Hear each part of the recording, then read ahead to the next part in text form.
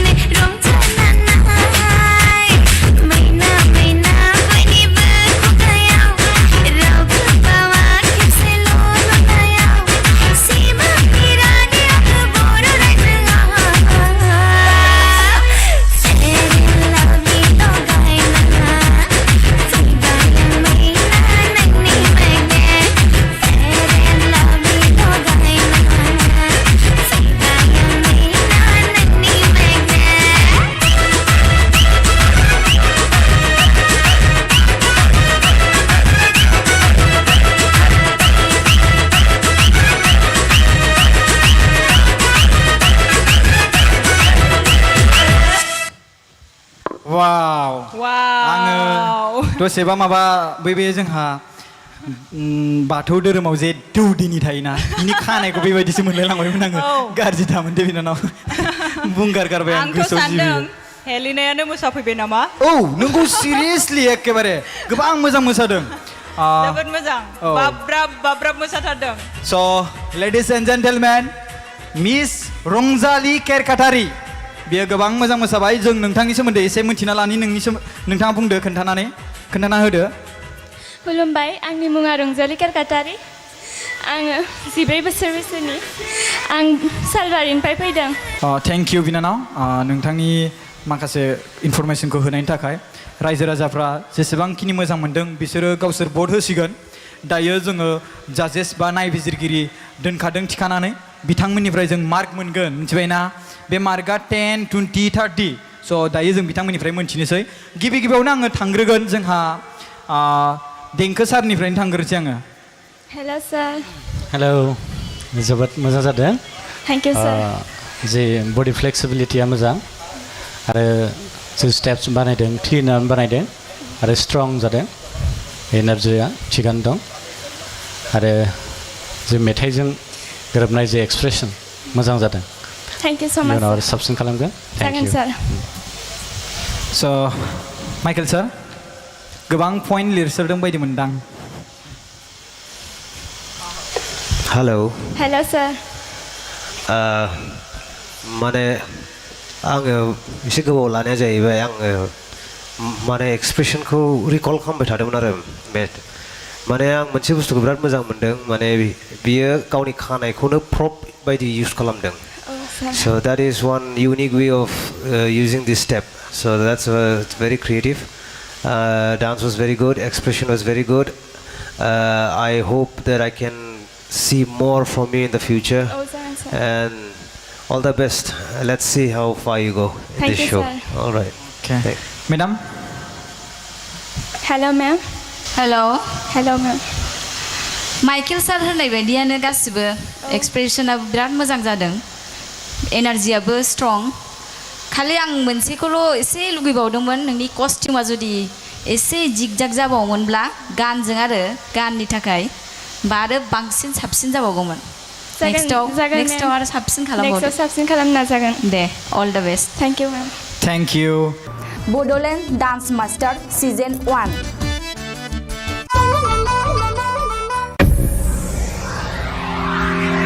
दानिया उननि मोसाखावरिनि मुङा जादों फोरबो ब्रह्म बिथांखौ जौस्राङाव फैनानै गावनि मोसानायखौ दिन्थिफैनो थाखाय गुरैयै खावलायनाय जाबाय गाइस फोरबो ब्रह्म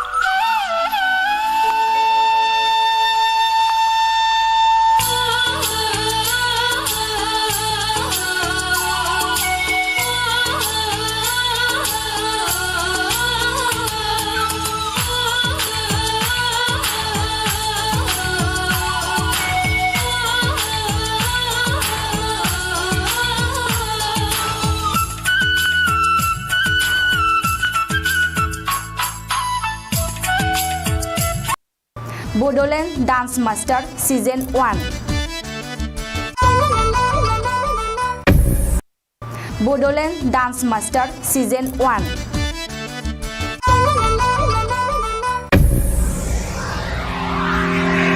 दायो जोंहा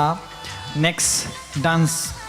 डान्सारनि मुंखौ मख'नोसै बिथांनि मुङानो जाहैबाय स' गाइस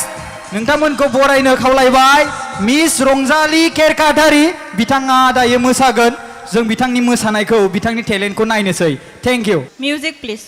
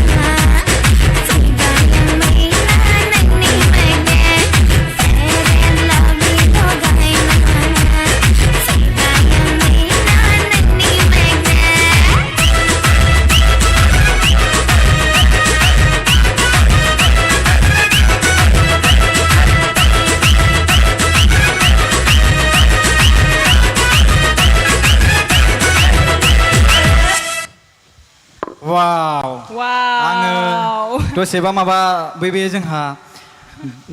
बाथौ धोरोमाव जे दौदिनि थायोना बिनि खानायखौ बेबायदिसो मोनलायलांबायमोन आङो गाज्रि दामोन दे बिनानाव बुंगार गारबाय आं गोसोआव जिबि हेलिनायानो मोसाफैबाय नामा? औ नोंगौ सिरियासलि एकेबारे गोबां मोजां मोसादों जोबोद मोजां बाब्राब मोसाथारदों स' लेडिज एन्ड जेन्टेलमेन मिस रंजालि केरकाटारि बियो गोबां मोजां मोसाबाय जों नोंथांनि सोमोन्दै एसे मिन्थिना लानि नोंथाङा बुंदो खोन्थाना होदो खुलुमबाय आंनि मुङा रंजालि केरकाटारि आङो 14 बोसोर बैसोनि आं सालबारिनिफ्राय फैदों थेंक इउ बिनानाव नोंथांनि माखासे इनफरमेसनखौ होनायनि थाखाय रायजो राजाफ्रा जेसेबांखिनि मोजां मोनदों बिसोरो गावसोर भट होसिगोन दायो जोङो जाजेस बा नायबिजिरगिरि दोनखादों थिखानानै बिथांमोननिफ्राय जों मार्क मोनगोन मिथिबायना बे मार्कआ 10, 20, 30 स' दायो जों बिथांमोननिफ्राय मोनथिनोसै गिबियावनो आङो थांग्रोगोन जोंहा देंखो सारनिफ्रायनो थांग्रोसै आङो हेल' सार हेलौ जोबोद मोजां जादों थेंक इउ सार जे बडि फ्लेक्सिबिलिटिया मोजां आरो जे स्टेप्स बानायदों क्लिनार बानायदों आरो स्ट्रं जादों एनार्जिया थिगानो दं आरो जे मेथाइजों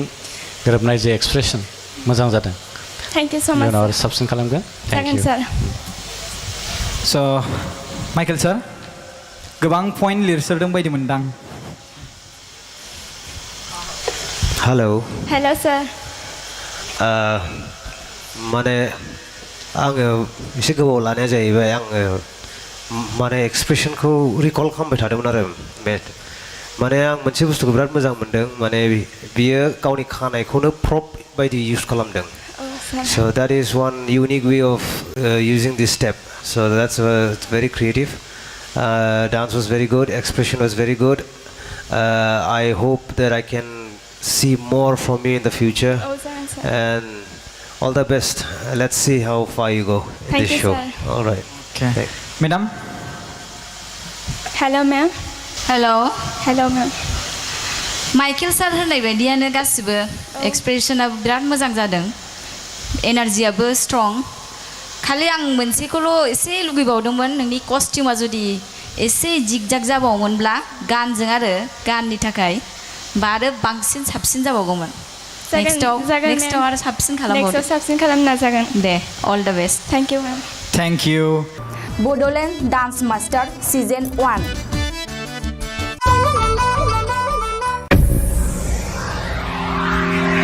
दानिया उननि मोसाखावरिनि मुङा जादों फोरबो ब्रह्म बिथांखौ जौस्राङाव फैनानै गावनि मोसानायखौ दिन्थिफैनो थाखाय गुरै खावलायनाय जाबाय Guys, फोरबो ब्रह्म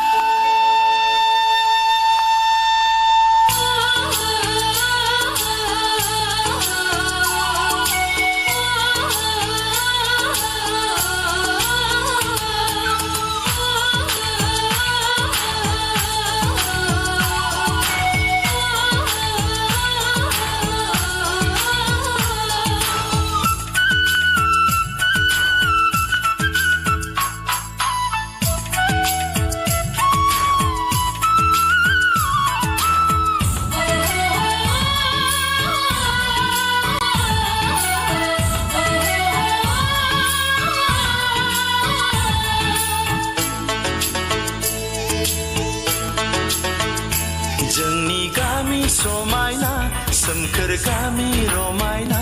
जोंनि गामि समायना सोमखोर गामि रमायना सारि सारि गयनि फाथैनि बारि रोमै रोमै हाजो बेसे हायनारि दैमा दैसा जिरि जिरि बेसे समायदों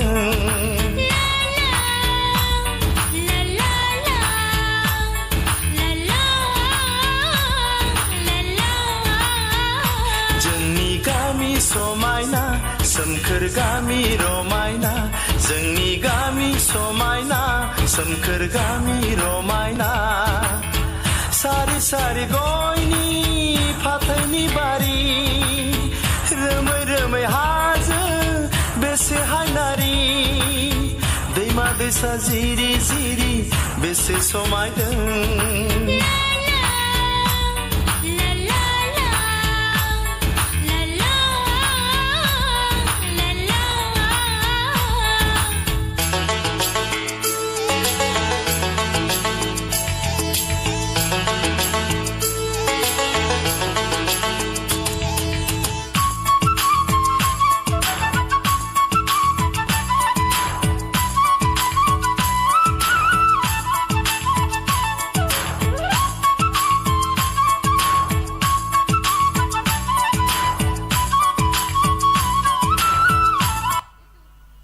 वाह वाह वाह वाह मिस्टर पर्व ब्रह्म हमारे साथ है इतना कमाल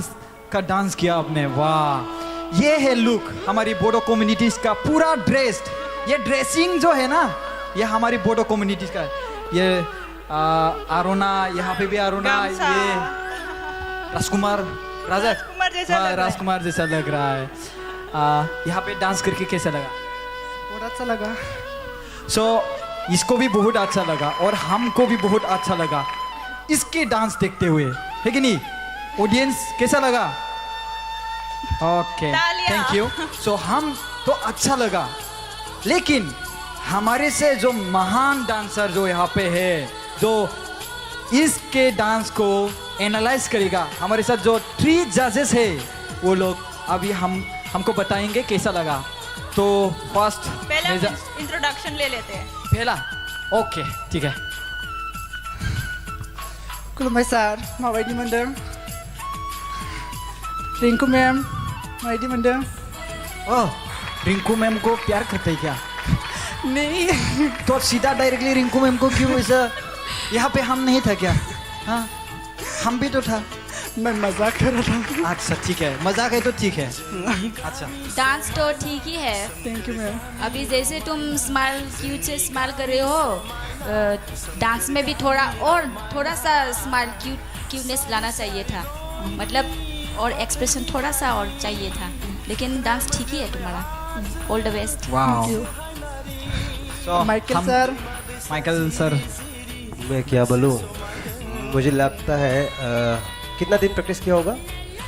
2 दिन 2 डेज में 2 डेज देखा हमारी right? बोडो कम्युनिटीज में भी 2 days राइट एक सलाह दूंगा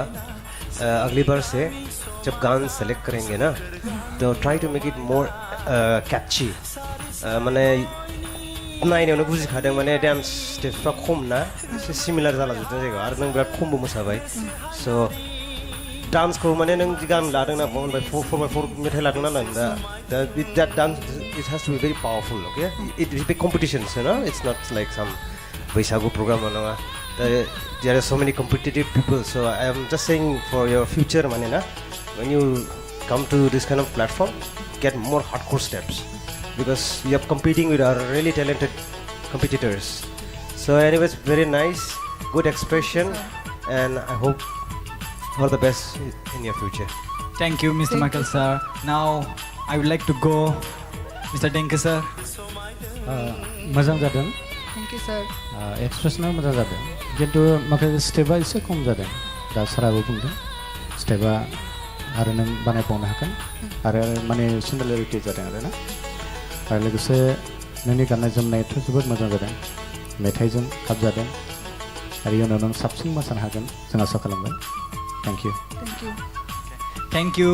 Mr. Purva Brahma please hug to me because you're dressing our Bodo traditional dress that's why thank you all the best thank you so much Bodoland dance master season 1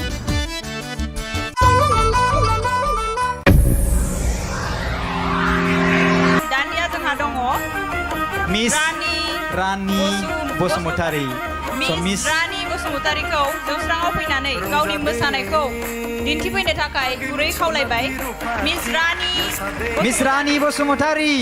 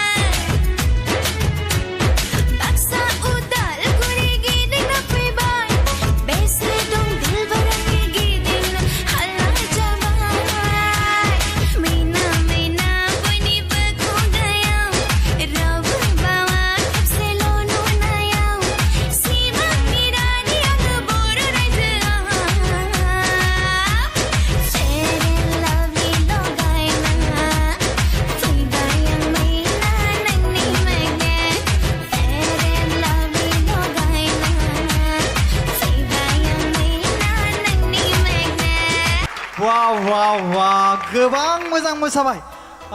अर जोंदों मानो नोंनि जोंहा बिखायाव जानांगौ जाखो एकदमबारे आंबा माजो हांमा जाबाय आरो नायबावनो नोंनि फेर लाभलिखौ लगायनानै फैदों समायनाखा आंबो हेन्डसामखाथ' हेन्डसाम नङा जानाङो एकदमबारे स' लोगोफोर रायजो राजाफोर नोंथांमोननि सिगाङाव जोंहा मिस रानि बसुमतारी ओरैबायदि मोजां मोसाबाय अर नांजोब्बाय माइकेल साराथ' एखेबारे नायनानै जुदि बेबायदि फार्स्ट सिजोनावनो बेबायदि मोसायोब्ला आरो नेक्स्ट सिजोनाव वाव जोंनि बर'नि गेजेराव ओरैबायदि टेलेन्ट दङ दिनै जों नुनो मोनगासिनो दङ दायो आं खोनानाय मोननाय मथे बियो सुपार डान्स सुपार जादोंमोन ना थार आं थांदोंमोन ओमफ्राय आंहा उदै सादोंमोन बेखौनो आं थांनो हादों सेलेक्ट जादोंमोन बियो ओमफ्राय बिनि गेजेराव नोङो गलाघाटनि ना नोंनि बागै एसे फंनैसो बाथ्रा बुंबानो जाबाय खुलुमबाय आंनि मुङा रानि बसुमतारी आं गलाघाटनिफ्राय फैदों शिशुबानि आं बलसिं मेम'रियेल स्कुलाव फरायो क्लास 7 आरो आंनि बैसोआ 13 इयार्स थेंक इउ साबायखर थाबाय गोबां मोजां मोसादों आंथ' गोबां मोजां मोसानाय मोन्दों नोंथांमोना माबायदि मोन्दों आं बेखौ मिथिया दानियाबा फैदो जोङो साथाम जोंहा दोनखानाय बेफोरनि मोसानायनि सायाव नायबिजिरनो थाखाय आङो सिगांग्रो दहायो जेरै बुंदोंमोन माइकेल सारा गोबां नायहाबदोंमोन दाबो बेबायदिनो नायहाबदों सारनि एकदमबारे लुकखौ आं नुनानै स' सारनियावनो थांग्रोनोसै जोङो दानिया एखेबारे माइकेल सारा मा बुङो जों खोनासंनोसै औ खुलुमबाय सार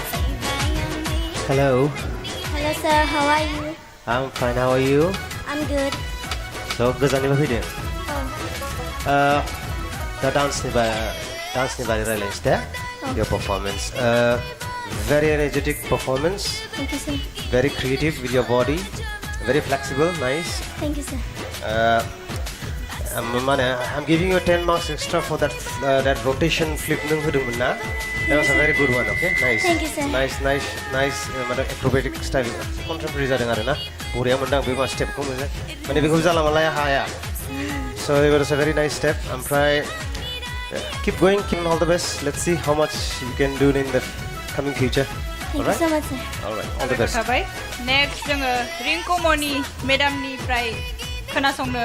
आखायाव लादों बिथाङा मा बुङो Hi ma'am. हेलो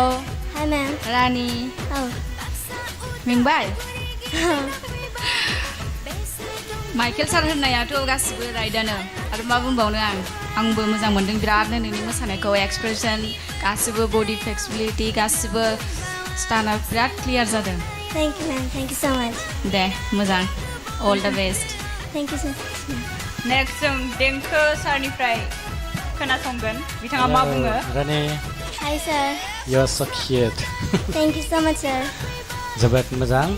बे मोसानाया जेरैबायदि मेथाइजों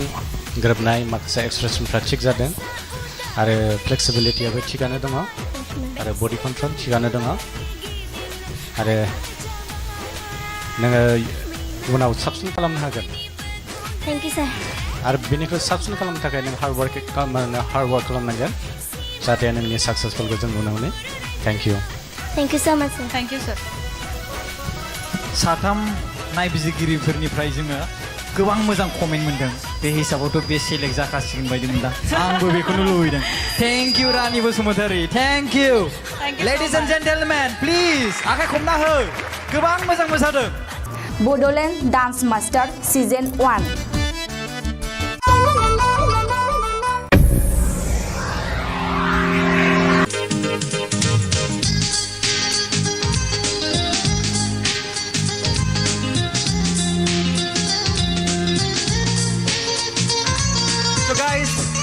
दायो जोंनि गेजेराव नैथि खेब मोसाखावरि हिरामनि उजिरा मोसाफैगोन जों स्टेजआव फैनानै मोसाफैनो खावलायनाय थाबाय मिस हिरामनि उजिर आखाइ खबना हो रायजोफोर एसे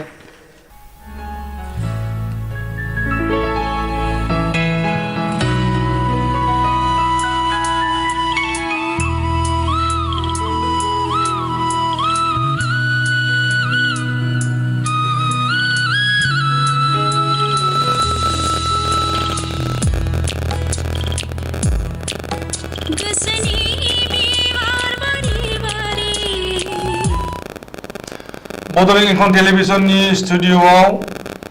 दा समाव बड'लेण्ड बिसायख'थिनि भट साननाय हाबाफारिनि बागै रिपर्टिं होगासिनो दङ आरो दा समाव लानानै फैदों माखासे मानि रिपर्ट बे जाहैबाय हाग्रामा महिलारि बिथाङा दहाय बेलासि समसिम माने उन जानानै दङमोन भट साननायाव नाथाय कसुगाव बियाबाव बिथाङा लिड लागासिनो दा कसुगाव बियाबाव लिड लागासिनो दङ आरो देबरगाव बियाबावबो बिथाङा लिड लानो थांगासिनो दङ दान्दिसे उनावनो बिथाङा लिड लागोन बेखौ मिजिंथिनाय जादों मानो होननानै बुङोब्ला बिथांनि जेनाखि भटनि जेनाखि जेननायनि हार बियो माने खमायगासिनो एबा बिथांनि माबाया भट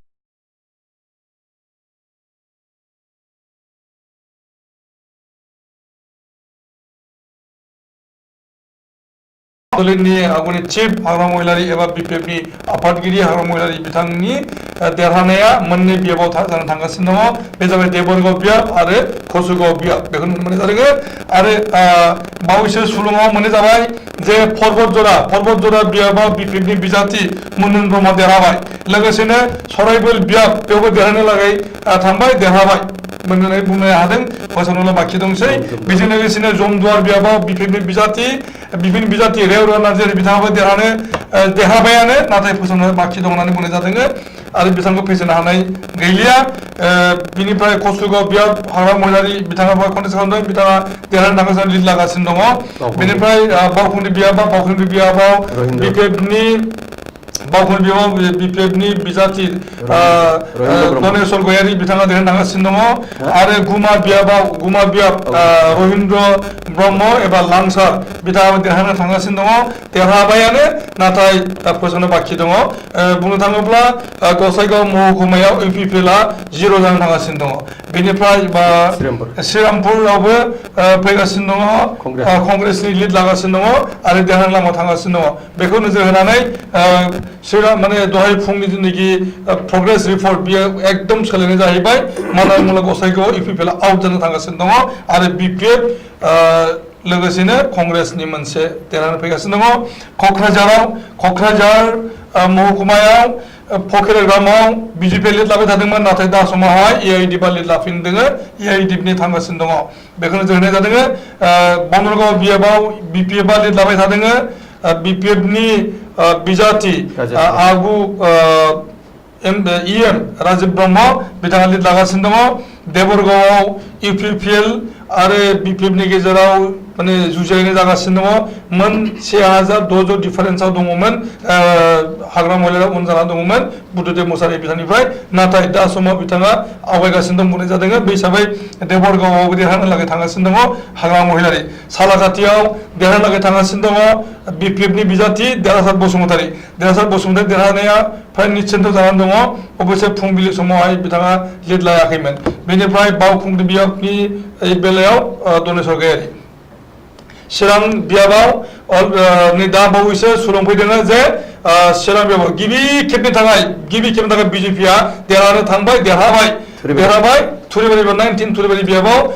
बिजेपिआ देरहाबाय बेनि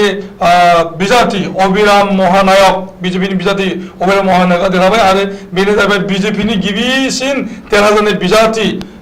बिजनि महकुमायाव थानाय चिरां जिल्लानि 19 थुरिबारि बियाब बिजेपि देरहाबाय अबिराम महानायक बेनिफ्राय फेरेंगा बिथाङा इउपिपिएलनि आरो इउपिपिएलनि जानानै बिथाङा कन्टेस्ट खालामदों डेपुटि चिफमोन हाग्रामा महिलारि सरकारनि खाम्बा बरगयारिखौ फेजेनना बिथाङा देरहादों आरो बाखि मोनबा बियाबाव बिपिएफआ देरहासार जादों बेनिफ्राय दाबावैसो रिपर्ट सफैनाय बादियै बाक्सा जिल्लायाव मथनगुरियाव बिजेपिआ लिड खालामबाय थादों सालबारियाव इउपिपिएलआ लिड खालामदों कक्लाबारियाव गणसुरक्षा पार्टिया देरहाबाय होननानै बुंनो हायो गणसुरक्षा पार्टी नबसरनाय दैदेननाय पार्टी गणसुरक्षा पार्टी देरहाबाय बुंनो हायो आरो दिहिरा बियाबाव लिड खालामबाय थादोंमोन बिजेपि नाथाय बिनि उन समावहाय इउपिपिएलआ लिड खालामदों बिनि उनाव बागानपारायाव बिजेपिजों बिपिएफजों मोनसे कन्टेस्टआव फैनो लादों होननानै बुंनाय जादों सुक्ला सेरफाङाव 52 भटनि डिफारेन्सआव बिपिएफआ बिजेपिनि उन जानानै दङ आरो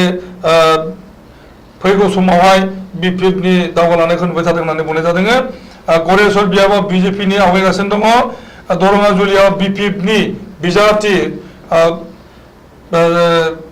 नार्जारि बिजिरगोरा नार्जारि बिथाङा देरहाबाय होननानै बुंदों नाथाय फोसावनो एसे बाखि दंबावो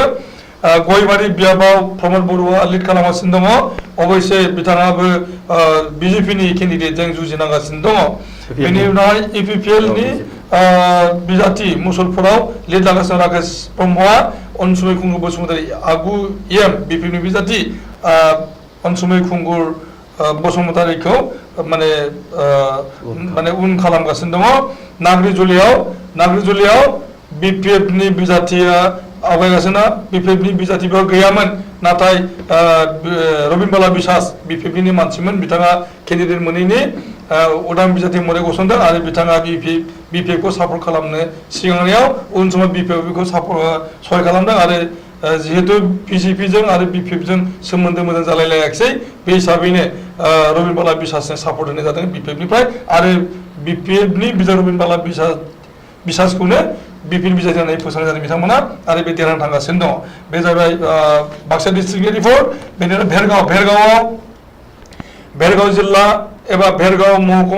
महकुमानि भेरगाव बियाबाव EPPLआ लिड खालामगासिनो दङ दावैसा बर' बिथाङा बेनिफ्राय खैराबारियाव BPFआ लिड खालामबाय लोमसाव दैमारि बिथाङा BPFनि बिजाथि आरो आगु बिथाङा लिड खालामगासिनो दङ कलिंदुवाराव EPPLआ लिड खालामबाय थादों दिलीप बर' बिथाङा बेनि उनाव मुदेबारि बियाबाव BJPआ लिड खालामदों हरिसिङा बियाबाव BPFनि थ्रिदेब दैमारिया लिड खालामबाय दङ आरो धनस्रि बियाबाव BPFनि बिजाथि फैलाव फ्रेस मोसारि बिथाङा लिड खालामबाय थादों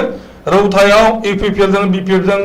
फुरा जुजि सोमलायगासिनो दं होननानै बुंनाय जादों आरो बेवहाय BPF आरो EPPLनि भाग्यखौ दसे उनाव मोनसे मोननाय जागोन भैरबकुन्द'आव EPPLनि बिजाथि गबिन्द बसुमतारीया लिड खालामबाय थादों बुंनाय जादों ननै सेरफाङाव BPFनि आवगायगासिनो दङ आरो पासनयाव BJPनि आवगायगासिनो दङ दा बेखौ नोजोर होनानै BPFनि देरहानाया दासिमावहाय मोनगु जाबाय मोनगु बियाबाव BPFआ अलरेडि देरहाबाय आरो मोन 19आव लिड खालामबाय गासै मोन 19 देरहानायजों बेजों मोन 19आव लिड खालामगासिनो दङ मोन 19आव BPFआ दा लिड खालामनो थांगासिनो दङ आरो फैगौ समावहाय BPFआनो सरकार जागोन नामा बेखौ एसे सानलाय हलाय खालामनायनि सम सफैदों दा बे जाहैबाय दा समनि रिपर्ट गिबियाव BPFनि जेनाखि स्टेटास फुंबिलियाव एकदम गाज्रिमोन फुंबिलि समावहाय BPFनि गाज्रिमोन EPPLनि जय मैमोन मोन 29 था लिड खालामदोंमोन EPPLआ नाथाय उन समाव बियो खमाय दा जोबोद बाङाय जानानै दङ मोन 10 दा सफैनानै दङ EPPLआ मोन 10 आरो BPFआ मोन 19 थांगासिनो दङ इन्डिपेन्डेन्टखौ लाफानानै इन्डिपेन्डेन्ट माने रबिन बाला बिसासआ जाहैबाय नाग्रिजुलि बियाबनि उदां बिजाथि आरो बे BPFनि बिजाथि दा मोन 19 BPF लिड खालामबाय दङ आरो अलरेडि मोन 9 देरहाबाय बेनिफ्राय BJPनिफ्राय मोन 9 दा नुनो मोनदों जे BJPजों EPPLजों ज' जाब्लाबो सरकार दानो हाया जानानै दङ बे बिथिंखौ जों नुनो मोनदों बेखौ नोजोर होनानैहाय BPFनि सरकार सिगोन नामा बेखौ नुनो मोनदों मानो होनना बुङोब्ला GSPआ मोननै लिड खालामगासिनो दङ गणसुरक्षा पार्टिया आरो गणसुरक्षा पार्टिनि मोनसे सासेया अलरेडि देरहाबाय होननानै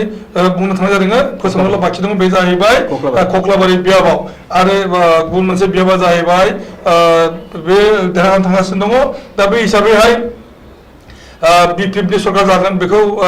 आन्दाज खालामबाय थानाय जादों नाथाय दाबो रिजाल्टआ आबुं जायाखै जों बेखौ उन समाव मोननो थांगासिनो दङ आरो बेराफारसे खाम्फा बरगयारी बड'लेण्डनि आगु डेपुटि चिफ खाम्फा बरगयारी बिथाङा बे बिसायख'थियाव जेनबाय लोगोसेनो बिरोधी दलनि अपोजिशन पार्टिनि लिडार रोनगोरा नार्जारियाबो बे बिसायख'थियाव जेनबाय बे भेरि इन्टारेस्टिं बे निउज बियो जे सानै गाहाम महारथिया चिरां जिल्लानिफ्राय आउट जादों बे जाहैबाय जे डेपुटि चिफ खाम्फा बरगयारी आरो अपोजिशन लिडार EPPLनि सासे मैखोम दैदेनगिरि रोनगोरा नार्जारि बे जेनदों आरो बेजों लोगोसेनो इउपिपिएल गाहायनि आथानि मावथि ब्रह्म हाजो बिथाङाबो जेनदों दा बेबो सानदों आरो बेराफारसे प्रमद बर' इउपिपिएलनि आफादगिरि बे कक्लाबारि बियाबा जेननो थांगासिनो दङ आरो गयबारि बियाबनि दा माने साननाया जागासिनो दङ दा बेयो उननि समावहाय जोङो मोनगोन आरो बेखौ नोजोर होनानै जोङो दसे उनावनो जोङो रिजाल्टखौ मोनजोबसिगोन बेखौ आसा खालामनाय जादों नाथाय माने गोबाव सम लाबाय रिजाल्ट मोननाया मिजिं लादों दान्दिसे उनावनो एबा घन्टासे घन्टानि गेजेरावनो गासैनि रिजाल्टनि पिक्सारा फैगोन आरो बेखौ जों नुनो मोनगोन दा बेखिनियाव जोङो सावरायनो सिगां जे बे खेबा बिपिएफनि सरकार जायोब्ला माने बिपिएफआ मा प्रजेक्ट लायोबा मोजां जागोन बेखौहाय माने जोंनि बड'लेण्ड फरायसा आफादनि आगुनि आफादगिरि बिथाङा माने बानबुंथिगोन आरो इउपिपिएल सरकार फैयोबा माबायदि बिथांमोना माने प्रब्लेम फेस जानो हागौ एबा जयेन्ट कलिसन सरकार जायोब्ला माबायदि जानो हागौ बे फैगौ बिटि सरकारा बेखौहाय बानबुंथिगोन चन्द्र बसुमतारी बिथाङा आच्छा फुंबिलिनिफ्राय जि ट्रेन्ड सोलिबाय थादोंमोन बेलट पेपारनि काउन्टिंनि ट्रेन्डआ जेरैबायदिमोन जे इउपिपिएलआ 22निफ्राय 27हालागैसिम लिड लादोंमोन हेब्लासिमहालागै बिपिएफआ मोनबा बा मोनस्नि आसनाव लिड लाबाय थादोंमोन ओमफ्राय बिजेपिआबो 12टा 13टा लिड लाबाय थादोंमोन उनावहाय नुदोंमोन मा 16टा गाहाम बिसोरबो लिड लादोंमोन दा बे ट्रेन्डखौ नायनानै नुदोंमोन बेलासिनि 2 बाजिहालागै बेलासिनि 2 बाजिसिमहालागै नुदोंमोन जे रावबो हारसिङै सरकार दानो हानाय नङा नाथाय बे बिटिसिनि जि एसेम्बलि बे एसेम्बलिया मोनसे हेंगिं एसेम्बलि जागोन बिदि जों सानदोंमोन नाथाय दा जेसेबां साना सोनाबहा ओंखारलांदों साना हाबनो ओंखारनानै थांगासिनो दं एसेहालागै नुबाय ट्रेन्डआ सोलायबाय कमप्लिट सोलायबाय मानो होनबा इउपिपिएलआ दहाय 27 आसनाव लिड लादोंमोन दा 11 एबा 10आव लिड लानोसो बिसोरो हायबोगासिनो दङ आरो बिजेपिआबो 16 बा 15निफ्राय दा फैयै फैयै मोनगु आसनाव बिसोरो लिड लादों आरो दाबो बे माने डिफारेन्सआ खमायबोगासिनो दं थारमाने ट्रेन्डआ ओरैबायदि फैदों जे लासै लासैनो साना जेसेबां हाबनायथिं थांगासिनो दं बिपिएफनि माबाया जितु भटनि जि डिफारेन्स बे डिफारेन्सखौ खमाय दा उल्था माखासे आसनाव लिड लाबाय बेखौ नायोब्ला आरोबावदि दंबावो रिजाल्ट होनो माने काउन्टिंआ गोबां बाखि दंबावो बे हिसाबै ट्रेन्डआ जेरैबायदि फैदों होमब्ला बिपिएफआ दा 19 समस्थियाव लिड लादों जेब्ला लासै लासैनो बियो 21 आसनाव लिड लानो हागौ बिदिब्ला गमामायैनो हाग्रामा महिलारिनि दैदेननायावनो बिपिएफआ हारसिङैनो सरकार दानो हामारगोन नामा बिदिबो साननाय फैदों आरो दा जेरै इउपिपिएलआ 11 आरो बिजेपिआ मोनगु आसन लानानैबाबो जुदि बिसोरो माबा खारनाव मोनसे माबायाव जुदि 21 आसन माबा जुदि लानानै जुदि सरकार दायोब्ला होमब्ला मा जागोन जे बेनो जागोन थांनाय 15 बोसोरनि उनाव जाय बिटिसिआव कंग्रेसआबो नाजाबाबो हायाखैमोन दा बेवहाय 4थि बिसायख'थियाव बिजेपिआ इउपिपिएलजों आखाइ मिलायलायनानै जुदि बिलोगो सरकार जुदि दायोब्ला होमब्ला इउपिपिएलआ बिजेपिनि जि गोहोगोरा मोनसे राष्ट्रीय मोनसे दल बे दलनि आसिनि थाराव मोसानांगोन अदेबानि जुदि दा बिदा फंबायनि गेजेराव होननानै जुदि इउपिपिएल आरो बिपिएफआ जुदि मिला मिसा जायोब्ला बिपिएफआबो हारसिं सरकार दानो हायाब्ला इउपिपिएलआथ' हाखाला जेब्ला जे गाव गावजों न'खराव नांलाय खमलाया जाखायो बिदा फंबायजों बुलाय सोलाया जाखायो होमब्लाबो बै राष्ट्रीय दल नेशनेल पार्टी माखासेया दै आसलते आन्चलिक दल एबा आन्चलिक मोनसे समस्या ओनसोलनि थाखाय बिसोरथ' खुनु रोखोमै मोजां नोजोर होआ गावसोरनि माबाया क्षमता माबा थाबानो जायो बिनि एग्जाम्पलानो जाहैबाय बिदिन्थियानो जाहैबाय कार्बि आंलं अट'नमास काउन्सिल आरो डिमा हासाव अट'नमास काउन्सिल बे 1952निफ्राय माने 68 इयार्स 68 बोसोरसिम सासन खालामनानैबो दिनै जेरै डिमा हासाव आरो कार्बि आंलंनि जि हालसाल बे हालसाला जोंनि बिटिसिआव फैगोन बेखायनो जुदि BPF नि दैदेननायाव जुदि हारसिङैनो सरकार दानो हायोब्ला आं सानो जे BTR एकर्डआव जेसेबां माने बर'फोरनि माने मिजिं बिनि जि सिमां बे सिमांखौ जे थेर बेथेर खालामनायनि माखासे दफा दं बे दफाफोरखौ होबथानो हायोब्लासो जोंनि बर'नि इयुना माबा जागोन मानो होनबा BJP जों लोगो नांनानै माबा दानाय माने ट्राइबेल बेल्ट एन्ड ब्लकआवबो बर' आरो अना बर'नि गेजेराव बायलाय फानलाय जानो हागोन बयबोनो माने आमार मानु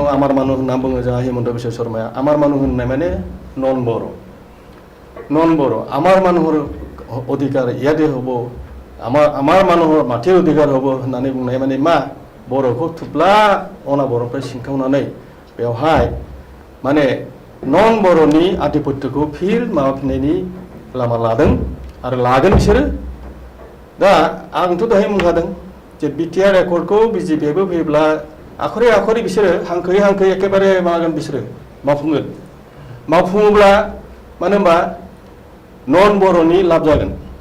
मानो होनबा 70% नन बर'फोरखौ जुदि एख्ल'नानै लाङोब्ला BTC आ थानाय नङा बे BTC खौ स्क्रेप खालामनायनि मोनसे खायदा खालामगासिनो दङ आरो बे फान्ड सानायाव जोंहा फंबाय प्रमद बर'आ बाव आगान होदों होननानै आं दहायबो बुंदों होमब्ला लासैनो BTR आथ' उननिसो खोथा बे BTR आ उननि खोथा नाथाय BTC खौ जे एखेबारे गगल खालामजोबनानै थाङै 30%ल' जोंनो हा होगोन 30%ल' जोंनि बर'फ्रा बाव थागोन होमबा BTC आ बियो माने लासैनो बेखौ स्क्रेप खालामगोन बे खोथा दा जायहक ट्रेन्डखौ आं मोजां नुदों जे UPPL आबो हारसिं दाब्लाबो बै BTR नि माने डेन्जारास माखासे माने जिथु क्ल'ज बे क्ल'जखौ बिसोर मावफुंखानांगौमोन गखाया मानो होनबा बिसोरनो बेवहाय सागान होबोदों गतिके दा लासैनो ट्रेन्डखौ ओरैबायदि नुदों जे BPF नि थिंजाय बारगासिनो दं मानो होनबा समया जेसेबां थांदों एसेबां UPPL नि लिडिंआ खमायलांदों ओमफ्राय BPF नि लिडिंआ बारायगासिनो दं समया जेसेबां थांदों BJP नि लिडिंआबो लासै 9निफ्राय 10आव ओंखारलांनो लागासिनो खमायगासिनो दं होमब्ला आंनि नोजोराव नुबाय जे BPF आ हारसिं सोरखार दानो हायोब्ला बेखौ बुजिनांगोन जे बे बिसायख'थिनि गेजेराव बिराद मोनसे प्रतिष्ठान बिरोधी धौ होनो प्रतिष्ठान बिरोधी धौखौ बर'नि मा बुङो आं मिथिया ओरैबायदि दोहौ जे बर' आरो माने बर'नि गेजेराव BPF आरो UPPL आ थुब्ला सिंखावनाय बे मोनसे जिथु ट्रेन्ड बे प्रतिष्ठान बिरोधी दोहौजों BPF आ जेनहां पर्जायाव फैनाय बायदि जेरै फुंबिलिनि जिथु ट्रेन्डखौ नायोब्ला जिथु लिडिंआव नुदोंमोन जे BPF आ गोबां गोरोन्थि मावदों जायनि थाखाय प्रतिष्ठान बिरोधी धौआ जाखांदों आरो BPF आ जेननो थांगासिनो दं बिदि मोनसे आन्दाज जादोंमोन दा बे बेलायाव BPF नि सरकार जामारोबा BPF नि सरकारा मा गोरोन्थि मावखो बे गोरोन्थि माखाखौ माने जायखौ बुङो सेल्फ क्रिटिसिजमाव लाबोनानै आत्म समाल'चनायाव लाबोनानै जे बे मावनाया जोंना भुल जादों जोङो बेखौ सुद्रायनानै लानांगौ आरो BPF आ जे गोबां मावनो गोनां खामानि दङ मावनो बाखि थानाय दङ फैगौ बोसोरबायाव जाहाथे बेफोरखौ मावफुंजोबनो हायो बेनि थाखाय मोनसे एखेबारे मास्टार प्लेन लानांगोन मास्टार प्लेन लानानै आगान होनांगोन आरो जायफोर मानसिया बे BPF हान्जानि बा BPF सरकारनि खति खालामबोदों एथ'दिन लोगोआव थाफा खति खालामबोदों बिसोरखौ सिनायनांगोन बिसोरो सिनायनानै एखेबारे रायजो राजानि थाखाय रायजो राजानि जौगाथाय माने आनएमप्लयड इउथफोरनि थाखाय बेकार सेंग्राफोरनि थाखाय माबा मोनसे कर्मसंस्थाननि बेबस्था हालुवाफोरनि बा आबादारिफोरनि थाखाय आबादारि बे खेत्रआव जाहाथे बैज्ञानिक भाबै जौगाहोनो हायो बिनि थाखाय राहा लानाय आइजो माहारिनि जिथु एम्पावारमेन्ट होनो बे आइजो माहारिनि एम्पावारमेन्टनि थाखाय गिदिर प्रजेक्ट लानाय बा प्लेनिं लानाय बेबायदि गोबां खामानिखौ आरो सोलोंथाइ बिफानावबो जाहाथे मोनसे बैप्लबिक सोलायनाय लाबोनो हायो बेखिनि गोबां खामानिखौ मावनांगोन आं बेखौ मिजिंथियो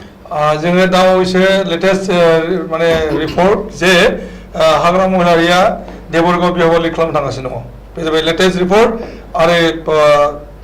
मुनमुन ब्रह्म पर्बतरा बियाबाव देरहाबाय BPF-नि बिजाथि सराइबेल बियाबाव देरहाबाय मृत्युंजय नार्जारि दाजु बिथाङा BPF-नि बिजाथि आरो आगु EM बिथाङाबो देरहाबाय आरो रेरुवा नार्जारि आगुनि BTC-नि EM आरो स्पिकारमोन बिथाङा मोनसे समाव बिथाङाबो उइन जाबाय जमदुवार बियाबाव आरो कसुगाव बियाबावबो देरहानो लागै थांगासिनो दङ हाग्रा महिलारि BPF-नि आफादगिरि लोगोसे BTC-नि आगु चिफ बिथाङाबो देरहानो थांगासिनो दङ आरो बिदिनो दतमायावबो आवगायगासिनो दङ आरो देरहानो थांगासिनो दङ लोगोसे BPF-आ दा मोनजिगु बियाबाव गासै देरहानायजों आरो लिडजों थांगासिनो दङ मोनजिगु आरो बिथांमोननो बे मोनजिगुआवनो देरहाजोबोब्ला आरो मोननै बियाबनि गोनांथि जागोन आरो बे मोननै बियाबखौ बिथांमोना मिजिं खालामदों जे GSP-नि गणतन्त्र पार्टीनि नबजना दैदेननाय गणतन्त्र पार्टीनि सासे आरो गुबुन सासे निर्दलीय मोनबानो देरहासिन एबा कंग्रेसनि देरहानो फैगासिनो दङ फकिरगाम बियाबाव आरो बिथांखौ मोननो हागौ अब्लानो BTC सरकारा BPF जासिगोन बेखौहाय बिथांमोना मिजिं लादों बेराफारसे EPPL-नि बेलायाव दा बेनि लिड जानायनि हारा -10आव सफैनानै दङ आरो BJP-निया -9आव दा बे जादों दा बैफोर बिथिंखौ नोजोर होनानै माने BPF-आनो सरकार जागोन नामा बेखौ साननाय जादों अबयसे बियो भट साननाया जाजोबनायनि उनावसो बुंनो हानाय जागोन जों दान्दिसे ब्रेक लानो सिगांदों ब्रेक लानायनि उनाव जों फैफिनगोन गासैनि हिसाब निकासखौ लानानै बे लाइभ स्टुडिअ रुमाव दा जों दान्दिसे ब्रेक लादों ब्रेक लानायनि उनाव फैफिनगोन जोङो सावरायथुन हाबाफारि आरो लोगोसेनो गासै बड'लेण्ड डान्स मास्टार सिजन 1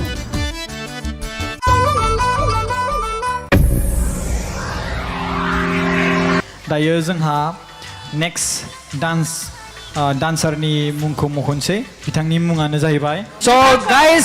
नोंथांमोनखौ बरायनो खावलायबाय मिस रंजालि केरकाटारि बिथाङा दायो मोसागोन जों बिथांनि मोसानायखौ बिथांनि टेलेन्टखौ नायनोसै थेंक इउ मिउजिक प्लिज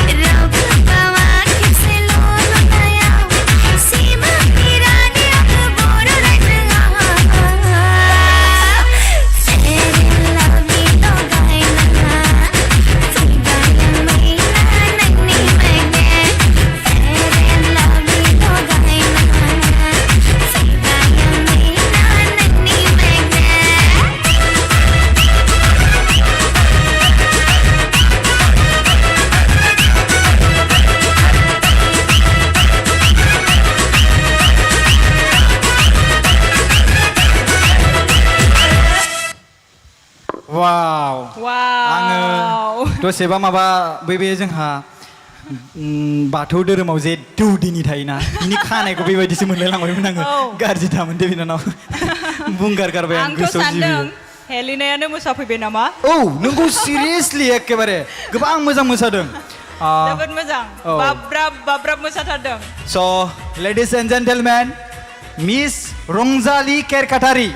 बियो गोबां मोजां मोसाबाय जों नोंथांनि सोमोन्दै एसे मिन्थिना लानि नोंथाङा बुंदो खोन्थाना होदो। खुलुमबाय आंनि मुङा रंजालि केरकाटारि आङो 14 बोसोर बैसोनि आं सालबारिनिफ्राय फैदों। थेंक इउ बिनानाव नोंथांनि माखासे इनफरमेसनखौ होनायनि थाखाय रायजो राजाफ्रा जेसेबांखिनि मोजां मोनदों बिसोरो गावसोर भट होसिगोन दायो जोङो जाजेस बा नायबिजिरगिरि दोनखादों थिखानानै बिथांमोननिफ्राय जों मार्क मोनगोन मिथिबायना बे मार्कआ 10, 20, 30 स' दायो जों बिथांमोननिफ्राय मोनथिनोसै गिबियावनो आङो थांग्रोगोन जोंहा देंखो सारनिफ्रायनो थांग्रोसै आङो। हेल' सार। हेलौ जोबोद मोजां जादों। थेंक इउ सार। जे बडि फ्लेक्सिबिलिटिया मोजां आरो जे स्टेप्स बानायदों क्लिनार बानायदों आरो स्ट्रं जादों एनार्जिया थिगानो दं आरो जे मेथाइजों गोरोबनाय जे एक्सप्रेसन मोजां जादों। थेंक इउ स' माच। उनाव आरो साबसिन खालामगोन। थेंक इउ सार। स' माइकेल सार गोबां पइन्ट लिरसोदों बायदि मोनदां। हेलौ हेल' सार। माने आङो एसे गोबाव लानाया जाहैबाय आङो माने एक्सप्रेसनखौ रिकल खालामबाय थादोंमोन आरो माने आं मोनसे बुस्थुखौ बिराद मोजां मोनदों माने बियो गावनि खानायखौनो प्रप बायदि इउज खालामदों। So that is one unique way of using this step. So that's very creative. Dance was very good. Expression was very good. I hope that I can see more from you in the future. And all the best. Let's see how far you go in Thank this you, show. sir. All right. Okay. Madam. Hello' ma'am. Hello' hello' ma'am. Michael sir होननाय बायदियानो गासिबो एक्सप्रेसनाबो बिराद मोजां जादों एनार्जियाबो strong खालि आं मोनसेखौल' एसे लुगैबावदोंमोन नोंनि कस्टिउमा जुदि एसे जिगजाग जाबावोमोनब्ला गाननि थाखाय बा आरो बांसिन साबसिन जाबावगौमोन। नेक्स्टआव आरो साबसिन खालामबावदो। साबसिन खालामनो नाजागोन। दे all the best. Thank you ma'am. Thank you. Bodoland dance master season 1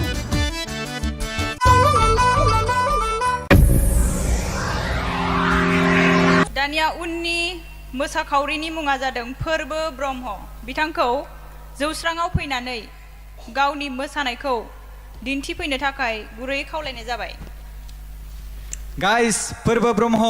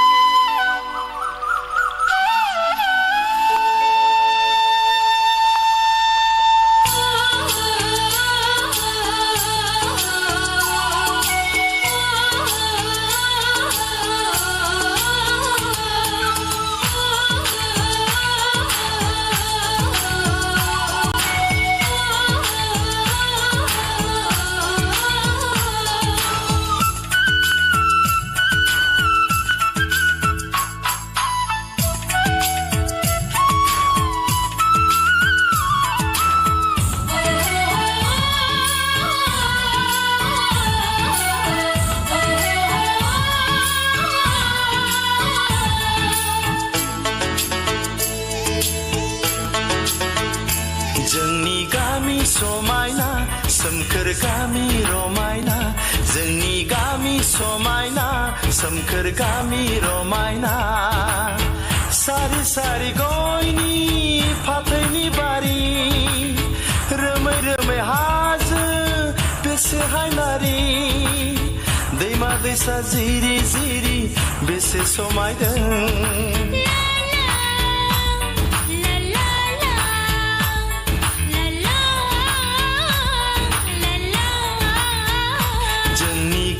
समायना सोमखोर सोमखोर गामि रमायना जोंनि गामि समायना सोमखोर गामि रमायना सारि सारि गयनि फाथैनि बारि रोमै रोमै हाजो बेसे हायनारि दैमा दैसा जिरि जिरि बेसे समायदों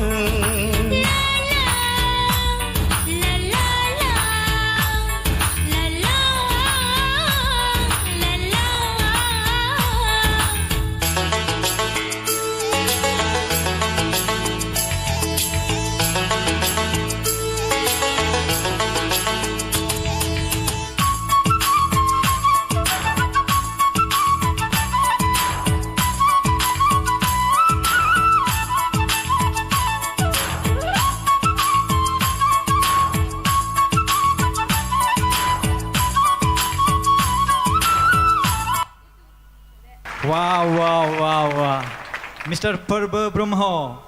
हमारे साथ है इतना कमाल का डांस किया आपने वाह ये है लुक हमारी बोडो कम्युनिटीज का पूरा ड्रेस्ड ये ड्रेसिंग जो है ना ये हमारी बोडो कम्युनिटीज का ये भी अपना ये राजकुमार राजकुमार जैसा लग रहा है यहाँ पे डांस करके कैसा लगा बहुत अच्छा लगा सो इसको भी बहुत अच्छा लगा और हमको भी बहुत अच्छा लगा इसके डांस देखते हुए है कि नहीं ऑडियंस कैसा लगा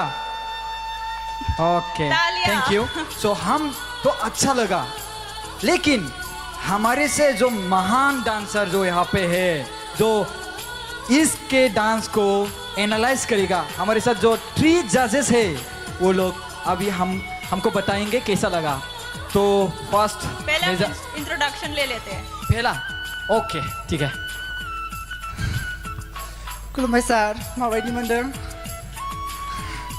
रिंकू मैम माबायदि मोनदों ओह रिंकू मैम को प्यार करते हैं क्या नहीं तो सीधा डायरेक्टली रिंकू मैम को क्यों ऐसा यहाँ पे हम नहीं था क्या हाँ हम भी तो था मैं मजाक कर रहा था अच्छा ठीक है मजाक है तो ठीक है अच्छा डांस तो ठीक ही है थैंक यू मैम अभी जैसे तुम स्माइल क्यूट से स्माइल कर रहे हो डांस में भी थोड़ा सा स्माइल क्यूटनेस लाना चाहिए था मतलब और एक्सप्रेशन थोड़ा सा और चाहिए था लेकिन डांस ठीक ही है तुम्हारा ऑल द बेस्ट माइकल सर मैं क्या बोलूँ मुझे लगता है कितना दिन प्रैक्टिस किया होगा 2 दिन 2 डेज में 2 डेज देखा हमारी बोडो कम्युनिटीज में भी 2 डेज राइट एक सलाह दूंगा अगली बार से जब गान सेलेक्ट करेंगे ना तो try to make it more catchy माने नायनायावनो बुजिखादों माने डान्स स्टेप्सफ्रा खम ना एसे सिमिलार जालांजोबदों जायगायाव आरो नों बिराद खमबो मोसाबाय स' डान्सखौ माने नों गान लादों ना 4x4 मेथाइ लादों ना नों दा that dance it has to be very powerful okay it is a competition you know it's not like some Bwisagu program or no there are so many competitive people so I am just saying for your future माने ना when you come to this kind of platform get more hardcore steps because you are competing with our really talented competitors so anyways very nice good expression and I hope all the best in your future. Thank you, Mr. Michael sir. Now I would like to go, Mr. Denke sir. मोजां जादों thank you सर एक्सप्रेसना मोजां जादों किन्तु माखासे स्टेपा एसे खम जादों दा साराबो बुंदों स्टेपा आरो नों बानायबावनो हागोन आरो माने सिमिलारिटि जादों आरोना आरो लोगोसे नोंनि गाननाय जोमनायाथ' जोबोद मोजां जादों मेथाइजों खाब जादों आरो इयुनाव नों साबसिन मोसानो हागोन जों आसा खालामबाय thank you Thank you, Mr. Purva Brahma. Please hug to me because you're dressing our Bodo traditional dress. That's why. Thank you. All the best. Thank you so much. BODOLAND Dance Master Season 1.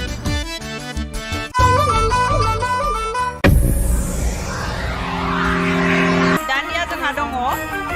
Miss Rani Bosumotari. So miss Rani बसुमतारीखौ जौस्राङाव फैनानै गावनि मोसानायखौ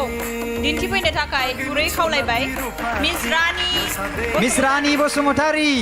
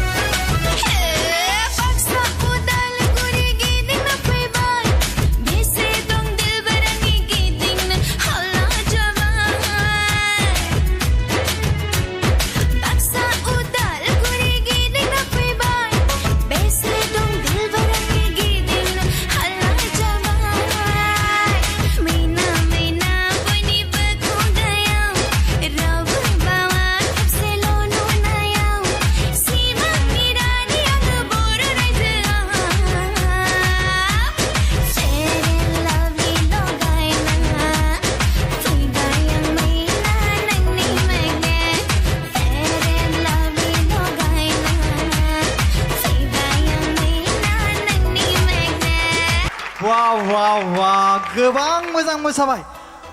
अर जोंदों मानो नोंनि जोंहा बिखायाव जानांगौ जोंखौ एकदमबारे आंबा माजो हांमा जाबाय आरो नायबावनो नों दिनै फेर लाभलिखौ लगायनानै फैदों समायनाखा आंबो हेन्डसामखाथ' हेन्डसाम नङा जानाङो एकदमबारे स' लोगोफोर रायजो राजाफोर नोंथांमोननि सिगाङाव जोंहा मिस रानि बसुमतारी ओरैबायदि मोजां मोसाबाय अर नांजोब्बाय माइकेल साराथ' एखेबारे नायनानै जुदि बेबायदि फार्स्ट सिजोनावनो बेबायदि मोसायोब्ला आरो नेक्स्ट सिजोनाव वाव जोंनि बर'नि गेजेराव ओरैबायदि टेलेन्ट दङ दिनै जों नुनो मोनगासिनो दङ दायो आं खोनानाय मोननाय मथे बियो सुपार डान्स सुपार जादोंमोन ना थार आं थांदोंमोन ओमफ्राय आंहा उदिस जादोंमोन बेखौनो आं थांनो हादों सेलेक्ट जादोंमोन बियो ओमफ्राय बिनि गेजेराव नोङो गलाघाटनि ना नोंनि बागै एसे फंनैसो बाथ्रा बुंबानो जाबाय खुलुमबाय आंनि मुङा रानि बसुमतारी आं गलाघाटनिफ्राय फैदों सिसुगानि आं बलसिं मेम'रियेल स्कुलाव फरायो क्लास 7 आरो आंनि बैसोआ 13 इयार्स थेंक इउ साबायखर थाबाय गोबां मोजां मोसादों आंथ' गोबां मोजां मोसानाय मोन्दों नोंथांमोना माबायदि मोन्दों आं बेखौ मिन्थिया दानियाबा फैदो जोङो साथाम जोंहा दोनखानाय बेफोरनि मोसानायनि सायाव नायबिजिरनो थाखाय आङो सिगांग्रो दहायो जेरै बुंदोंमोन माइकेल सारा गोबां नायहाबदोंमोन दाबो बेबायदिनो नायहाबदों सारनि एकदमबारे लुकखौ आं नुनानै स' सारनियावनो थांग्रोनोसै जोङो दानिया एखेबारे माइकेल सारा मा बुङो जों खोनासंनोसै औ खुलुमबाय sir Hello. Hello sir, how are you? I'm fine. How are you? I'm good. So गोजाननिफ्राय फैदों Oh. दा डान्सनि बारै रायलायनोसै दे your performance very energetic performance Thank you sir. very creative with your body very flexible nice Thank you sir. I'm giving you 10 marks extra for that rotation flip nung होदोंमोन ना that was a very good one okay nice Thank you, sir. nice acrobatic style contemporary जादों आरो ना बरिया मोनदां बे मा स्टेपखौ मोजां माने बेखौ जाला मालाया हाया so it was a very nice step ओमफ्राय keep going keep rocking and all the best let's see how much you can do in the coming future Thank you so much sir. all right all the best थाबाय next जोङो रिंकुमनि मेडामनिफ्राय खोनासंनो आखायाव लादों बिथाङा मा बुङो Hi ma'am. हेल' Hi ma'am. रानि Oh. मेंबाय Michael sir होननायाथ' गासिबो राइटआनो आरो मा बुंबावनो आंबो मोजां मोन्दों बिरादनो नोंनि मोसानायखौ एक्सप्रेसन गासिबो बडि फ्लेक्सिबिलिटि गासिबो स्टाना बिराद क्लियार जादों Thank you ma'am. Thank you so much. दे मोजां all the best Thank you sir. Next जों देंखो सारनिफ्राय खोनासंगोन बिथाङा मा बुङो रानि Hi, sir. you are so cute Thank you so much, sir. जोबोद मोजां बे मोसानाया जेरैबायदि मेथाइजों गोरोबनाय माखासे एक्सप्रेसनफ्रा थिग जादों आरो फ्लेक्सिबिलिटियाबो थिगानो दङ आरो बडि कन्ट्रल थिगानो दङ आरो नोङो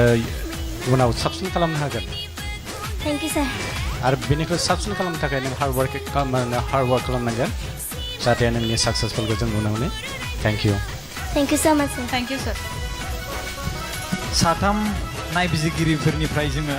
गोबां मोजां कमेन्ट मोनदों बे हिसाबावथ' बे सेलेक्ट जाखासिगोन बायदि मोनदां आंबो बेखौनो लुबैदों thank you Rani Basumatary thank you Thank you so ladies and much. Gentlemen please आखाइ खबना हो गोबां मोजां मोसादों बोडोलेण्ड डान्स मास्टार सिजन 1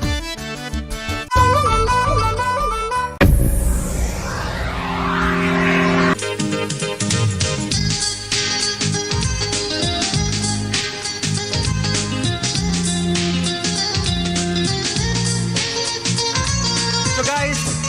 दायो जोंनि गेजेराव नैथि खेब मोसाखावरि हिरामनि उजिरा मोसाफैगोन जों स्टेजआव फैनानै मोसाफैनो खावलायनाय थाबाय मिस हिरामनि उजिर आखाइ खबना हो रायजोफोर एसे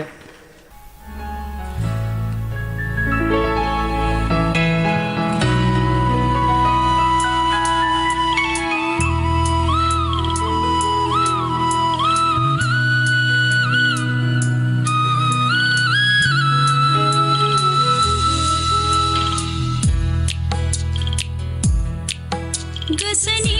बिबार बारि बारि लाजिगुसो बियो आंनि गोसोनि बिबार बारि बारि लाजिगुसो बियो आंनि फैहां फैहाङैनो बारदैसि खोला बिरबोयै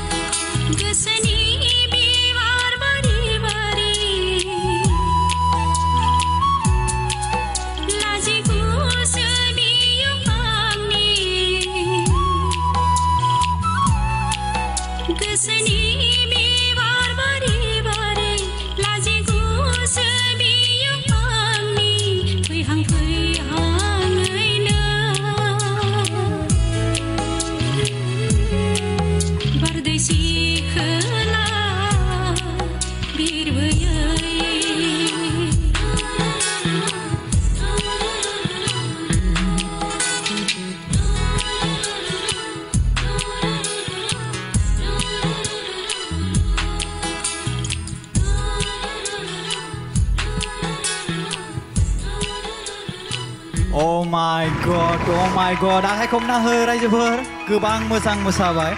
गोसोनि बिबार बारि बारि दसे सम जों बिबार बारियावसो बेरायहैबाय दसे सम सिखिरि जानानै नों बिबार ना आं सिखिरि आं बिबार नों बिबार ना अके स' गाइस जोंनि गेजेराव दायो मिस हिरामनि उजिर दङ गोबां मोजां मोसाबाय जोङो समायखौ नस्थ' खालामालासिनो जोङो रायजो राजाफोर खावलायो नोंथांमोना नोंसिनि भटखौ होदो आरो जोंनि गेजेराव दंखायो नायबिजिरगिरि मिन्स जाज स' आं गिबियावनो खावलायनो सानबाय मिस्टार देंखो ब्रह्म सारखौ आं फिन खेबसेबाव बिथाङा मिस हिरामनि उजिरनि मोसानायखौ नुनानै माबायदि मोनखो हिरामनि उजिर बरायबाय मोजां जादों बायदेमलाय सिदेमलाय मोसानाय आरो एक्सप्रेसनाबो मोजां आरो आं मिजिंथियो नों इयुनाव आरो साबसिन खालामनो हागोन आसा थिदों वेलकाम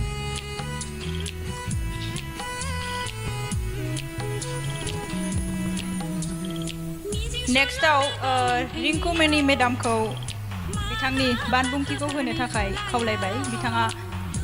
माबायदि मोनदों मोसानायखौ खुलुमबाय madam Hello. Beautiful song and beautiful dance. Thank you miss Classical लायो ना? Miss Kothak. मा year? एबारो लास्ट मिन्थिखायो डान्सनि स्टाइलखौ नुबानो आखाइनि मुद्राफ्रा क्लिन जादों थेंक इउ मिस मोजां मोनदों आं डान्सखौ thank you miss thank you Hello. खुलुमबाय सार It was a very expressive dance. Expressionआ बिराद मोजां जादों. Like the lip sync. स्टेजखौ कभार खालामजोबदों बेबो बिराद मोजां जादों. थेंक इउ सार आंनि क्लासिकेल एक्सपार्टआनो बुंखाबाय बा बुंनांगौ जेबो गैला. But it was very expressive dance. Thank you. Thank you sir thank you नानि नोंनि मुङा मा नाम हिरामनि उजिर बेसेबां बैसो 14 years क्लासआ एबार 10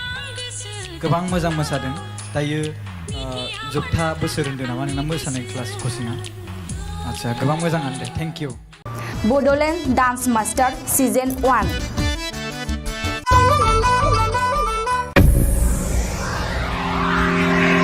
दायो जोंहा नेक्स्ट डान्सारनि मुंखौ मख'नोसै बिथांनि मुङानो जाहैबाय स' गाइस नोंथांमोनखौ बरायनो खावलायबाय मिस रंजालि केरकाटारि बिथाङा दायो मोसागोन जों बिथांनि मोसानायखौ बिथांनि टेलेन्टखौ नायनोसै थेंक इउ मिउजिक प्लिज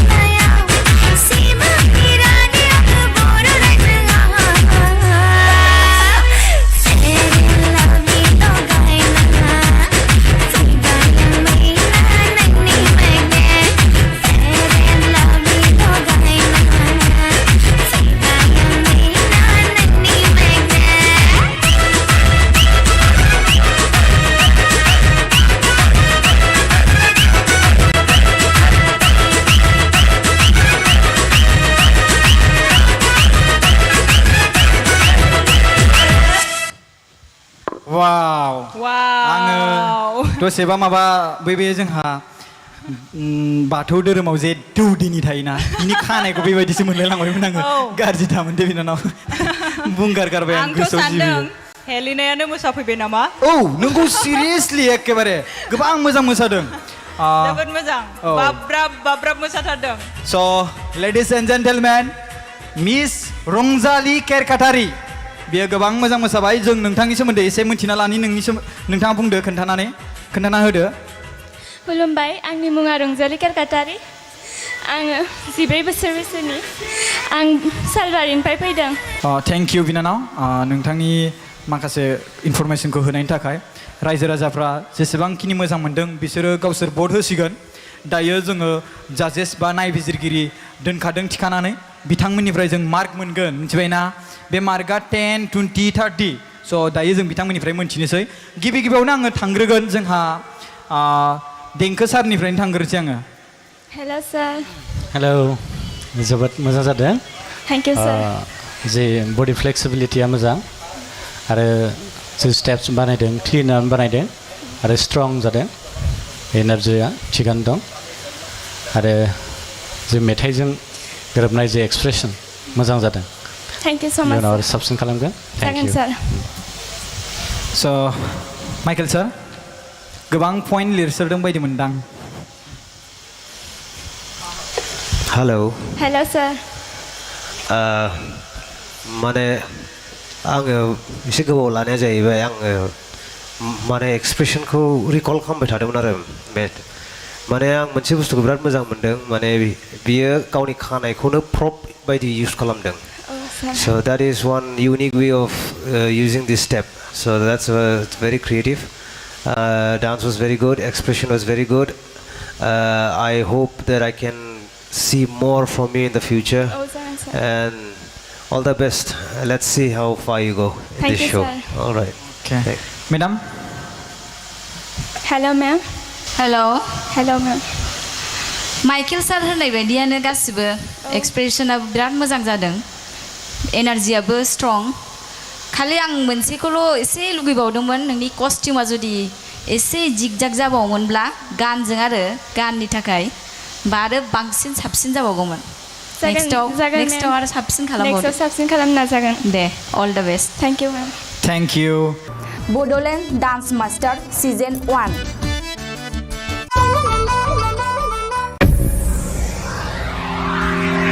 दानिया उननि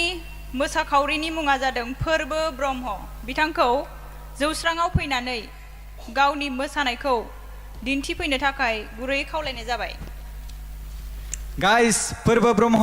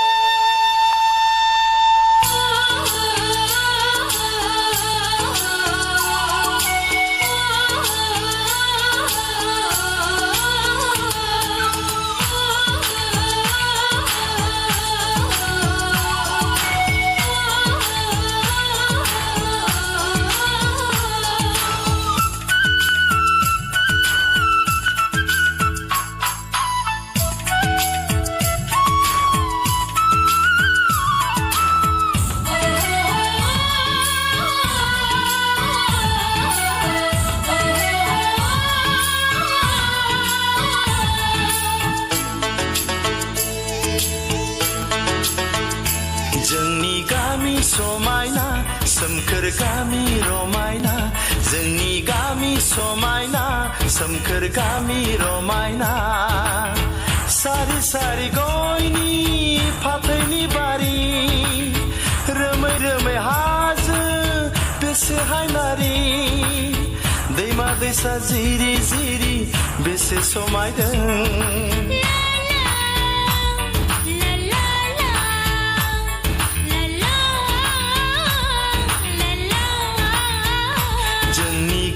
समायना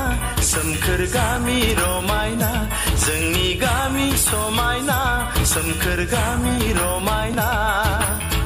सारि सारि गयनि फाथैनि बारि रोमै रोमै हाजो बेसे हायनारि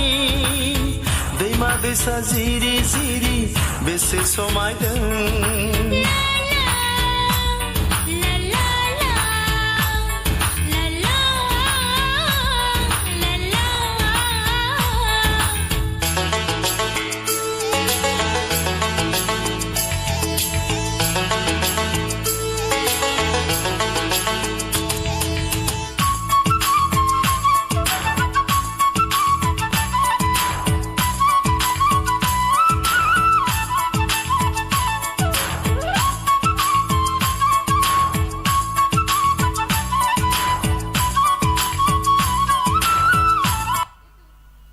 वाह वाह वाह वाह मिस्टर पर्व ब्रह्म हमारे साथ है इतना कमाल का डांस किया आपने वाह ये है लुक हमारी बोडो कम्युनिटीज का पूरा ड्रेस्ड ये ड्रेसिंग जो है ना ये हमारी बोडो कम्युनिटीज का ये आरोना यहाँ पे भी आरोना ये राजकुमार राजकुमार जैसा लग रहा है यहाँ पे डांस करके कैसा लगा बहुत अच्छा लगा इसको भी बहुत अच्छा लगा और हमको भी बहुत अच्छा लगा इसके डांस देखते हुए है कि नहीं ऑडियंस कैसा लगा ओके थैंक यू हम तो अच्छा लगा लेकिन हमारे से जो महान डांसर जो यहाँ पे है जो इसके डांस को एनालाइज करेगा हमारे साथ जो 3 जजेस है वो लोग अभी हमको बताएंगे कैसा लगा तो फर्स्ट पहला इंट्रोडक्शन ले लेते हैं पहला ओके ठीक है खुलुमबाय सार माबायदि मोनदों रिंकू मैम माबायदि मोनदों रिंकू मैम को प्यार करते क्या नहीं तो सीधा डायरेक्टली रिंकू मैम को क्यों ऐसा यहाँ पे हम नहीं था क्या हाँ हम भी तो था मैं मजाक कर रहा था अच्छा ठीक है मजाक है तो ठीक है अच्छा डांस तो ठीक ही है थैंक यू मैम अभी जैसे तुम स्माइल क्यूट से स्माइल कर रहे हो डांस में भी थोड़ा सा स्माइल क्यूटनेस लाना चाहिए था मतलब और एक्सप्रेशन थोड़ा सा और चाहिए था लेकिन डांस ठीक ही है तुम्हारा ऑल द बेस्ट माइकल सर मैं क्या बोलूँ मुझे लगता है कितना दिन प्रैक्टिस किया होगा 2 दिन 2 डेज में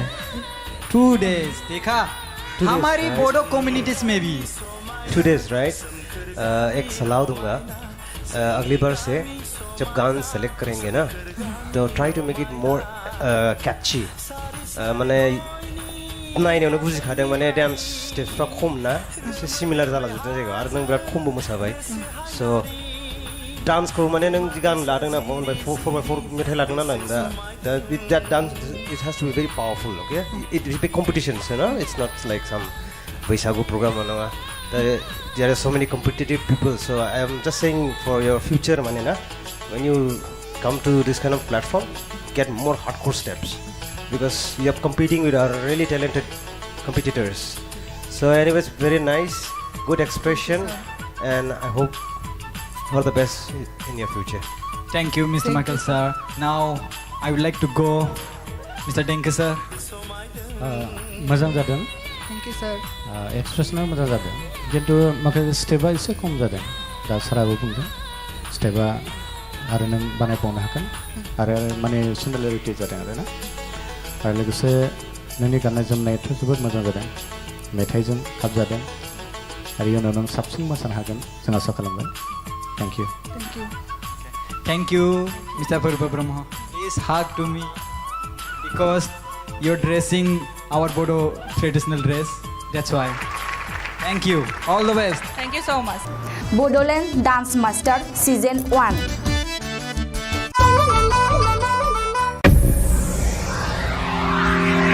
दानिया जोंहा दङ Miss Rani Bosumotari. Miss Rani बसुमतारीखौ जौस्राङाव फैनानै गावनि मोसानायखौ दिन्थिफैनो थाखाय गुरै खावलायबाय मिस रानी बसुमतारी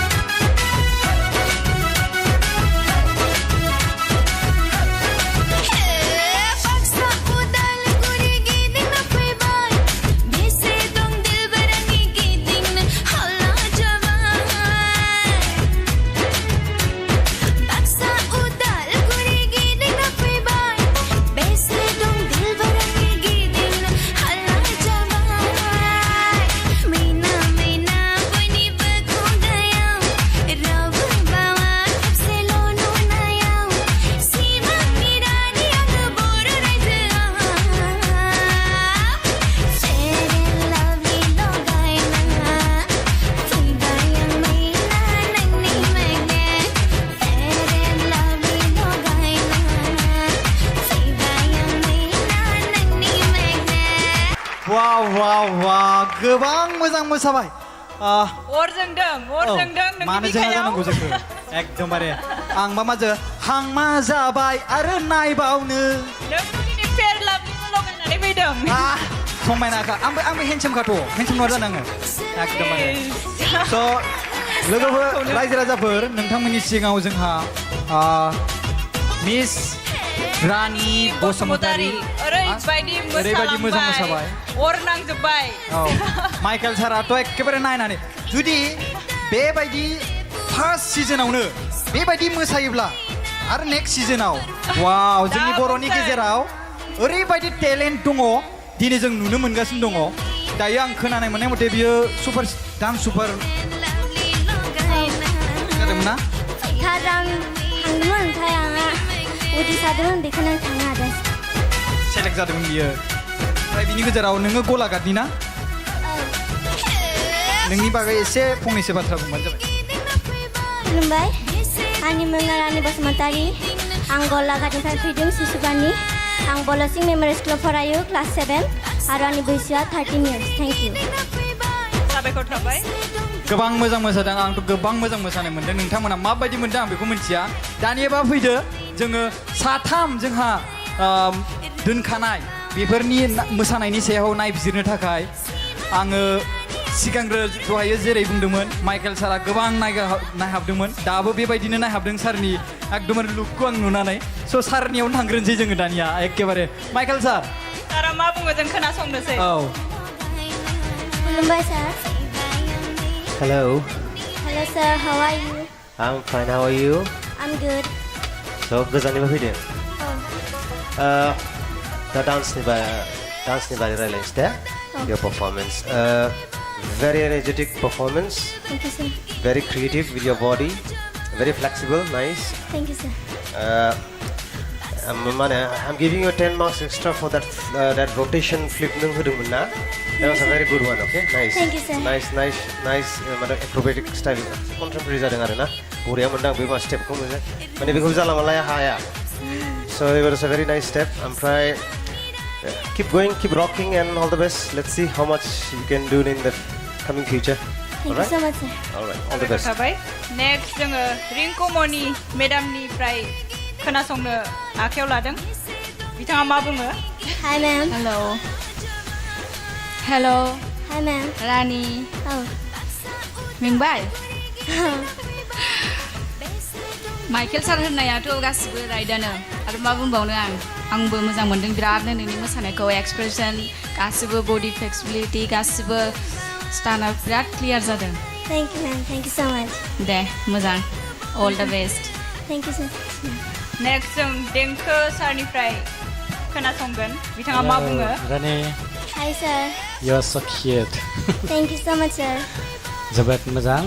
बे मोसानाया जेरैबायदि मेथाइजों गोरोबनाय माखासे एक्सप्रेसनफ्रा थिग जादों आरो फ्लेक्सिबिलिटियाबो थिगानो दङ आरो बडि कन्ट्रल थिगानो दङ आरो नोङो उनाव साबसिन खालामनो हागोन Thank you sir. आरो बेनिख्रुइ साबसिन खालामनो थाखाय नों हार्ड वार्क खालामनांगोन जाहाथे नोंनि साक्सेसफुलखौ जों नुनो मोनो thank you Thank you so much sir. Thank you sir साथाम नायबिजिरगिरिफोरनिफ्राय जोङो गोबां मोजां कमेन्ट मोन्दों बे हिसाबावथ' बे सेलेक्ट जाखासिगोन बायदि मोनदां आंबो बेखौनो लुबैदों thank you Rani Basumatary thank U ladies and gentlemen please आखाइ खबना हो गोबां मोजां मोसादों Bodoland dance master season 1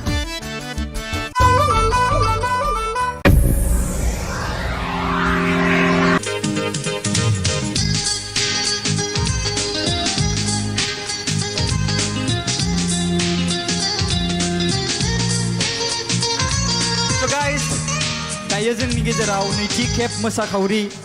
Hiramani उजिरा मोसाफैगोन जों स्टेजआव फैनानै मोसाफैनो खावलायनाय थाबाय मिस हिरामनि उजिर आखाइ खबना हो रायजोफोर एसे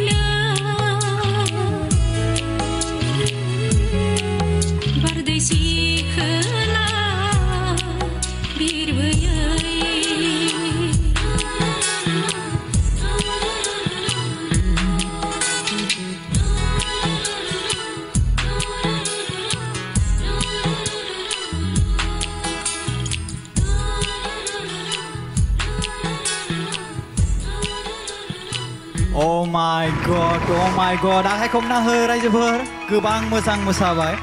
गोसोनि बिबार बारि बारि दसे सम जों बिबार बारियावसो बेरायहैबाय सिखिरि जानानै अ नों बिबार ना आं सिखिरि आं बिबार अ नों बिबार ना अके स' गाइस जोंनि गेजेराव दायो मिस हिरामनि उजिर दङ गोबां मोजां मोसाबाय जोङो समायखौ नस्थ' खालामालासिनो जोङो रायजो राजाफोर खावलायो नोंथांमोना नोंसिनि भटखौ होदो आरो जोंनि गेजेराव दंखायो नायबिजिरगिरि मिन्स जाज स' आं गिबियावनो खावलायनो सानबाय मिस्टार देंखो ब्रह्म सारखौ आं फिन खेबसेबाव बिथाङा मिस हिरामनि उजिरनि मोसानायखौ नुनानै माबायदि मोनखो हिरामनि उजिर बरायबाय मोजां जादों बायदेमलाय सिदेमलाय मोसानाय आरो एक्सप्रेसनाबो मोजां आरो आं मिजिंथियो नों इयुनाव आरो साबसिन खालामनो हागोन आसा थिदों वेलकाम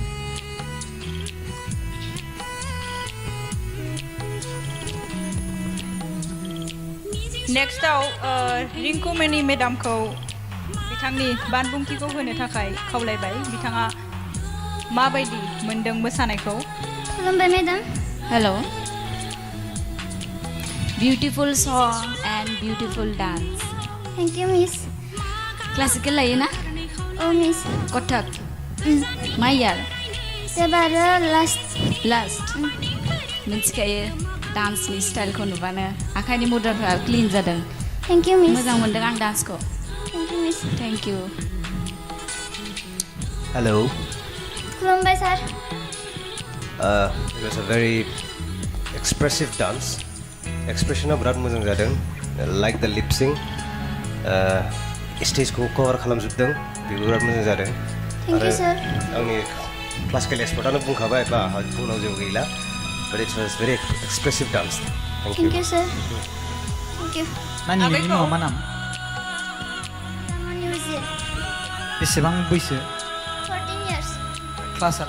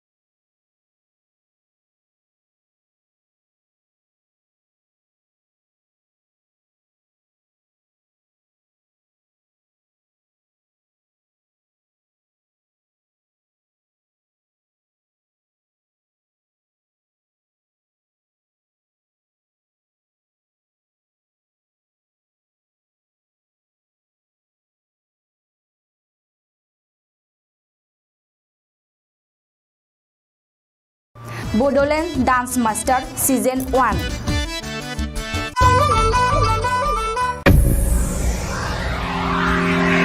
दायो जोंहा नेक्स्ट डान्सारनि मुंखौ मख'नोसै बिथांनि मुङानो जाहैबाय स' गाइस नोंथांमोनखौ बरायनो खावलायबाय मिस रंजालि केरकाटारि बिथाङा दायो मोसागोन जों बिथांनि मोसानायखौ बिथांनि टेलेन्टखौ नायनोसै थेंक इउ मिउजिक प्लिज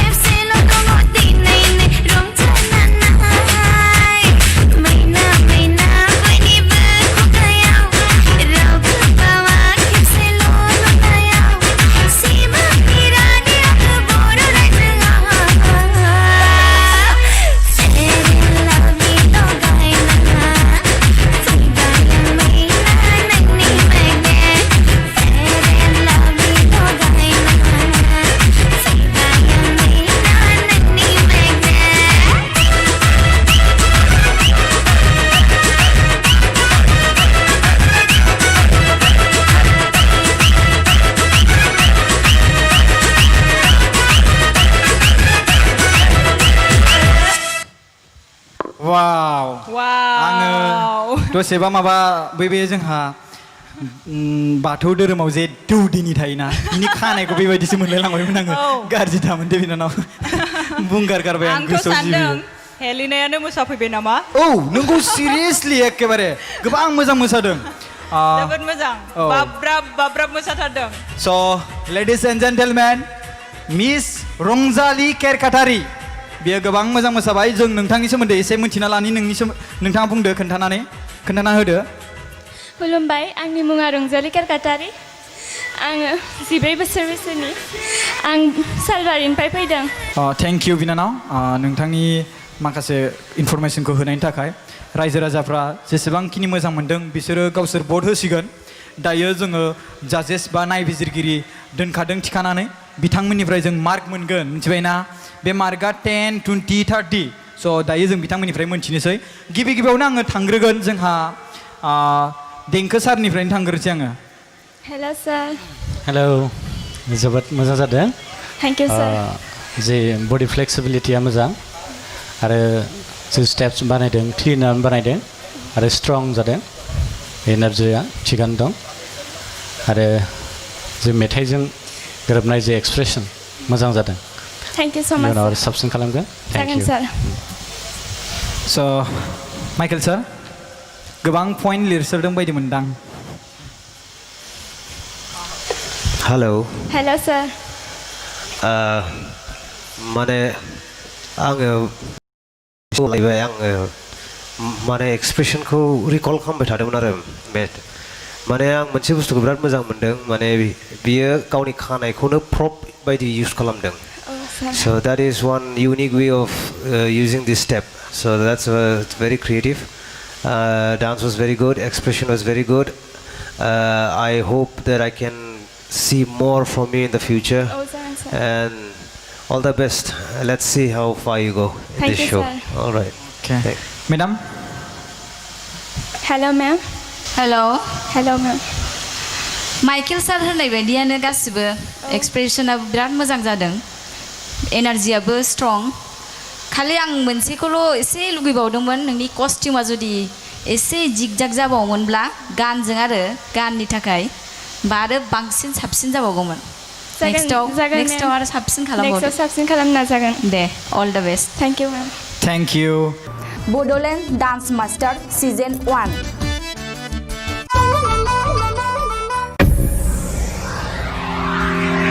दानिया उननि मोसाखावरिनि मुङा जादों फोरबो ब्रह्म बिथांखौ जौस्राङाव फैनानै गावनि मोसानायखौ दिन्थिफैनो थाखाय गुरै खावलायनाय जाबाय Guys, Purba Brahmo.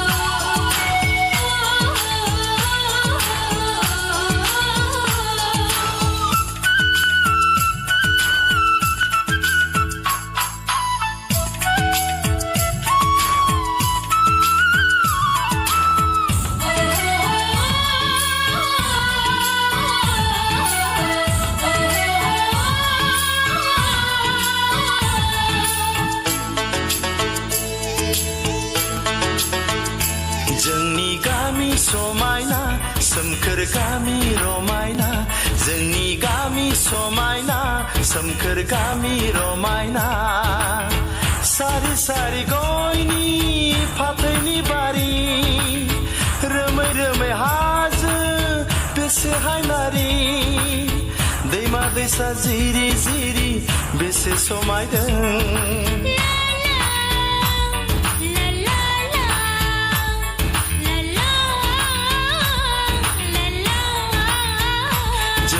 गामि समायना सोमखोर गामि रमायना जोंनि गामि समायना सोमखोर गामि रमायना सारि सारि गयनि फाथैनि बारि रोमै रोमै हाजो बेसे हायनारि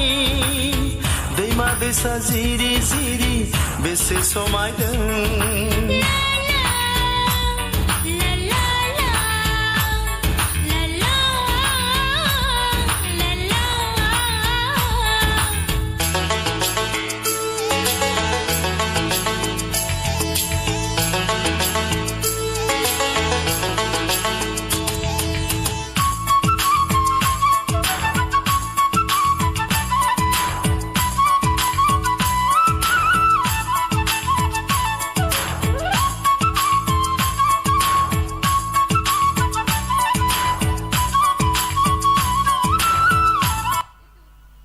वाह वाह वाह वाह मिस्टर पर्व ब्रह्मो हमारे साथ है इतना कमाल का डांस किया आपने वाह ये है लुक हमारी बोडो कम्युनिटीज का पूरा ड्रेस्ड ये ड्रेसिंग जो है ना ये हमारी बोडो कम्युनिटीज का ये आरोना यहाँ पे भी आरोना ये राजकुमार राजकुमार जैसा लग रहा है यहाँ पे डांस करके कैसा लगा बहुत अच्छा लगा इसको भी बहुत अच्छा लगा और हमको भी बहुत अच्छा लगा इसके डांस देखते हुए है कि नहीं ऑडियंस कैसा लगा ओके थैंक यू हम तो अच्छा लगा लेकिन हमारे से जो महान डांसर जो यहाँ पे है जो इसके डांस को एनालाइज करेगा हमारे साथ जो 3 जजेस है वो लोग अभी हम हमको बताएंगे कैसा लगा तो फर्स्ट पहले इंट्रोडक्शन ले लेते हैं पहला ओके ठीक है खुलुमबाय सार माबायदि मोनदों रिंकू मैम माबायदि मोनदों ओह रिंकू मैम को प्यार करते क्या नहीं तो आप सीधा डायरेक्टली रिंकू मैम को क्यों ऐसा यहाँ पे हम नहीं था क्या हाँ हम भी तो था मैं मजाक कर रहा हूँ अच्छा ठीक है मजाक है तो ठीक है अच्छा डांस तो ठीक ही है थैंक यू मैम अभी जैसे तुम स्माइल क्यूट से स्माइल कर रहे हो डांस में भी थोड़ा सा स्माइल क्यूटनेस लाना चाहिए था मतलब और एक्सप्रेशन थोड़ा सा और चाहिए था लेकिन डांस ठीक ही है तुम्हारा ऑल द बेस्ट वाओ सो माइकल सर मैं क्या बोलूँ मुझे लगता है कितना दिन प्रैक्टिस किया होगा 2 दिन 2 डेज में 2 डेज देखा हमारी बोडो कम्युनिटीज में भी 2 डेज राइट एक सलाह दूंगा अगली बार से जब गान सेलेक्ट करेंगे ना तो try to make it more catchy माने नायनायावनो बुजिखादों माने डान्स स्टेप्सफ्रा खम ना एसे सिमिलार जालांजोबदों जायगायाव आरो नों बिराद खमबो मोसाबाय स' डान्सखौ माने नों गान लादों ना 4x4 मेथाइ लादों ना नों दा dance it has to be very powerful okay it is बे competitions you know it's not like some Bwisagu programme नङा there are so many competitive people so I am just saying for your future माने ना when you come to this kind of platform get more hardcore steps because you are competing with our really talented competitors so anyways very nice good expression and I hope all the best in your future thank you Mr. Michael sir now I would like to go Mr. Denke sir मोजां जादों thank you सर एक्सप्रेसना मोजां जादों किन्तु माखासे स्टेपा एसे खम जादों दा साराबो बुंदों स्टेपा आरो नों बानायबावनो हागोन आरो माने सिमिलारिटि जादों आरो ना आरो लोगोसे नोंनि गाननाय जोमनायाथ' जोबोद मोजां जादों मेथाइजों खाबजादों आरो इयुनाव नों साबसिन मोसानो हागोन जों आसा खालामबाय thank you thank you Mr. Purba Brahma please hug to me because you're dressing our Bodo traditional dress that's why thank you all the best thank you so much Bodoland dance master season 1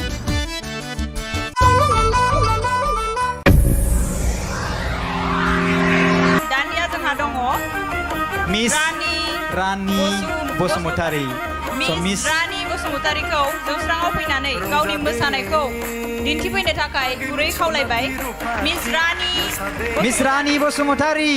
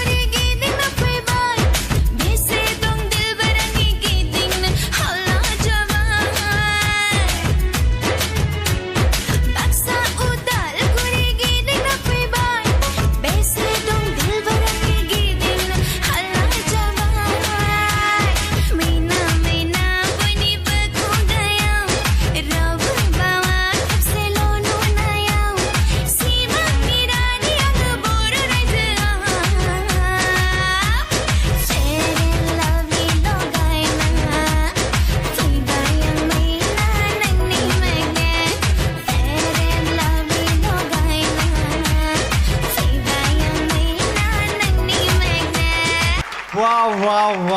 गोबां मोजां मोसाबाय अर जोंदों नोंनि मानो जोंहा बिखायाव जानांगौ जोंखौ एकदमबारे आं मा हांमा जाबाय आरो नायबावनो नोंनि फेर लाबनि लगायनानै फैदों समायनाखा आंबो हेन्डसामखाथ' हेन्डसाम नङा जानाङो एकदमबारे स' लोगोफोर रायजो राजाफोर नोंथांमोननि सिगाङाव जोंहा मिस रानि बसुमतारी ओरैबायदि मोजां मोसाबाय अर नांजोब्बाय माइकेल साराथ' एखेबारे नायनानै जुदि बेबायदि फार्स्ट सिजोनावनो बेबायदि मोसायोब्ला आरो नेक्स्ट सिजोनाव वाव जोंनि बर'नि गेजेराव ओरैबायदि टेलेन्ट दङ दिनै जों नुनो मोनगासिनो दङ दायो आं खोनानाय मोननाय मथे बियो सुपार डान्स सुपार जादोंमोन ना थार आं थांदोंमोन ओमफ्राय आंहा उदै सादोंमोन बेखौनो आं थांनो हादों सेलेक्ट जादोंमोन बियो ओमफ्राय बिनि गेजेराव नोङो गलाघाटनि ना नोंनि बागै एसे फंनैसो बाथ्रा बुंबानो जाबाय खुलुमबाय आंनि मुङा रानि बसुमतारी आं गलाघाटनिफ्राय फैदों शिशुबानि आं बलसिं मेम'रियेल स्कुलाव फरायो क्लास 7 आरो आंनि बैसोआ 13 इयार्स थेंक इउ साबायखर थाबाय गोबां मोजां मोसादों आंथ' गोबां मोजां मोसानाय मोन्दों नोंथांमोना माबायदि मोन्दों आं बेखौ मिथिया दानियाबा फैदो जोङो साथाम जोंहा दोनखानाय बेफोरनि मोसानायनि सायाव नायबिजिरनो थाखाय आङो सिगांग्रो दहायो जेरै बुंदोंमोन माइकेल सारा गोबां नायहाबदोंमोन दाबो बेबायदिनो नायहाबदों सारनि एकदमबारे लुकखौ आं नुनानै स' सारनियावनो थांग्रोनोसै जोङो दानिया एखेबारे माइकेल सारा मा बुङो जों खोनासंनोसै औ खुलुमबाय sir Hello. Hello sir, how are you? I'm fine. How are you? I'm good. So गोजाननिफ्राय फैदों दा डान्सनि बारै रायलायनोसै दे your performance very energetic performance Thank you sir. very creative with your body very flexible nice Thank you sir. I'm giving you 10 marks extra for that rotation flip नों होदोंमोन ना that was a very good one okay nice Thank you sir. nice acrobatic style contemporary जादों आरो ना बरिया मोनदां बे मा स्टेपखौ मोनो माने बेखौ जाला मालाया हाया so it was a very nice step ओमफ्राय keep going keep rocking and all the best let's see how much you can do in the coming future Thank you so much sir. all right all the best next जोङो रिंकुमनि मेडामनिफ्राय खोनासंनो आखायाव लादों बिथाङा मा बुङो Hi ma'am. Hello Hi ma'am. रानि Oh. मेंबाय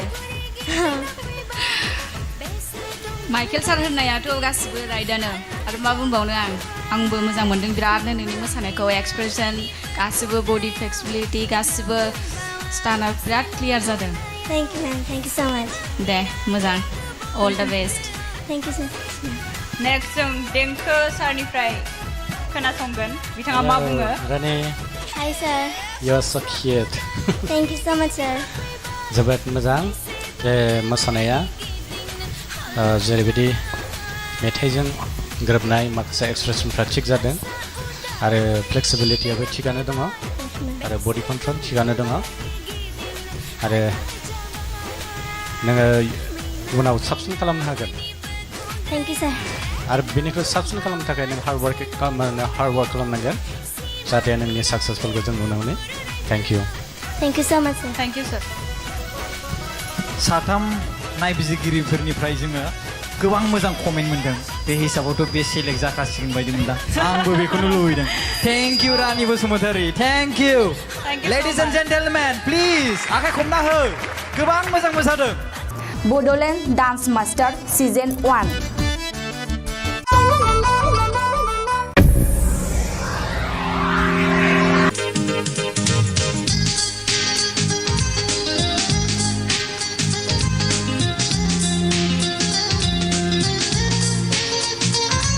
So guys, दायो जोंनि गेजेराव नैथि खेब मोसाखावरि हिरामनि उजिरा मोसाफैगोन जों स्टेजआव फैनानै मोसाफैनो खावलायनाय थाबाय मिस हिरामनि उजिर आखाइ खबना हो रायजोफोर एसे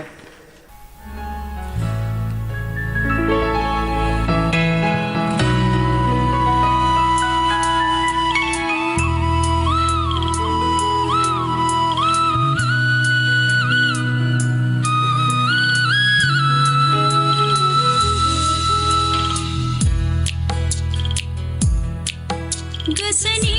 बिबार बारि बारि लाजिगुसो बियुं आंनि गोसोनि बिबार बारि बारि लाजिगुसो बियुं आंनि फैहां फैहाङैनो बारदैसि खोला बिरबोयै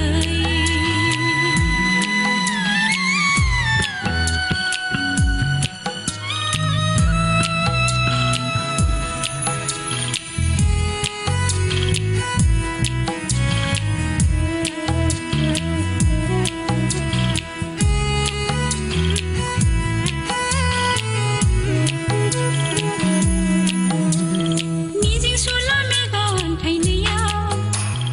मा गाब गाखो फारनै खावलायाव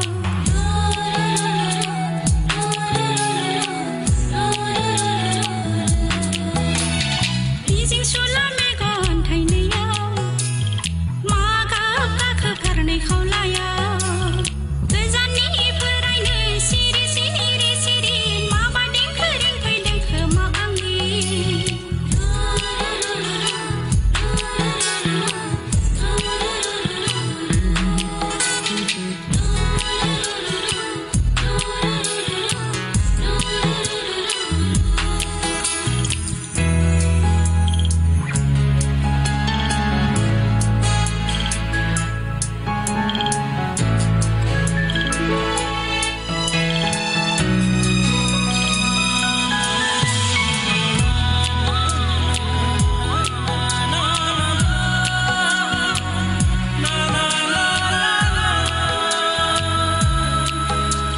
सिनायहां गोसो दरखङाव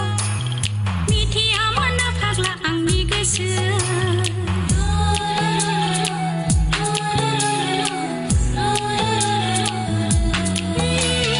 सिनायहां गोसो दरखङाव मिथियामोन फाग्ला आंनि गोसो लोहो लोहो मावो गोसोआव निमानो अननायजों बुंफबनाय मेगना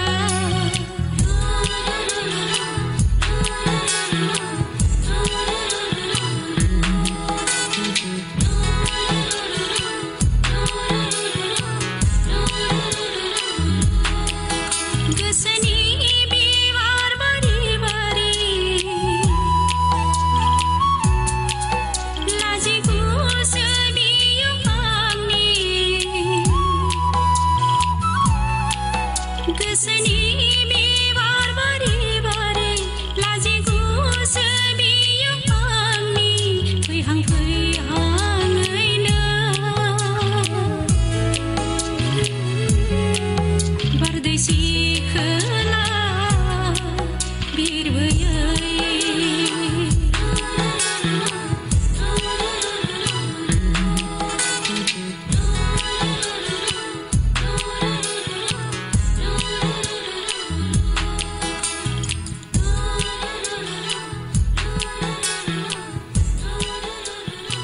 Oh my god आखाइ खबना हो रायजोफोर गोबां मोजां मोसाबाय गोसोनि बिबार बारि बारि दसे सम जों बिबार बारियावसो बेरायहैबाय सिखिरि जानानै अ नों बिबार ना आं सिखिरि आं बिबार नों बिबार ना अके स' गाइस जोंनि गेजेराव दायो मिस हिरामनि उजिर दङ गोबां मोजां मोसाबाय जोङो समायखौ नस्थ' खालामालासिनो जोङो रायजो राजाफोर खावलायो नोंथांमोना नोंसिनि भटखौ होदो आरो जोंनि गेजेराव दंखायो नायबिजिरगिरि मिन्स जाज स' आं गिबियावनो खावलायनो सानबाय मिस्टार देंखो ब्रह्म सारखौ आं फिन खेबसेबाव बिथाङा मिस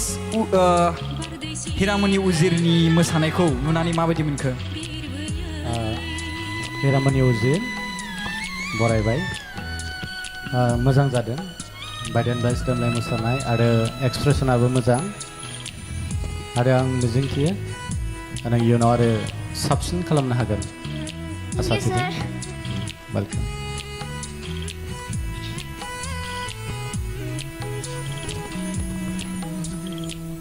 नेक्स्टआव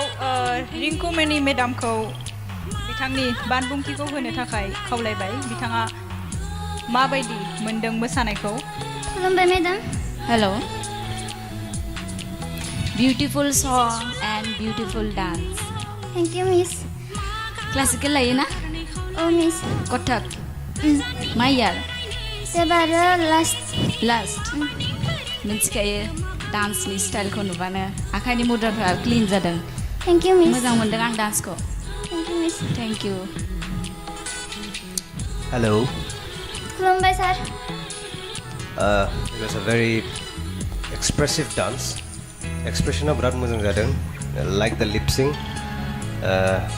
स्टेजखौ कभार खालामजोबदों बेबो बिराद मोजां जादों. थेंक इउ सार आंनि क्लासिकेल एक्सपर्टआनो बुंखाबाय बा बुंनांगौ जेबो गैला. But it was very expressive dance. Thank you. Thank you sir thank you नानि नोंनि मुङा मा नाम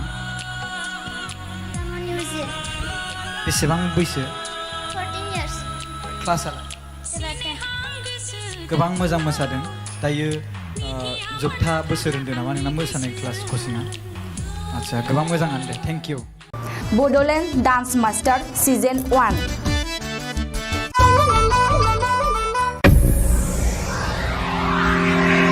दायो जोंहा नेक्स्ट डान्सारनि मुंखौ मख'नोसै बिथांनि मुङानो जाहैबाय स' गाइस नोंथांमोनखौ बरायनो खावलायबाय मिस रंजालि केरकाटारि बिथाङा दायो मोसागोन जों बिथांनि मोसानायखौ बिथांनि टेलेन्टखौ नायनोसै थेंक इउ मिउजिक प्लिज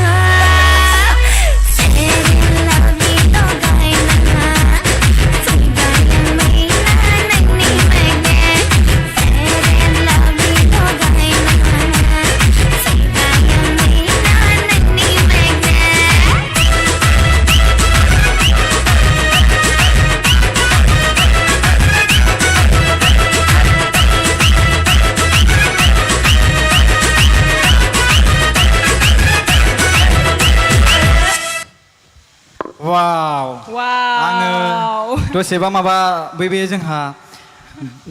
बाथौ धोरोमाव जे दौदिनि थायोना बिनि खानायखौ बेबायदिसो मोनलायलांबायमोन आङो गाज्रि दामोन दे बिनानाव बुंगार गारबाय आं गोसोआव जिबियो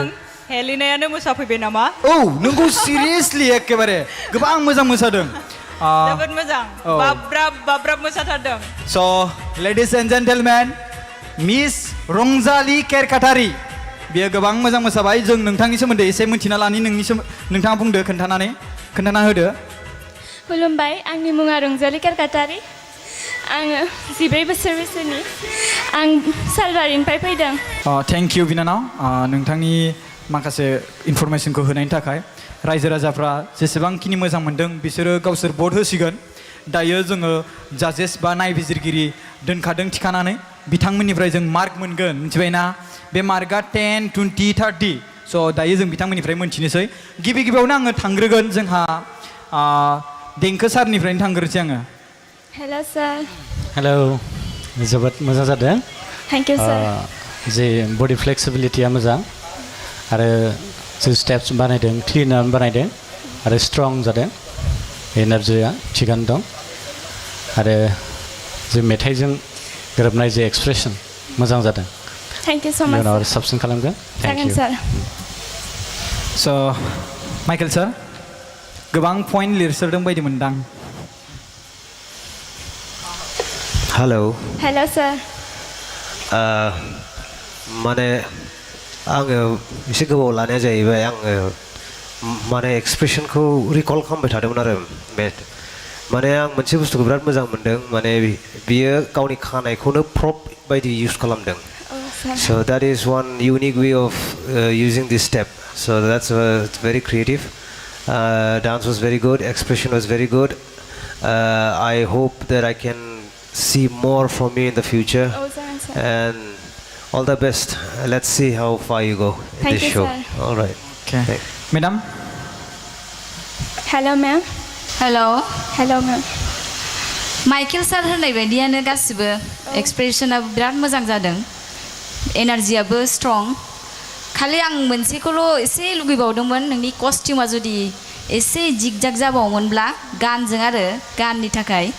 बा आरो बांसिन साबसिन जाबावगौमोन नेक्स्टआव आरो साबसिन खालामबावदो साबसिन खालामनो नाजागोन दे all the best thank you ma'am thank you Bodoland dance master season 1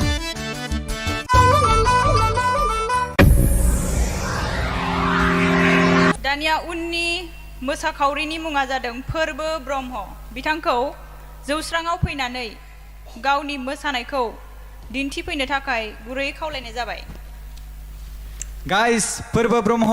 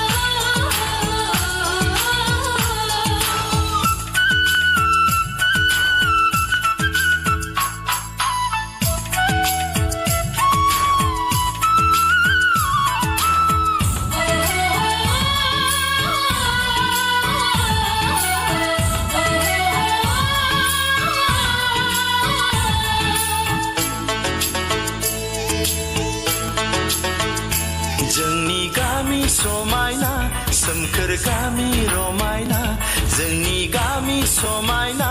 सोमखोर गामि रमायना सारि सारि गयनि फाथैनि बारि रोमै रोमै हाजो बेसे हायनारि दैमा दैसा जिरि जिरि बेसे समायदों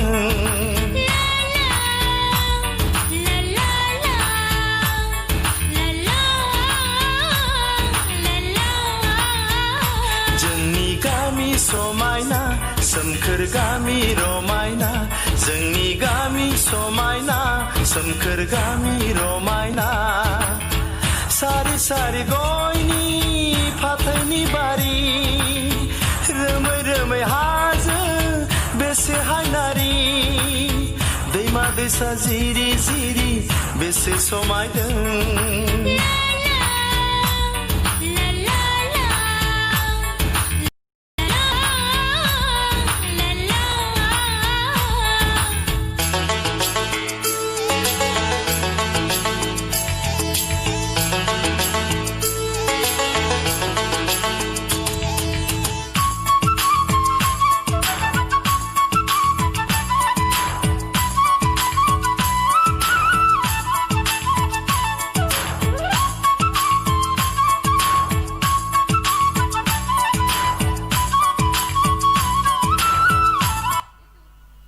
वाह वाह वाह वाह मिस्टर पर्व ब्रह्म हमारे साथ है इतना कमाल का डांस किया आपने वाह ये है लुक हमारी बोडो कम्युनिटीज का पूरा ड्रेस्ड ये ड्रेसिंग जो है ना ये हमारी बोडो कम्युनिटीज का ये अरुणा यहाँ पे भी अरुणा ये राजकुमार राजकुमार जैसा लग रहा है यहाँ पे डांस करके कैसा लगा बहुत अच्छा लगा सो इसको भी बहुत अच्छा लगा और हमको भी बहुत अच्छा लगा इसके डांस देखते हुए है कि नहीं ऑडियंस कैसा लगा ओके थैंक यू सो हम तो अच्छा लगा लेकिन हमारे से जो महान डांसर जो यहाँ पे है जो इसके डांस को एनालाइज करेगा हमारे साथ जो 3 जजेस है वो लोग अभी हमको बताएंगे कैसा लगा तो फर्स्ट पहले इंट्रोडक्शन ले लेते हैं पहला ओके ठीक है खुलुमबाय सार माबायदि मोनदों रिंकू मैम माबायदि मोनदों ओह रिंकू मैम को प्यार करते हैं क्या नहीं तो सीधा डायरेक्टली रिंकू मैम को क्यों ऐसा यहाँ पे हम नहीं था क्या हाँ हम भी तो था मैं मजाक कर रहा था अच्छा ठीक है मजाक है तो ठीक है अच्छा डांस तो ठीक ही है थैंक यू मैम अभी जैसे तुम स्माइल क्यूट से स्माइल कर रहे हो डांस में भी थोड़ा सा स्माइल क्यूटनेस लाना चाहिए था मतलब और एक्सप्रेशन थोड़ा सा और चाहिए था लेकिन डांस ठीक ही है तुम्हारा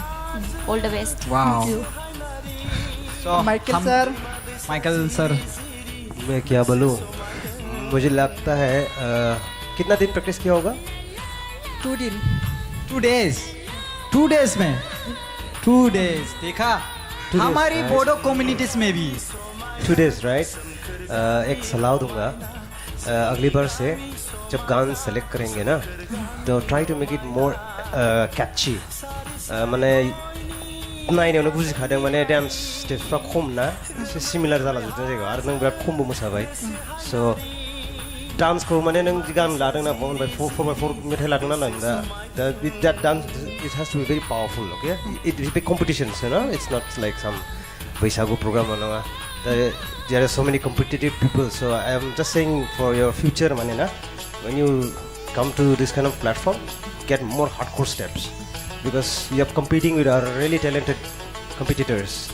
so anyways very nice good expression and I hope all the best in your future. Thank you, Mr. Michael sir. Now I would like to go, Mr. Denke sir. मोजां जादों थैंक यू सर एक्सप्रेसना मोजां जादों किन्तु माखासे स्टेपा एसे खम जादों दा साराबो बुंदों स्टेपा आरो नों बानायबावनो हागोन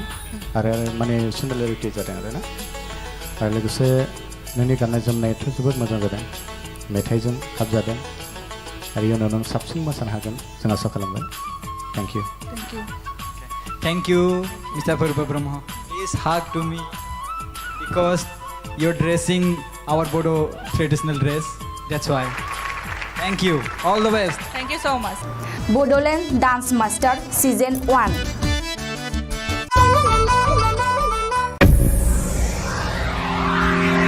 दानिया जोंहा दङ Miss Rani Bosumotari. Miss Rani बसुमतारीखौ जौस्राङाव फैनानै गावनि मोसानायखौ दिन्थिफैनो थाखाय गुरै खावलायबाय मिस रानी बसुमतारी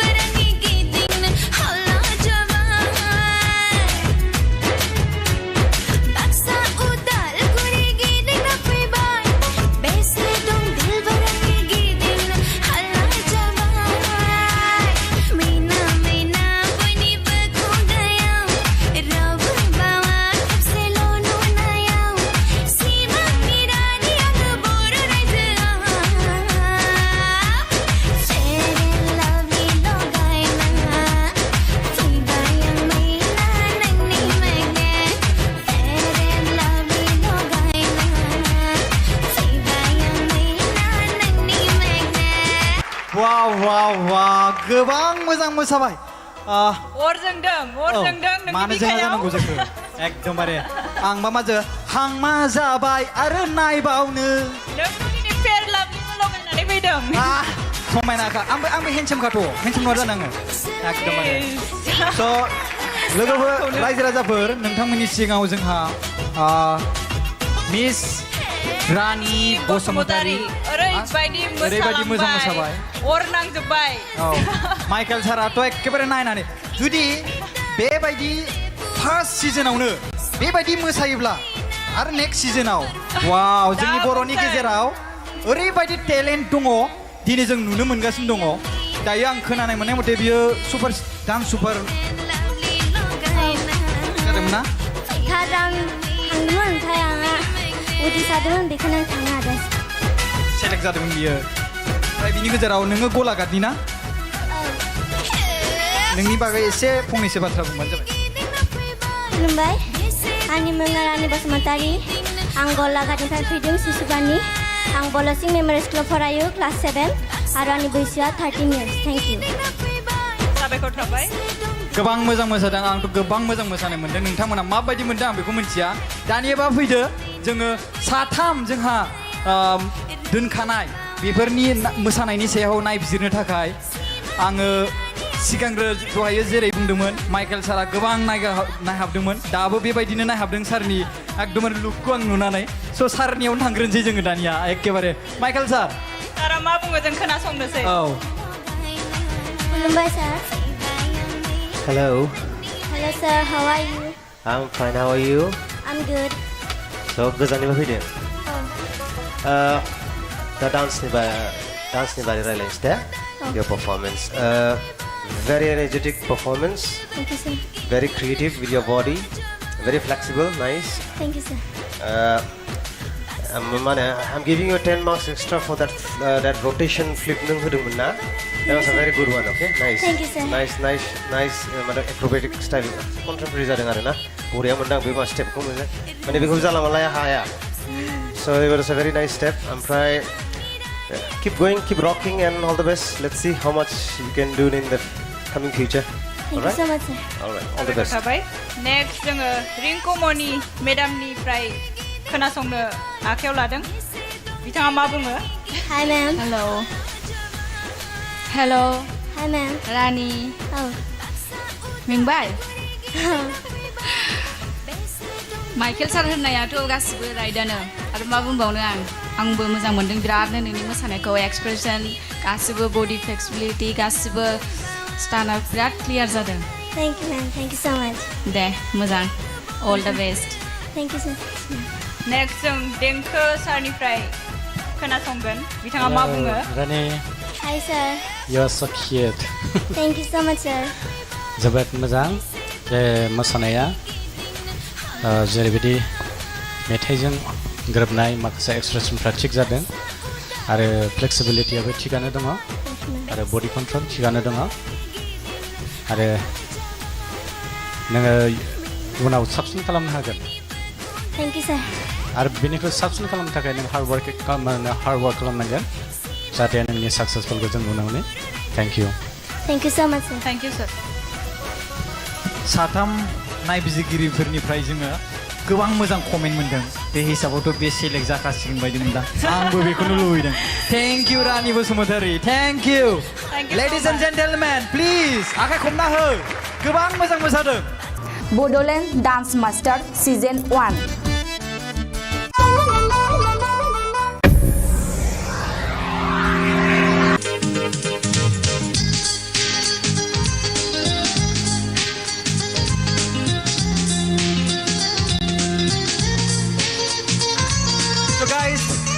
दायो जोंनि गेजेराव नैथि खेब मोसाखावरि हिरामनि उजिरा मोसाफैगोन जों स्टेजआव फैनानै मोसाफैनो खावलायनाय थाबाय मिस हिरामनि उजिर आखाइ खबना हो रायजोफोर एसे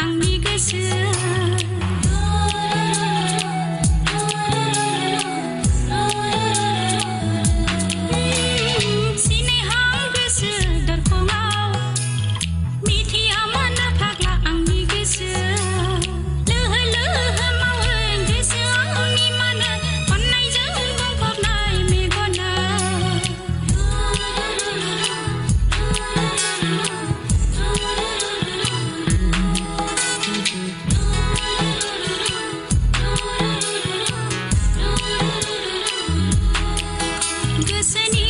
बिबार बारि बारि लाजिगुसो बियो आंनि गोसोनि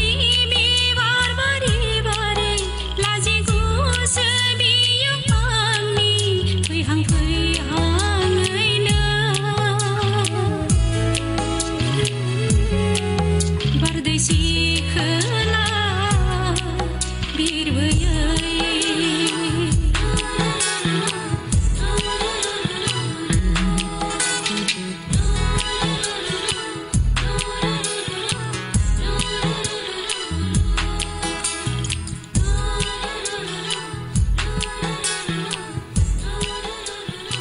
Oh my god आखाइ खबना हो रायजोफोर गोबां मोजां मोसाबाय गोसोनि बिबार बारि बारि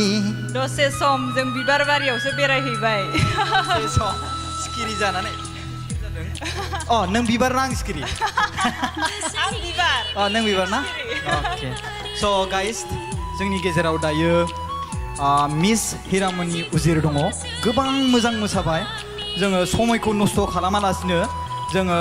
रायजो राजाफोर खावलायो नोंथांमोना नोंसिनि भटखौ होदो आरो जोंनि गेजेराव दंखायो नायबिजिरगिरि मिन्स जाज स' आं गिबियावनो खावलायनो सानबाय मिस्टार देंखो ब्रह्म सारखौ आं फिन खेबसेबाव बिथाङा मिस हिरामनि उजिरनि मोसानायखौ नुनानै माबायदि मोनखो हिरामनि उजिर बरायबाय मोजां जादों बायदेनबाय स्टेमलाय मोसानाय आरो एक्सप्रेसनाबो मोजां आरो आं मिजिंथियो आरो इयुनाव आरो साबसिन खालामनो हागोन आसा थिदों वेलकाम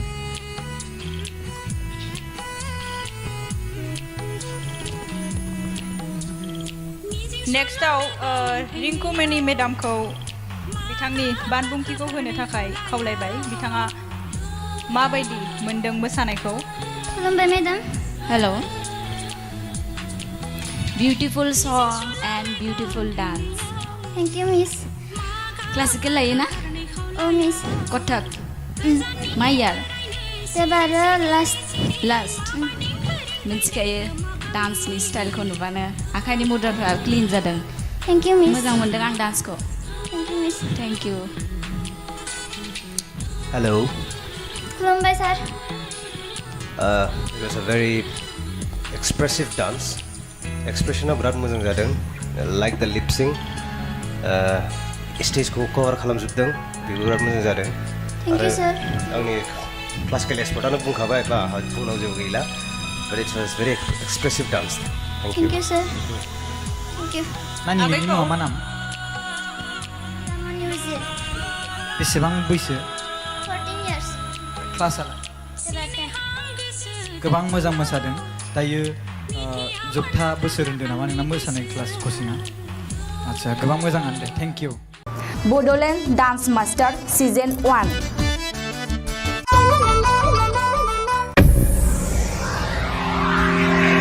दायो जोंहा नेक्स्ट डान्सारनि मुंखौ मख'नोसै बिथांनि मुङानो जाहैबाय स' गाइस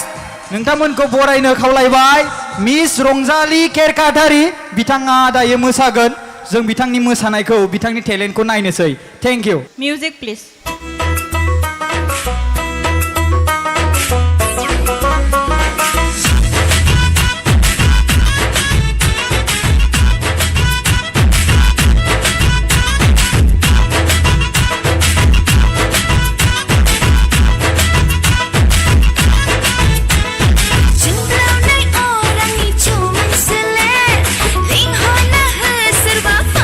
Bigger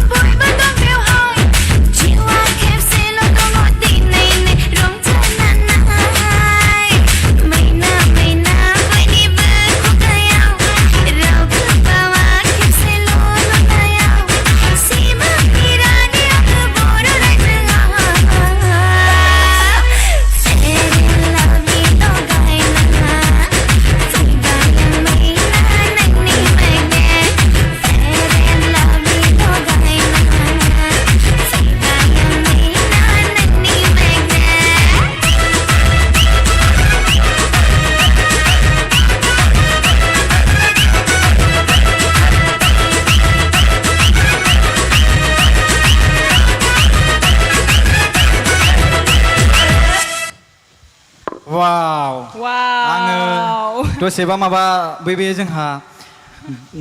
बाथौ धोरोमाव जे दौदिनि थायोना बिनि खानायखौ बेबायदिसो मोनलायलांबायमोन आङो गाज्रि दामोन दे बिनानाव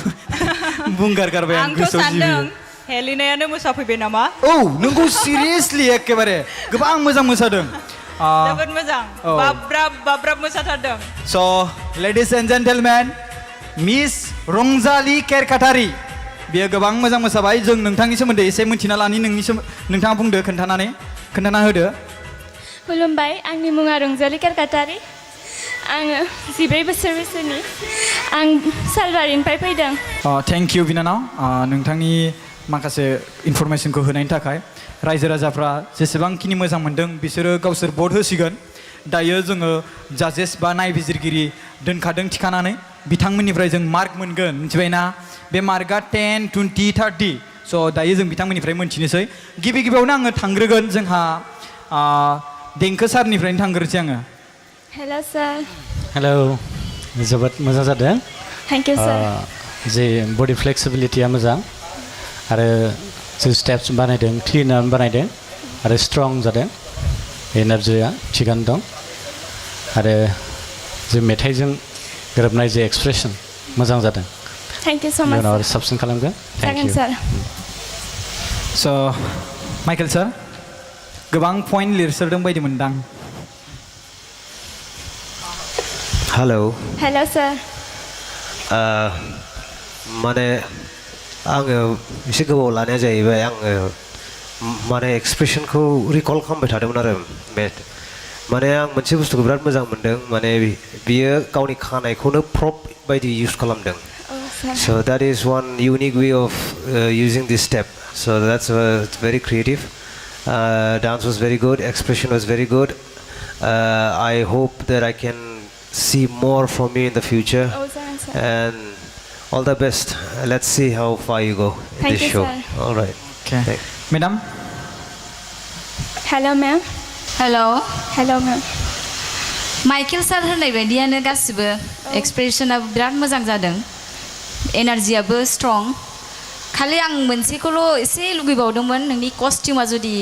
एसे जिगजाग जाबावोमोनब्ला गाननि थाखाय बा आरो बांसिन साबसिन जाबावगौमोन नेक्स्टआव आरो साबसिन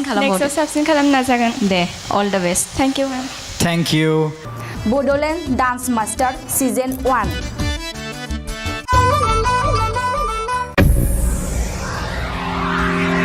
दानिया उननि मोसाखावरिनि मुङा जादों फोरबो ब्रह्म बिथांखौ जौस्राङाव फैनानै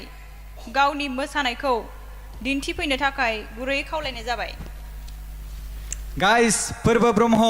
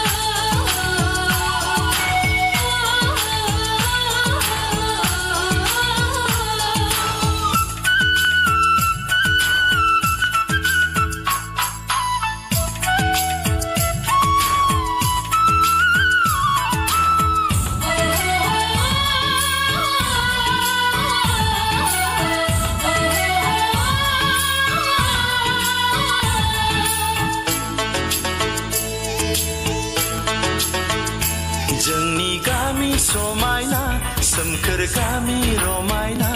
जोंनि गामि समायना सोमखोर गामि रमायना सारि सारि गयनि फाथैनि बारि रोमै रोमै हाजो बेसेहाय नारि दैमा दैसा जिरि जिरि बेसे समायदों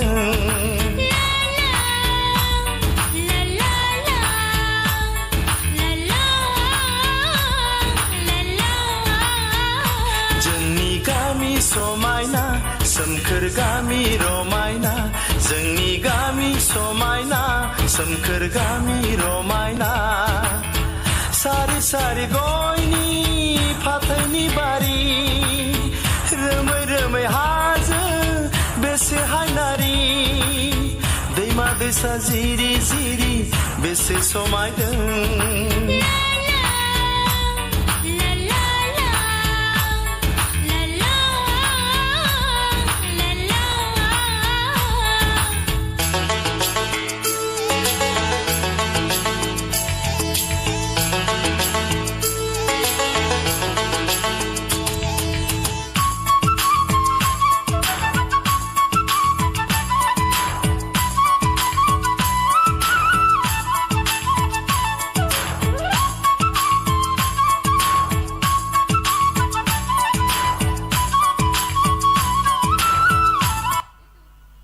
वाह वाह वाह वाह मिस्टर पर्व ब्रह्म हमारे साथ है इतना कमाल का डांस किया आपने वाह ये है लुक हमारी बोडो कम्युनिटीज का पूरा ड्रेस्ड ये ड्रेसिंग जो है ना ये हमारी बोडो कम्युनिटीज का ये आरोना यहाँ पे भी आरोना ये राजकुमार राजकुमार जैसा लग रहा है यहाँ पे डांस करके कैसा लगा बहुत अच्छा लगा इसको भी बहुत अच्छा लगा और हमको भी बहुत अच्छा लगा इसके डांस देखते हुए है कि नहीं ऑडियंस कैसा लगा ओके थैंक यू हम तो अच्छा लगा लेकिन हमारे से जो महान डांसर जो यहाँ पे है जो इसके डांस को एनालाइज करेगा हमारे साथ जो 3 जजेस है वो लोग अभी हमको बताएंगे कैसा लगा तो फर्स्ट पहले इंट्रोडक्शन ले लेते हैं पहला ओके ठीक है खुलुमबाय सार माबायदि मोनदों रिंकू मैम माबायदि मोनदों रिंकू मैम को प्यार करते क्या नहीं तो सीधा डायरेक्टली रिंकू मैम को क्यों ऐसा यहाँ पे हम नहीं था क्या हाँ हम भी तो था मैं मजाक कर रहा था अच्छा ठीक है मजाक है तो ठीक है अच्छा डांस तो ठीक ही है थैंक यू मैम अभी जैसे तुम स्माइल क्यूट से स्माइल कर रहे हो डांस में भी थोड़ा सा स्माइल क्यूटनेस लाना चाहिए था मतलब और एक्सप्रेशन थोड़ा सा और चाहिए था लेकिन डांस ठीक ही है तुम्हारा ऑल द बेस्ट माइकल सर मैं क्या बोलूँ मुझे लगता है कितना दिन प्रैक्टिस किया होगा 2 डेज में 2 डेज देखा हमारी बोडो कम्युनिटीज में भी 2 डेज राइट एक सलाह दूंगा अगली बार से जब गान सेलेक्ट करेंगे ना तो try to make it more catchy माने नायनायावनो बुजिखादों माने डान्स स्टेप्सफ्रा खम ना एसे सिमिलार जालांजोबदों जायगायाव आरो नों बिराद खमबो मोसाबाय स' डांस को माने नों गान लादों ना 4x4 मेथाइ लादों ना नों दा that dance it has to be very powerful okay it is a competition you know it's not like some Bwisagu program नङा there are so many competitive people so I am just saying for your future माने ना when you come to this kind of platform get more hardcore steps because you are competing with our really talented competitors so anyways very nice good expression and I hope all the best in your future. Thank you, Mr. Michael sir. Now I would like to go, Mr. Denke sir.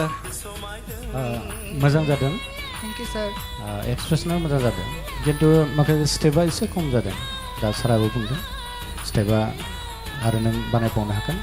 आरो माने similarity जादों आरो ना आरो लोगोसे नोंनि गाननाय जोमनायाथ' जोबोद मोजां जादों मेथाइजों खाब जादों आरो इयुनाव नों साबसिन मोसानो हागोन जों आसा खालामबाय Thank you. Thank you, Mr. Purva Brahma. Please hug to because you're dressing our Bodo traditional dress. That's why. Thank you. All the best. Thank you so much. BODOLAND Dance Master Season 1.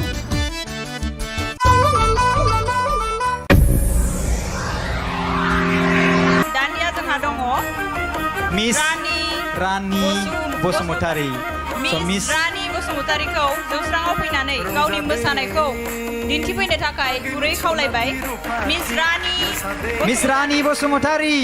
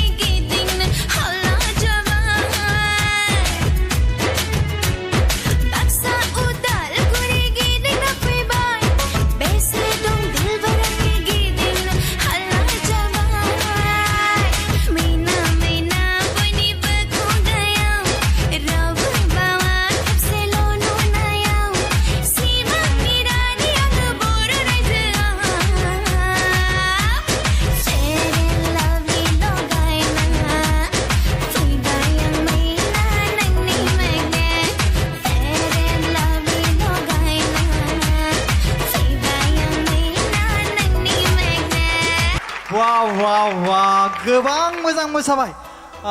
अर जोंदों मानो जोंहा जानांगौ जोंखौ एकदमबारे आंबा माजो हांमा जाबाय आरो नायबावनो नोंनि फेर लाबनि लगायनानै फैदों समायनाखा आंबो हेन्डसामखाथ' हेन्डसाम नङा जानाङो एकदमबारे स' लोगोफोर रायजो राजाफोर नोंथांमोननि सिगाङाव जोंहा मिस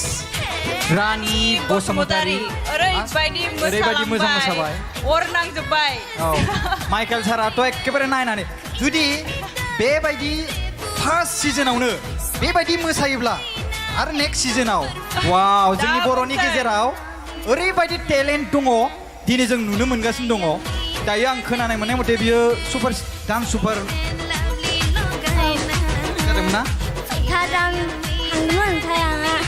उदै सादोंमोन बेखौनो आं थांनो हादों सेलेक्ट जादोंमोन बियो ओमफ्राय बिनि गेजेराव नोङो गलाघाटनि ना नोंनि बागै एसे फंनैसो बाथ्रा बुंबानो जाबाय खुलुमबाय आंनि मुङा रानि बसुमतारी आं गलाघाटनिफ्राय फैदों शिशुबानि आं बलसिं मेम'रियेल स्कुलाव फरायो क्लास 7 आरो आंनि बैसोआ 13 years थेंक इउ साबायखर थाबाय गोबां मोजां मोसादों आंथ' गोबां मोजां मोसानाय मोन्दों नोंथांमोना माबायदि मोन्दों आं बेखौ मिथिया दानियाबा फैदो जोङो साथाम जोंहा दोनखानाय बेफोरनि मोसानायनि सायाव नायबिजिरनो थाखाय आङो सिगांग्रो दहायो जेरै बुंदोंमोन माइकेल सारा गोबां नायहाबदोंमोन दाबो बेबायदिनो नायहाबदों सारनि एकदमबारे लुकखौ आं नुनानै स' सारनियावनो थांग्रोनोसै जोङो दानिया एखेबारे माइकेल सारा मा बुङो जों खोनासंनोसै खुलुमबाय sir Hello. Hello sir, how are you? I'm fine. How are you? I'm good. So गोजाननिफ्राय फैदों. दा डान्सनि बारै रायलायनोसै दे your performance. Very energetic performance. Thank you sir. Very creative with your body. Very flexible, nice. Thank you sir. I'm giving you 10 marks extra for that rotation flip नों होदोंमोन ना? That was a very good one, okay? Nice. Thank you sir. Nice. Acrobatic style. Contemporary जादों आरो ना? बरिया मोनदां बे मा स्टेपखौ मोजां. माने बेखौ जाला मालाया हाया. So it was a very nice step. ओमफ्राय keep going, keep rocking, and all the best. Let's see how much you can do in the coming future. Thank you so much sir. All right. All the best. Next जोङो रिंकुमनि मेडामनिफ्राय खोनासंनो आखायाव लादों बिथाङा मा बुङो Hi ma'am. Hello Hi ma'am. Rani Oh. Mingbai Michael sir होननायाथ' गासिबो राइटआनो आरो मा बुंबावनो आंबो मोजां मोनदों बिरादनो नोंनि मोसानायखौ एक्सप्रेसन गासिबो बडि फ्लेक्सिबिलिटि गासिबो स्टाना बिराद क्लियार जादों thank you ma'am thank you so much दे मोजां all the best thank you sir next जों देंखो सारनिफ्राय खोनासंगोन बिथाङा मा बुङो Rani hi sir you are so cute thank you so much sir जोबोद मोजां बे मोसानाया जेरैबायदि मेथाइजों गोरोबनाय माखासे एक्सप्रेसनफ्रा थिग जादों आरो फ्लेक्सिबिलिटियाबो थिगानो दङ आरो बडि कन्ट्रल थिगानो दङ आरो नोङो उनाव साबसिन खालामनो हागोन थैंक यू सर आरो बेनिख्रुइ साबसिन खालामनो थाखाय नों हार्ड वर्क खालामनांगोन जाहाथे नोंनि साक्सेसफुलखौ जों नुनो मोनो thank you so much sir thank you sir साथाम नायबिजिरगिरिफोरनिफ्राय जोङो गोबां मोजां कमेन्ट मोनदों बे हिसाबावथ' बे सेलेक्ट जाखासिगोन बायदि मोनदां आंबो बेखौनो लुबैदों thank you Rani Basumatary thank you ladies and gentlemen please आखाइ खमना हो गोबां मोजां मोसादों Bodoland dance master season 1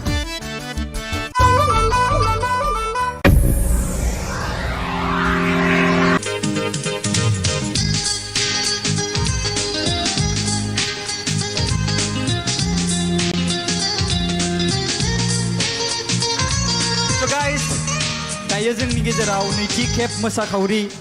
Hiramani उजिरा मोसाफैगोन जों स्टेजआव फैनानै मोसाफैनो खावलायनाय थाबाय मिस हिरामनि उजिर आखाइ खबना हो रायजोफोर एसे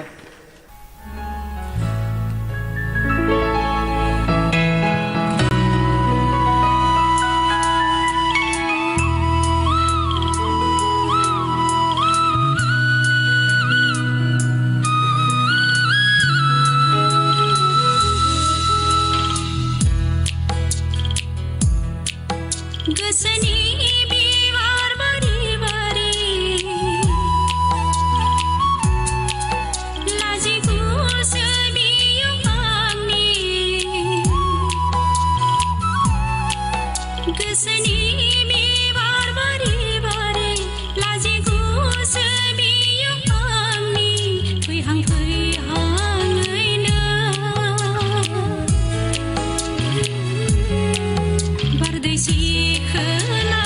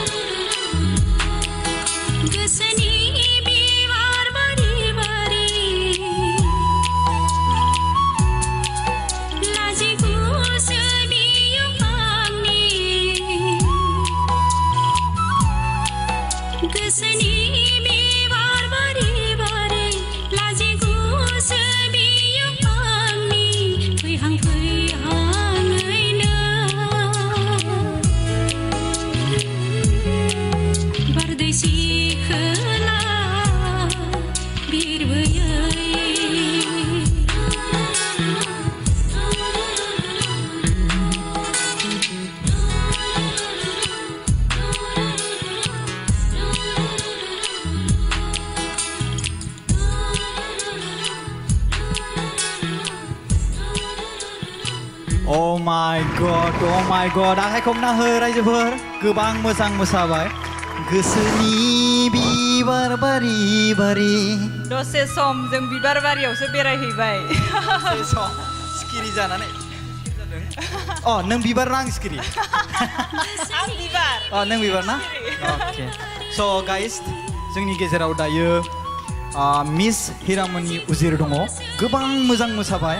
जोङो समायखौ नस्थ' खालामालासिनो जोङो रायजो राजाफोर खावलायो नोंथांमोना नोंसिनि भटखौ होदो आरो जोंनि गेजेराव दंखायो नायबिजिरगिरि मिन्स जाज स' आं गिबियावनो खावलायनो सानबाय मिस्टार देंखो ब्रह्म सारखौ आं फिन खेबसेबाव बिथाङा मिस हिरामनि उजिरनि मोसानायखौ नुनानै माबायदि मोनखो हिरामनि उजिर बरायबाय मोजां जादों बायदेनबाय स्टेमलाय मोसानाय आरो एक्सप्रेसनाबो मोजां आरो आं मिजिंथियो नों इयुनाव आरो साबसिन खालामनो हागोन आसा थिबाय वेलकाम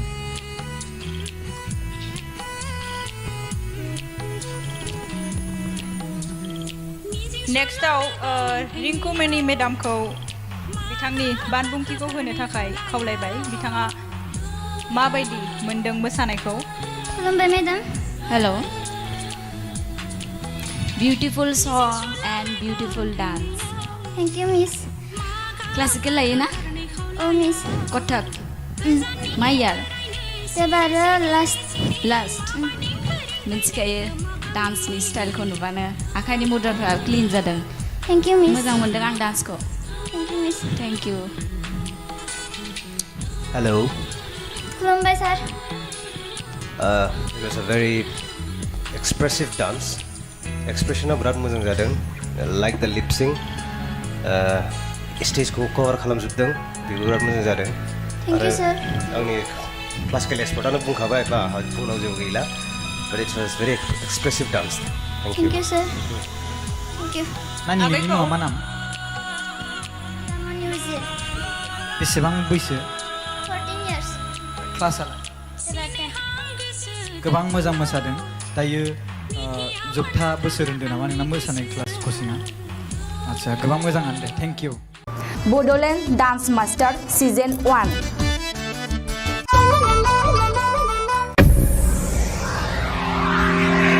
दायो जोंहा नेक्स्ट डान्सारनि मुंखौ मख'नोसै बिथांनि मुङानो जाहैबाय स' गाइस नोंथांमोनखौ बरायनो खावलायबाय मिस रंजालि केरकाटारि बिथाङा दायो मोसागोन जों बिथांनि मोसानायखौ बिथांनि टेलेन्टखौ नायनोसै थेंक इउ मिउजिक प्लिज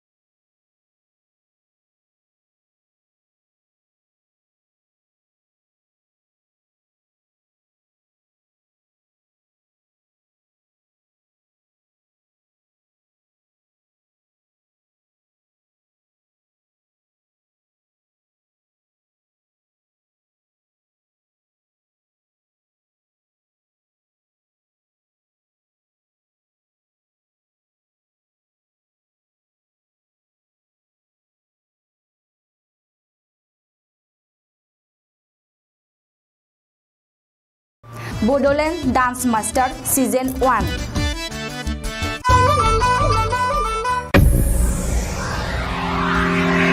दायो जोंहा नेक्स्ट डान्सारनि मुंखौ मख'नोसै बिथांनि मुङानो जाहैबाय स' गाइस नोंथांमोनखौ बरायनो खावलायबाय मिस रंजालि केरकाटारि बिथाङा दायो मोसागोन जों बिथांनि मोसानायखौ बिथांनि टेलेन्टखौ नायनोसै थेंक इउ मिउजिक प्लिज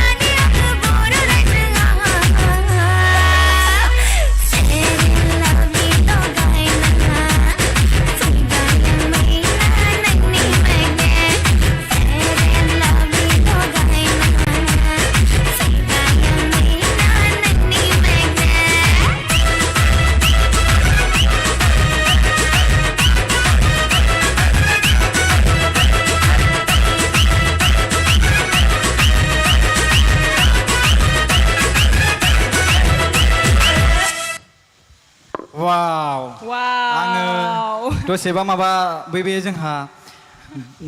बाथौ धोरोमाव जे दौदिनि थायोना बिनि खानायखौ बेबायदिसो मोनलायलांबायमोन आङो गाज्रि दामोन दे बिनानाव बुंगार गारबाय आं आंथ' गोसोआव सानदों जिबियो हेलिनायानो मोसाफैबाय नामा औ नोंगौ सिरियासलि एकेबारे गोबां मोजां मोसादों जोबोद मोजां बाब्राब मोसाथारदों स' लेडिज एन्ड जेन्टेलमेन मिस रंजालि केरकाटारि बेयो गोबां मोजां मोसाबाय जों नोंथांनि सोमोन्दै एसे मिन्थिना लानि नोंथाङा बुंदो खोन्थाना होदो खुलुमबाय आंनि मुङा रंजालि केरकाटारि आङो 14 बोसोर बैसोनि आं सालबारिनिफ्राय फैदों थेंक इउ बिनानाव नोंथांनि माखासे इनफरमेसनखौ होनायनि थाखाय रायजो राजाफ्रा जेसेबांखिनि मोजां मोनदों बिसोरो गावसोर भट होसिगोन दायो जोङो जाजेस बा नायबिजिरगिरि दोनखादों थिखानानै बिथांमोननिफ्राय जों मार्क मोनगोन मिथिबायना बे मार्कआ 10, 20, 30 स' दायो जों बिथांमोननिफ्राय मोनथिनो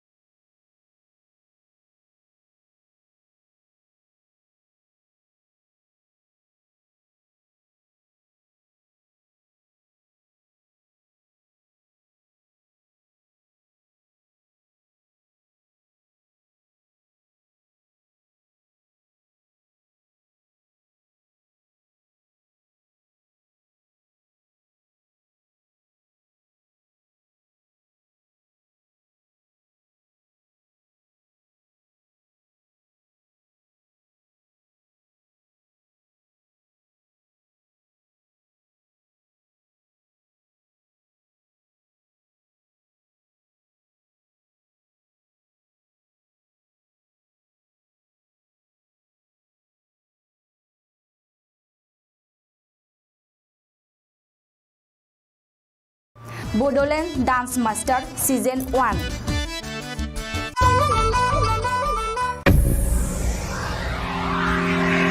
दायो जोंहा नेक्स्ट डान्सारनि मुंखौ मख'नोसै बिथांनि मुङानो जाहैबाय स' गाइस नोंथांमोनखौ बरायनो खावलायबाय मिस रंजालि केरकाटारि बिथाङा दायो मोसागोन जों बिथांनि मोसानायखौ बिथांनि टेलेन्टखौ नायनोसै थेंक इउ मिउजिक प्लिज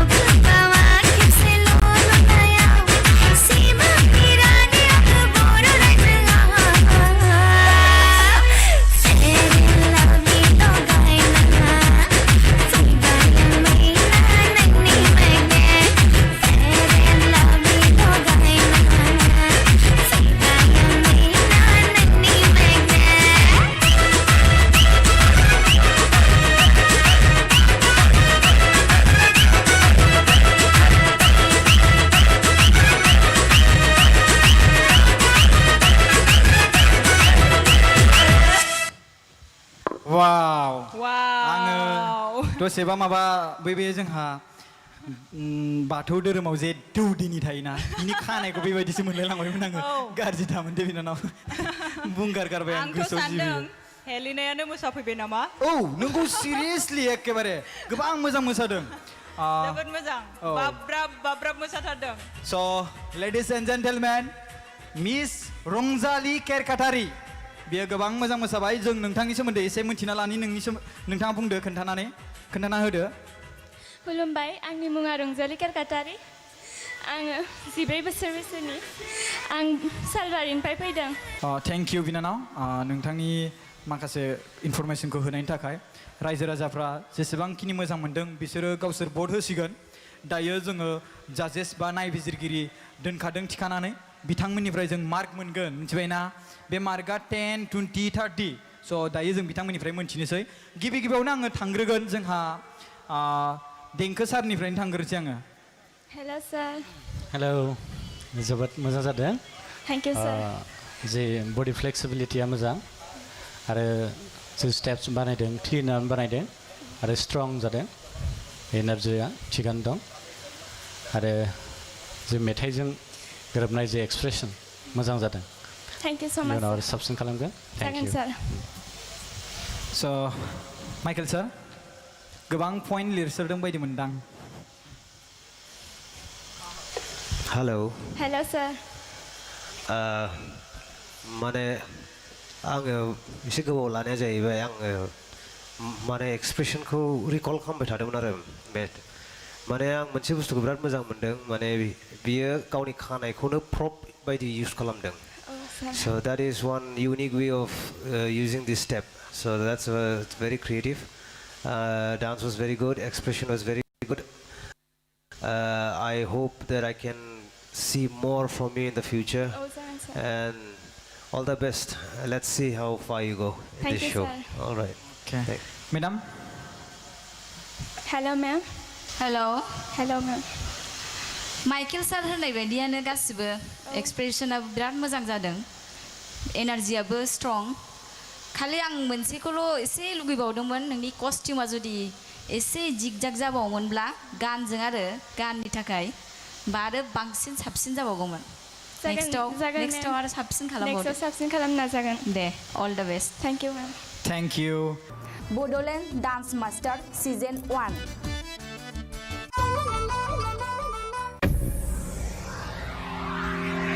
दानिया उननि मोसाखावरिनि मुङा जादों फोरबो ब्रह्म बिथांखौ जौस्राङाव फैनानै गावनि मोसानायखौ दिन्थिफैनो थाखाय गुरै खावलायनाय जाबाय Guys, Purba Brahmo.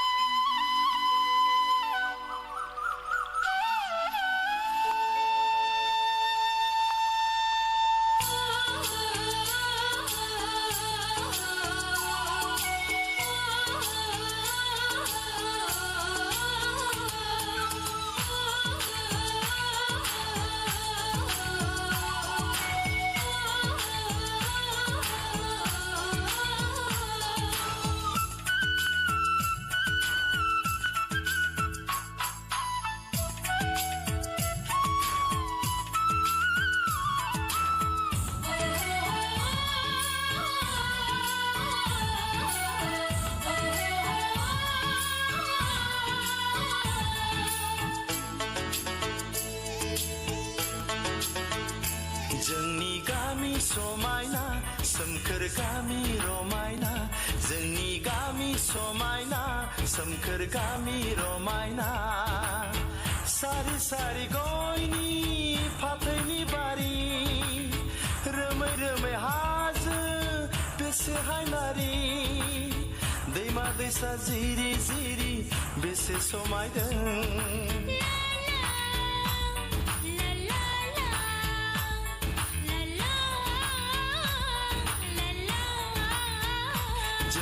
गामि समायना सोमखोर गामि रमायना जोंनि गामि समायना सोमखोर गामि रमायना सारि सारि गयनि फाथैनि बारि रोमै रोमै हाजो बेसे हायनारि दैमा दैसा जिरि जिरि बेसे समायदों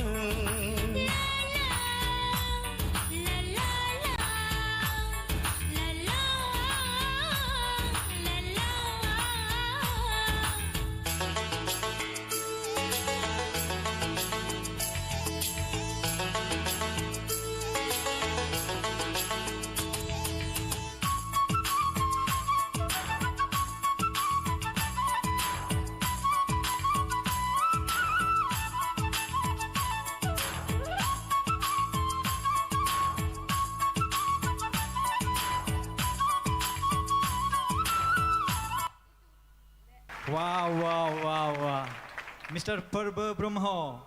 हमारे साथ है इतना कमाल का डांस किया आपने वाह ये है लुक हमारी बोडो कम्युनिटीज का पूरा ड्रेस्ड ये ड्रेसिंग जो है ना ये हमारी बोडो कम्युनिटीज का ये अरुणा यहाँ पे भी अरुणा ये राजकुमार राजकुमार जैसा लग रहा है यहाँ पे डांस करके कैसा लगा बहुत अच्छा लगा सो इसको भी बहुत अच्छा लगा और हमको भी बहुत अच्छा लगा इसके डांस देखते हुए है कि नहीं ऑडियंस कैसा लगा ओके थैंक यू सो हम तो अच्छा लगा लेकिन हमारे से जो महान डांसर जो यहाँ पे है जो इसके डांस को एनालाइज करेगा हमारे साथ जो 3 जजेस है वो लोग अभी हम हमको बताएंगे कैसा लगा तो फर्स्ट पहले इंट्रोडक्शन ले लेते हैं पहला ओके ठीक है खुलुमबाय सार माबायदि मोनदों रिंकू मैम माबायदि मोनदों ओह रिंकू मैम को प्यार करते हैं क्या नहीं तो सीधा डायरेक्टली रिंकू मैम को क्यों ऐसा यहाँ पे हम नहीं था क्या हाँ हम भी तो था मैं मजाक कर रहा था अच्छा ठीक है मजाक है तो ठीक है अच्छा डांस तो ठीक ही है थैंक यू मैम अभी जैसे तुम स्माइल क्यूट से स्माइल कर रहे हो डांस में भी थोड़ा सा स्माइल क्यूटनेस लाना चाहिए था मतलब और एक्सप्रेशन थोड़ा सा और चाहिए था लेकिन डांस ठीक ही है तुम्हारा ऑल द बेस्ट वाओ सो माइकल सर मैं क्या बोलूँ मुझे लगता है कितना दिन प्रैक्टिस किया होगा 2 दिन 2 डेज में 2 डेज देखा हमारी बोडो कम्युनिटीज में भी 2 डेज राइट एक सलाह दूंगा अगली बार से जब गान सेलेक्ट करेंगे ना तो try to make it more catchy माने नायनायावनो बुजिखादों माने डान्स स्टेप्सफ्रा खम ना एसे सिमिलार जालांजोबदों जायगायाव आरो नों बिराद खमबो मोसाबाय स' डान्सखौ माने नों गान लादों ना 4x4 मेथाइ लादों ना नों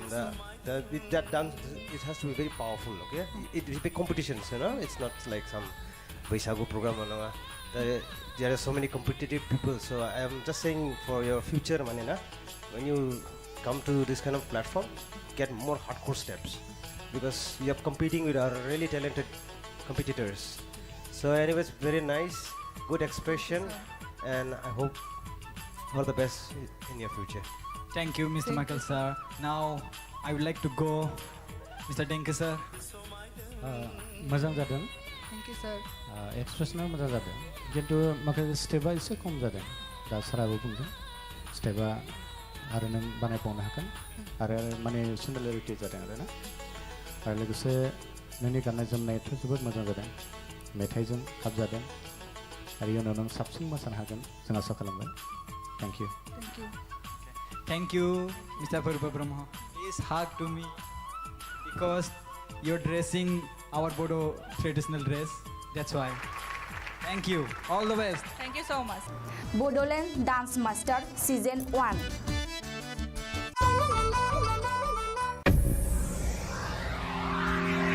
दानिया जोंहा दङ Miss Rani Bosumotari so miss Rani बसुमतारीखौ जौस्राङाव फैनानै गावनि मोसानायखौ दिन्थिफैनो थाखाय गुरै खावलायबाय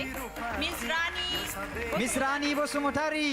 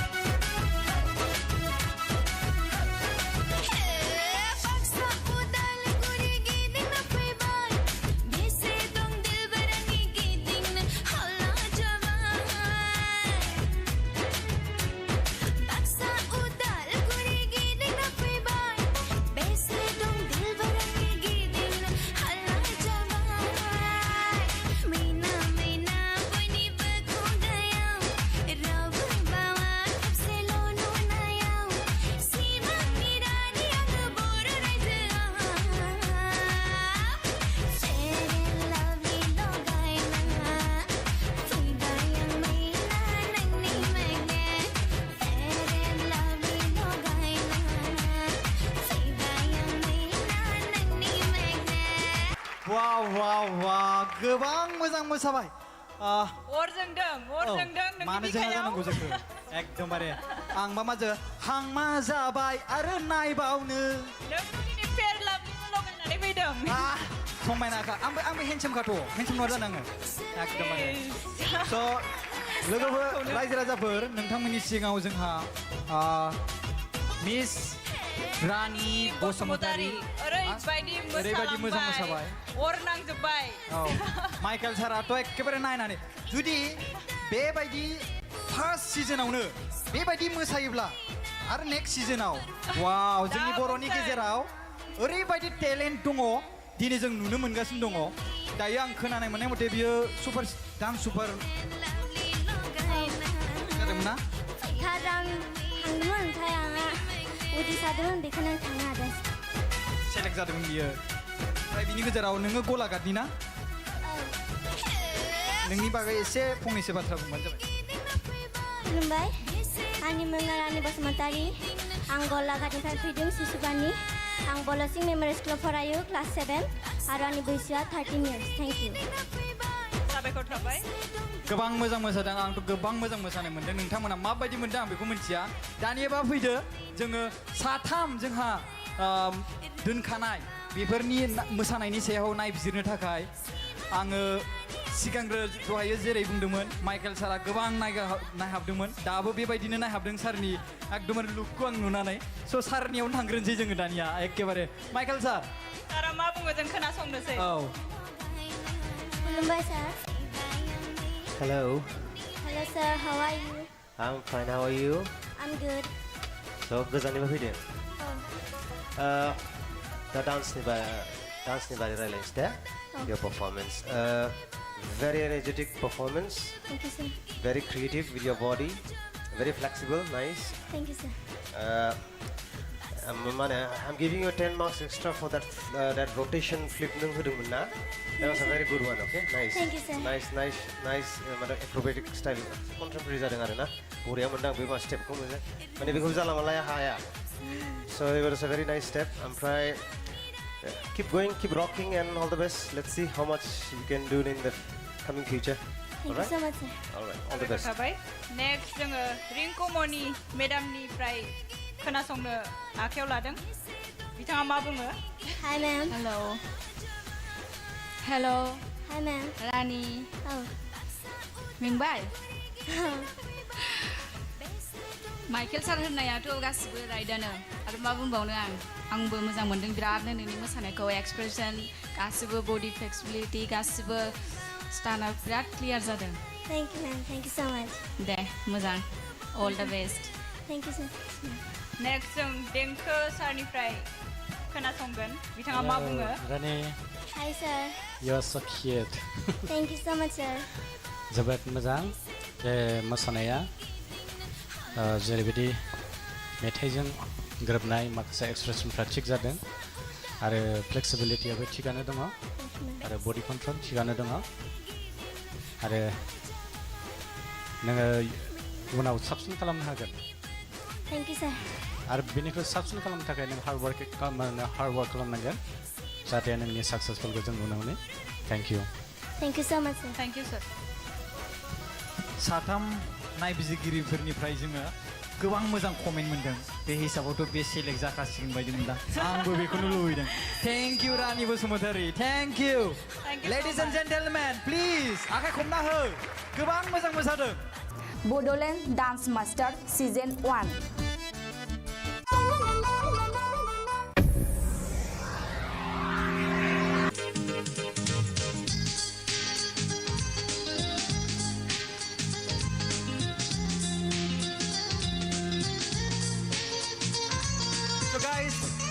दायो जोंनि गेजेराव नैथि खेब मोसाखावरि हिरामनि उजिरा मोसाफैगोन जों स्टेजआव फैनानै मोसाफैनो खावलायनाय थाबाय मिस हिरामनि उजिर आखाइ खबना हो रायजोफोर एसे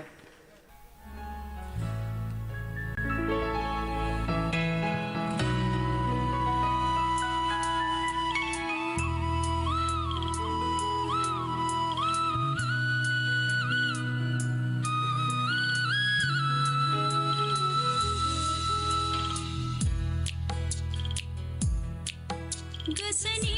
बिबार बारि बारि लाजिगुसो बियो आंनि गोसोनि बिबार बारि बारि लाजिगुसो मोनागु जालायबाय नाथाय बिटिसि बिसायख'थिनि भट सानख'नाय हाबाया दाबो जोबनो थाङाखै क'क्राझाराव गोबां बियाब दंबावो सानजोबनो थाखाय आरो बाक्सा जिल्लायाव फ्राय जोबनो थांगासिनो दङ मोनसेल' बियाब बाखि दं होनना बुंजायो बे जाहैबाय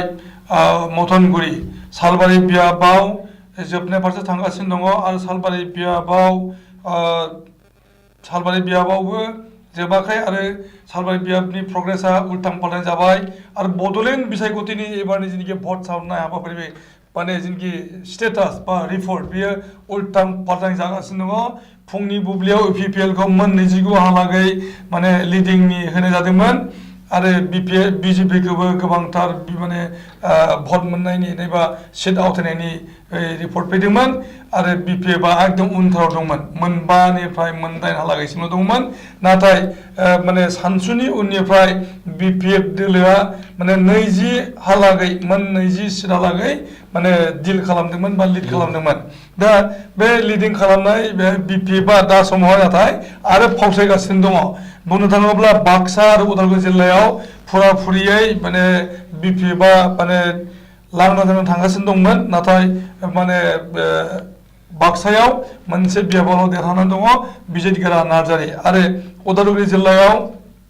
बेवहायबो माने जोबोद गाज्रियै जेननो थांबाय मानो होनबा इएम बनजागोरा दैमारि बनजार दैमारि बेनिफ्राय इएम लोमसाव दैमारि आरो स्पिकार त्रिदिप दैमारि जेनबाय आरो डेपुटि स्पिकार नेरसोन बर' जेनबाय दा बेफोर बिथिङा माने गोबां सोलाय सोल' बिथिं लाबोबाय थादों बे बिटिसि बिसायख'थिनि भट साननायनि बेलायावहाय दा जों नुनो मोनदों इउपिपिएलआ दासिम मोन 17थायाव देरहानानै दङ आरो बिजेपिआ मोन 8 आरो मोन 9 सिटआव देरहानानै दङ बिपिएफआ आरो लिड लागासिनो दङ बिपिएफआ आथिखालाव मोन 17था आरो इउपिपिएलआ मोन 12था दा लिड लाबाय थादों बिजेपिआ माने मोन 9आव लिड लाबाय थादों दा बेनि गेजेराव इउपिपिएलनिया मोन 11 बिजेपिना मोन 8 गासै मोन 19था बेसोर बिथांमोना ज' लोगो जालायनानै सरकार दानायनि सिमांखौ लानो हानाय अबस्थायाव फैदों आरो मोननै माने सिट मोनबावबानो बिजेपिनि सुलुङाव बुंनाय बायदि दहाय फुङाव बिजेपिनि सुलुङाव बुंनाय बायदियै इउपिपिएलखौ लाफानानै सरकार दागोन होननाय बाथ्राया जागोन नामा बेयो एसे माने साननायनि मोनसे माबा फैदों खराग फैदों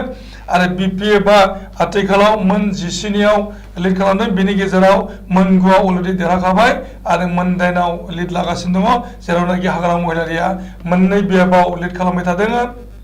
बे जाहैबाय देबरगाव आरो कसुगाव दा बिनि उनावहाय बिनि गेजेरावनो सराइबिल बियाब जमदुवार बियाब आरो जोंहाय गुमा बियाबाव देरहादों आरो दतमायाव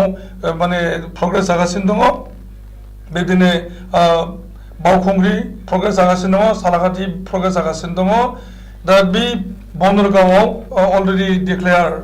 जानो थांबाय होनना बुंनाय जादों राजीब ब्रह्मखौ देरहानायनि थाखाय दा बे बिथिङा माने बिटिसिनि सरकारा मा रोखोम जानो हागौ बेखौ लानानै गोबां गोनांथि जादों बे समाव फोसावना लादों आङो जे बिजेपिआ मोन 9 मासियाव दासिम देरहानानै दङ बिथांमोना जाहैबाय थुरिबारि 19 थुरिबारियाव अबिराम महानायाव आरो फकिरग्रामाव नै दा बावैसो रिजाल्ट होनाय बायदिब्ला अरुप कुमार दे बिथाङा फकिरग्रामनि बिथाङाबो देरहादों आरो धर्मनारायण दासआ जाहैबाय नाग्रिजुलियाव रबिनबाला बिसासखौ फेजेनदों दिगन्त बरुवा मुदैबारि बियाबाव बिथाङा देरहादों रनेन्द्र नार्जारि गणेश कसारि इएम आगुनि इएम गणेश कसारिखौ फेजेननानै रनेन्द्र नार्जारिया देरहाबोदों सन्जीब तान्ति ननै सेरफांनिफ्राय देरहाबोदों दीपक कर फासनयाव दीपक करा देरहाबाय आरो भबेन्द्र बर' बिथाङा खैराबारि बियाबाव देरहादों मोन 9 मासे आवथायनो हागासिनो दा दानि बिजेपिआ आरो मोनसे बा मोननै बियाब आवथायबावनायनि आसा दङ बुंनाय जादों इउपिपिएलनिफ्राय देरहादोङो फेरेंगा बि फेरेंगा एबा रनजित बसुमतारी आरो प्रमद बर'आ मोननै बियाबाव देरहाबाय कख्लाबारि आरो गयबारि बियाबाव राकेश ब्रह्म मुसलपुर बियाबाव देरहादों आरो सानजारां सानजारां सनजय बसुमतारी बिथाङा हरिसिङा बियाबाव देरहादों गबिन्द बसुमतारी भैरबकुन्द बियाबाव देरहानानै दङ नीलु सरगियारि डक्टर नीलु सरगियारि बिथाङा रौता बियाबनिफ्राय देरहाबाय खातिराम बर' बागानपारा बियाबनिफ्राय बाक्सानि बागानपारा बियाब बे फलिन्द्र बसुमतारीखौ फेजेननानै खातिराम बर'आ देरहासार जाबाय इउपिपिएलनिफ्राय आरो भेरगाव बियाबनिफ्राय दावबायसा बर'आ देरहादों गरेस्वर बियाबाव गरेस्वर लेटेस्ट निउज बे जाहैबाय मा इएम महिषर बसुमतारीखौ फेजेनदों पबित्र बर'आ इउपिपिएलनि पबित्र बर'आ इएम महिषर बसुमतारीखौ फेजेननानै देरहासार जाबाय आरो कलिंदुवाराव दिलीप बर'आ देरहाबाय बनजार दैमारि इएमखौ फेजेननानै मोन 11 दासिम इउपिपिएलआ देरहानानै दङ मोन 8 बियाबाव बिजेपि देरहानानै दङ आरो दासिम बिजेपि इउपिपिएल एलायन्स जायोब्ला मोन 19 थाहायाव देरहानानै दङ बेराफारसे मोन 9 देरहानानै दङ बिपिएफनिफ्राय आरो मोन 9 मासियाव प्रग्रेस जागासिनो दङ मोन 17 आवगायदों आरो गण सुरक्षा पार्टीनिफ्राय दे अलरेडि देरहाबाय दिहिरा बियाबाव देरहानानै दङ बेनिफ्राय कंग्रेसनि देरहानायनि बाथ्रा जाबाय श्रीरामपुर बियाबाव दा एआइडिएफनिफ्राय दासिम लांदां जानानै दङ दा बेफोरखौ नोजोर होनानै माने सरकारा सोरनि जागोन बुंस' हायाखै दा बहाय क'लिसन सरकार जागोनखौनो मिजिं लाहरदों मानो होनना बुङोब्ला बिपिएफआ हारसिङैनो माने एबसुलेट मेजरिटि मोननाय नंलिया इउपिपिएलआ मोननाय नंलिया बिजेपिआबो एबसुलेट मेजरिटि मोननाय नङा दा क'लिसननि बाथ्रा बिदिनो दा क'लिसन सरकार जायोब्ला दा बेवहाय इउपिपिएलआ माने प्रजेक्ट खालामदों जे बिटिसिनि चिफ जागोना प्रमद बर' जिहेतु बिथाङा मोननै बियाबनिफ्राय देरहाबोगासिनो दङ बेराफारसे बिजेपिनिफ्राय प्रजेक्ट खालामनाय जादों बिश्वजित दैमारिया बिपिएफनि वार्किं प्रेसिडेन्टमोन आरो राज्यसभानि एमपिमोन बे राज्यसभानि एमपि बिबानखौ नागारलायनानै बिथाङा बिपिएफनिफ्राय रिजाइन होदों आरो बिजेपिआव हाबदों बिजेपि हाबनायनि उनावहाय बिथांखौ बिजेपि बिथिंनिफ्राय प्रजेक्ट खालामदों जे बिथाङा चिफ जानांगौ बिटिसि चिफ बिजेपिआव जागोन दा बे बेलायावहाय बिपिएलआबो चिफ बियो आरो बिजेपि चिफ बियो दा बे बेलायावहाय माने बुरजाफोरा जालायनो हागोन हाया बेबो मोनसे साननो गोनां जादों आरो बेराफारसे बिपिएफआ मोन 17थायाव आवगायदों आरो मोन 17थायाव देरहाजोबोब्लाबो बिथांमोननो मोन 4 सिटनि दरखार जागोन आरो बिथांमोना माने सरकार हारसिङै दानो हानाय नङा बे बेलायावहाय कंग्रेस आरो गण सुरक्षा पार्टीनि मोननै फैदेरबा मोन 19 फैगोन बिथांमोननियाव आरो मोननै मासि बिथांमोननो गोदानथि जाबोगोन बेबायदि मोनसे हेंगिं अबस्थायाव गोलैनानै थादों बे समनि बिसायख'थिनि भट साननायाव दा बिपिएफजों बिजेपिजों रायजो सरकाराव जेरै एलायन्स दङ आरो बे एलायन्सआ थांनाय 2015 इं मायथाइनिफ्राय 2020 इं मायथाइनि 21 इं मायथाइनि बिसायख'थि बुब्लिसिम जानायनि बाथ्रा बेयो मिरु सरकार दैदेनबाय थानाय बिजेपिजों एलायन्स जादोंमोन आरो एग्रिमेन्ट जादोंमोन बे हिसाबै माने रायजो सरकाराव दासिमबो बिपिएफजों बिजेपिजों मोजां सोमोन्दो नंलायलायाबाबो सरकाराव दंबाय थायो बिपिएफआ बेराफारसे बे बाथ्राखौ लानानै साननो गोनां जादों जे मिरु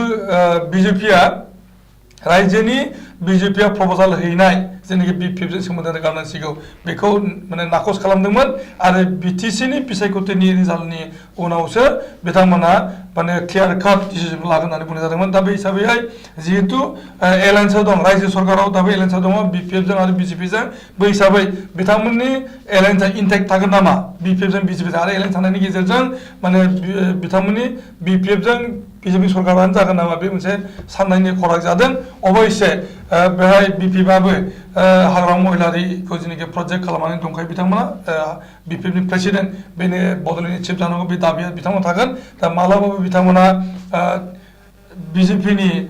चिफ जानायखौ लुबैनाय नङा दा बेफोर बिथिङा बिजेपिजों बा बिपिएफजों माबायदि इन्टेक्ट जागोन एलायन्सआव बे साननो गोनां जादों अबयसे मिरु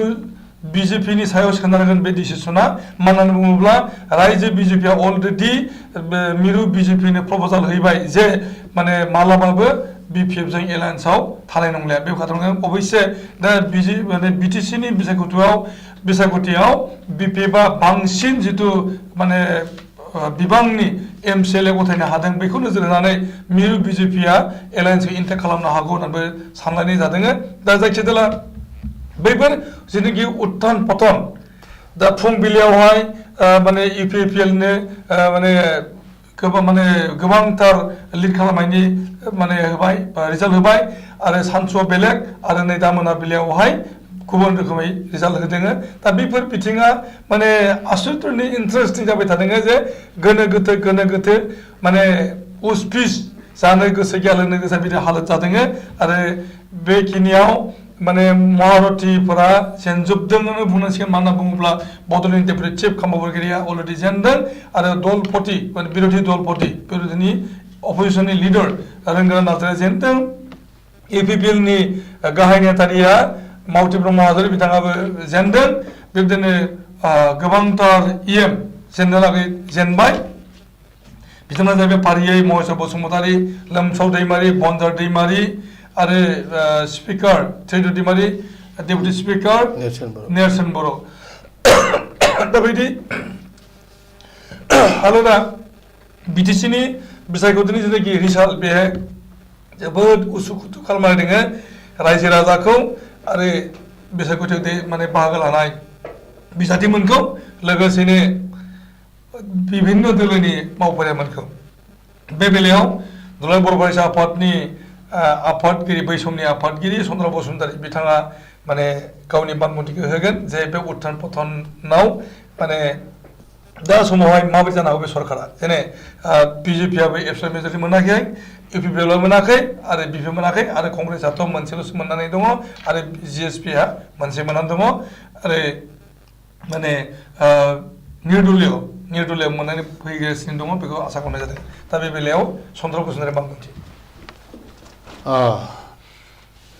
बिटिसिनि बे 2020नि जि बिसायख'थि बे बिसायख'थिया दाबो रोखा मोनसे माबा सावगारि लाबोनो हायाखै दा बे अबस्था नुदों दहाय मोनाबिलि जाहांनाय लोगो लोगो नुनो मोन्दोंमोन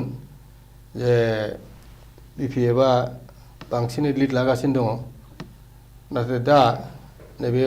हर थौबायानोसै बे हर थौनाय समाव नुनो मोनबाय बियो एसे आरो बिनि सावगारिया उल्था जाफिनलायबाय थाङैथिं नुनो मोन्दों जे थेवब्लाबो बिपिएफआनो सिंगेल मेजरिटि मोनगोन बे सावगारिया रोखा नाथाय बिजेपिआबो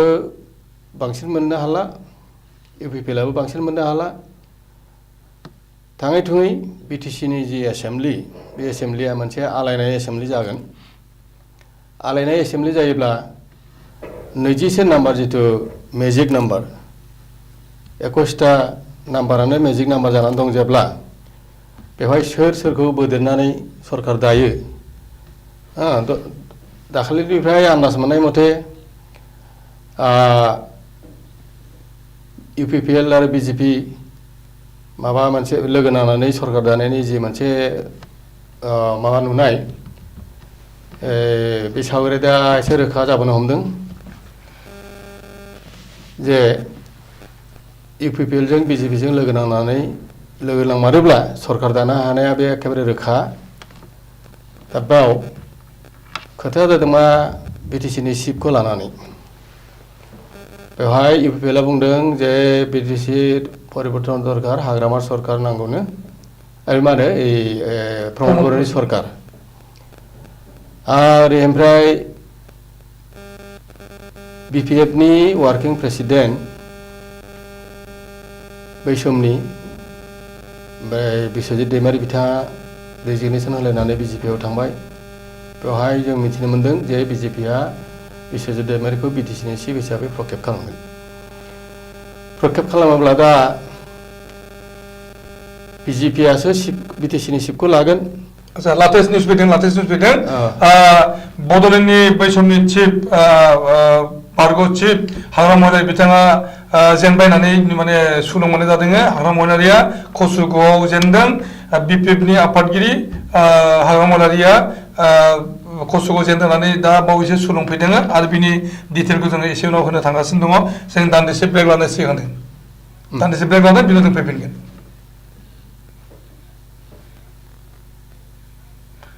BODOLAND Dance Master Season 1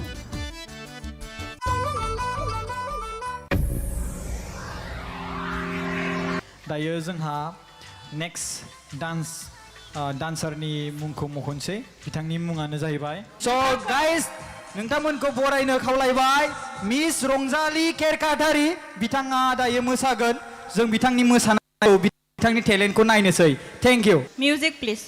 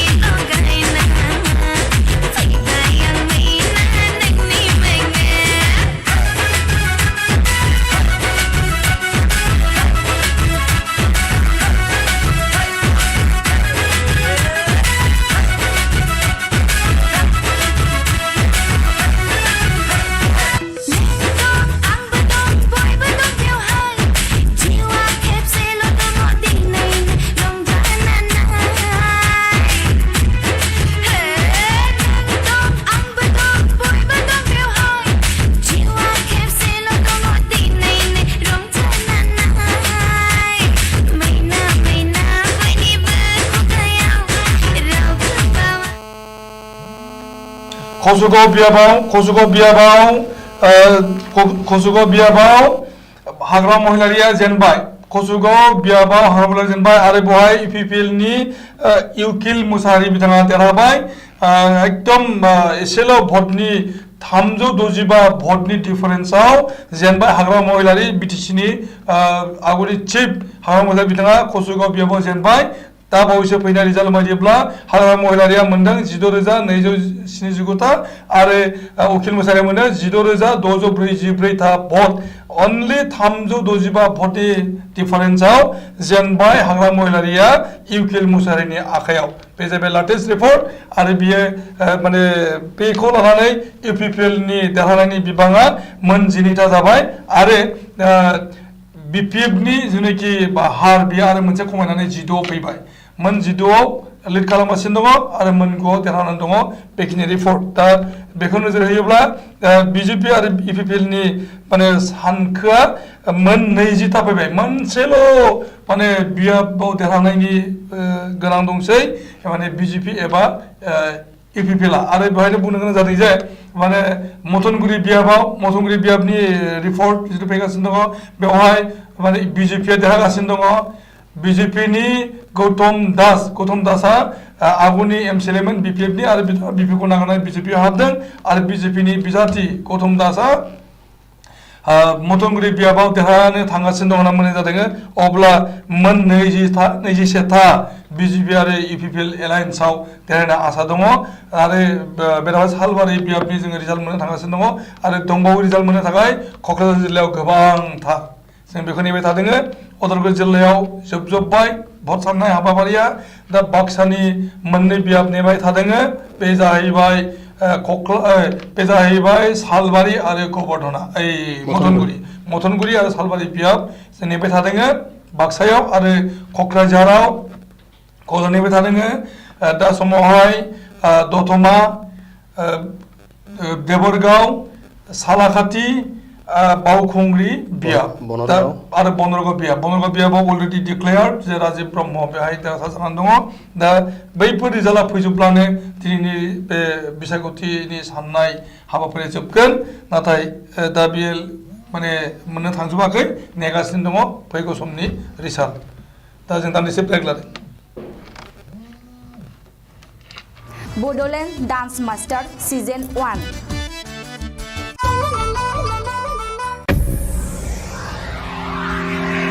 दायो जोंहा नेक्स्ट डान्सारनि मुंखौ मख'नोसै बिथांनि मुङानो जाहैबाय स' गाइस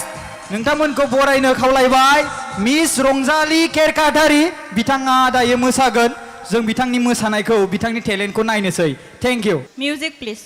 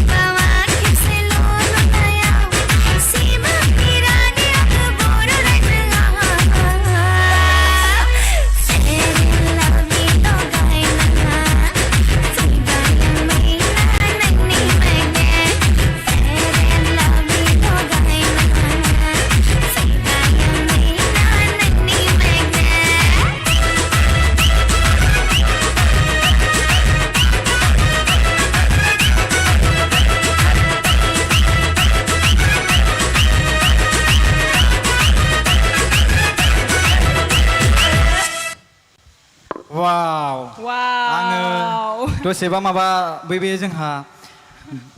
बाथौ धोरोमाव जे दौदिनि थायोना बिनि खानायखौ बेबायदिसो मोनलायलांबायमोन आङो गाज्रि दामोनदे बिनानाव बुंगार गारबाय आं गोसोआव सानदों हेलिनायानो मोसाफैबाय नामा औ नोंगौ सिरियासलि एकेबारे गोबां मोजां मोसादों जोबोद मोजां बाब्राब बाब्राब मोसाथारदों स लेडिज एन्ड जेन्टलमेन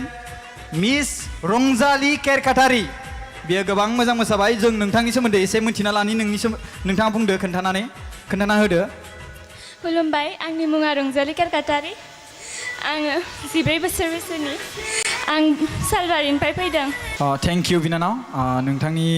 माखासे इनफरमेसनखौ होनायनि थाखाय रायजो राजाफ्रा जेसेबांखिनि मोजां मोनदों बिसोरो गावसोर भट होसिगोन दायो जोङो जाजेस बा नायबिजिरगिरि दोनखादों थिखानानै बिथांमोननिफ्राय जों मार्क मोनगोन मिथिबायना बे मार्कआ 10, 20, 30 स' दायो जों बिथांमोननिफ्राय मोनथिनोसै गिबियावनो आङो थांग्रोगोन जोंहा देंखो सारनिफ्रायनो थांग्रोसै आङो हेल' सार हेलौ जोबोद मोजां जादों थेंक इउ सार जे बडि फ्लेक्सिबिलिटिया मोजां आरो जों स्टेप्स बानायदों क्लिनार बानायदों आरो स्ट्रं जादों एनार्जिया थिगानो दं आरो जे मेथाइजों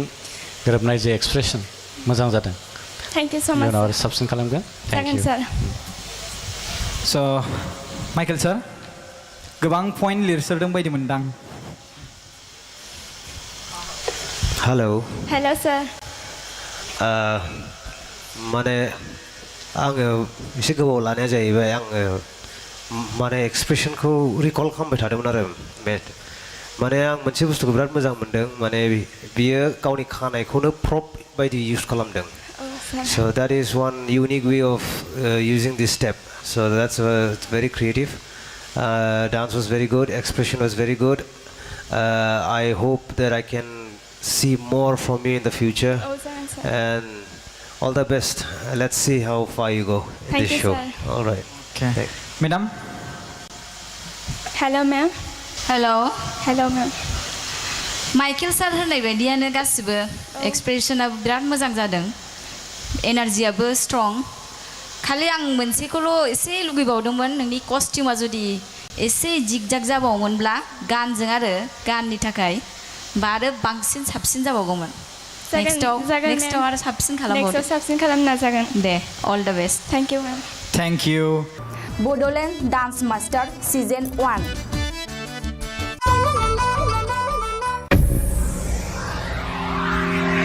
दानिया उननि मोसाखावरिनि मुङा जादों फोरबो ब्रह्म बिथांखौ जौस्राङाव फैनानै गावनि मोसानायखौ दिन्थिफैनो थाखाय गुरै खावलायनाय जाबाय गाइस फोरबो ब्रह्म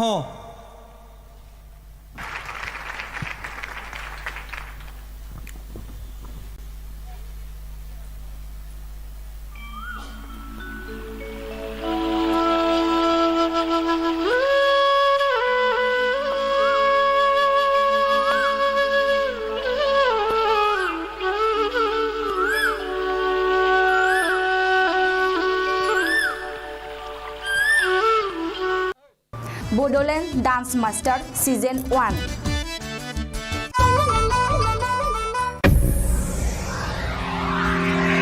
दायो जोंहा नेक्स्ट डान्सारनि मुंखौ मख'नोसै बिथांनि मुङानो जाहैबाय स' गाइस नोंथांमोनखौ बरायनो खावलायबाय लाटेस्ट आपडेट जाहैबाय जे बाक्सानि भट साननाया आबुं महराव फैबाय आरो जोबनाय थांबाय डिक्लेयारनिल' बाखिसै जे सालबारियाव BPF जय खुंगुर बसुमतारी बिथाङा देरहाबाय अनलि 300 भटनि डिफारेन्सआव अनलि 300था भटनि डिफारेन्सआव देरहाबाय जय खुंगुर बसुमतारी बिथाङा सालबारि बियाबनिफ्राय देरहाबाय आरो मदनगुरि बियाबाव BJPआ एसेल' भटनि डिफारेन्सआव देरहाबाय बेखौ मोनथिनाय जादों आरो बाक्सानि भट साननाय हाबाफारिया थुंगेनायनि लामायाव फैबाय थुंगेबाय दा बे हिसाबै BJPआ दासिम मोनगु मोननानै दङ मोनगु देरहाबाय आरो UPPLआ मोन 12 आरो BPFआ मोन 10 थांनानै दङ आरो साननाय हाबाफारि जागासिनो दंबावो बे हिसाबै BPFनि हिसाबा मोन 19आव दावखोदों आरो दा UPPनि थाखाय मोननै आसा खालामबाय थानाय दंबावो आरो BJPनि थाखाय मोननै आसा खालामनाय दंबावो दा बिनि उनावनो दिनैनि भट साननाय हाबाफारि जोबगोन दा समावहाय BJP आरो UPPL माने सरकार दानो हानायनि राहा जाबाय मानो होनना बुङोब्ला BJPआ मोनगु आरो UPPLआ मोन 12 देरहानानै दङ बेराफारसे BPFआ माने मोन 10 देरहाबाय आरो मोन दंबावो माखासे मानियाव आवगायनानै आरो बेनि इन्टारेस्टिंलि जे हाग्रा महिलारि बिथाङा कसुगावआव जेनबाय दा सोलिगासिनो दङ भट सानख'नाय हाबा गुमा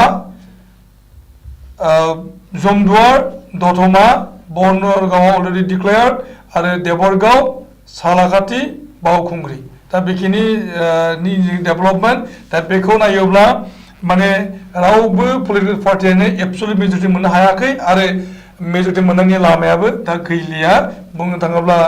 एलायन्स जुदि जायाब्ला दिन जानानै थागोन बड'लेण्ड सरकारनि सिमां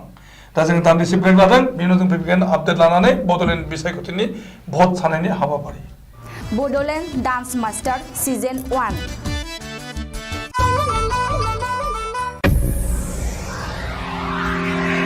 दायो जोंहा नेक्स्ट डान्सारनि मुंखौ मख'नोसै बिथांनि मुङानो जाहैबाय स' गाइस नोंथांमोनखौ बरायनो खावलायबाय मिस रंजालि केरकाटारि बिथाङा दायो मोसागोन जों बिथांनि मोसानायखौ बिथांनि टेलेन्टखौ नायनोसै थेंक इउ मिउजिक प्लिज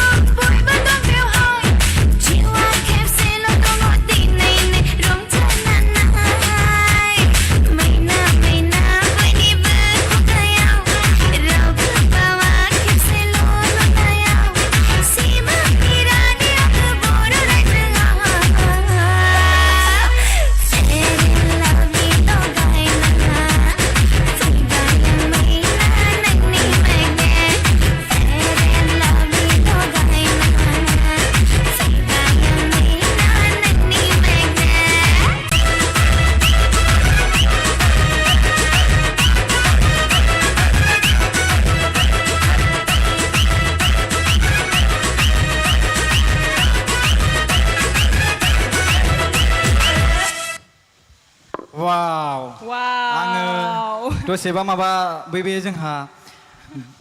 बाथौ धोरोमाव जे दौदिनि थायोना बिनि खानायखौ बेबायदिसो मोनलायलांबायमोन आङो गाज्रि दामोन दे बिनानाव बुंगार गारबाय आं गोसोआव सानदों हेलिनायानो मोसाफैबाय नामा औ नोंगौ सिरियासलि एकेबारे गोबां मोजां मोसादों जोबोद मोजां बाब्राब मोसाथारदों स' लेडिज एन्ड जेन्टेलमेन मिस रंजालि केरकाटारि बियो गोबां मोजां मोसाबाय जों नोंथांनि सोमोन्दै एसे मिन्थिना लानि नोंथाङा बुंदो खोन्थाना होदो खुलुमबाय आंनि मुङा रंजालि केरकाटारि आङो 14 बोसोर बैसोनि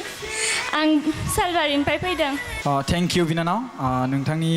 माखासे इनफरमेसनखौ होनायनि थाखाय रायजो राजाफ्रा जेसेबांखिनि मोजां मोनदों बिसोरो गावसोर भट होसिगोन दायो जोङो जाजेस बा नायबिजिरगिरि दोनखादों थिखानानै बिथांमोननिफ्राय जों मार्क मोनगोन मिथिबायना बे मार्कआ 10, 20, 30 स' दायो जों बिथांमोननिफ्राय मोनथिनोसै गिबियावनो आङो थांग्रोगोन जोंहा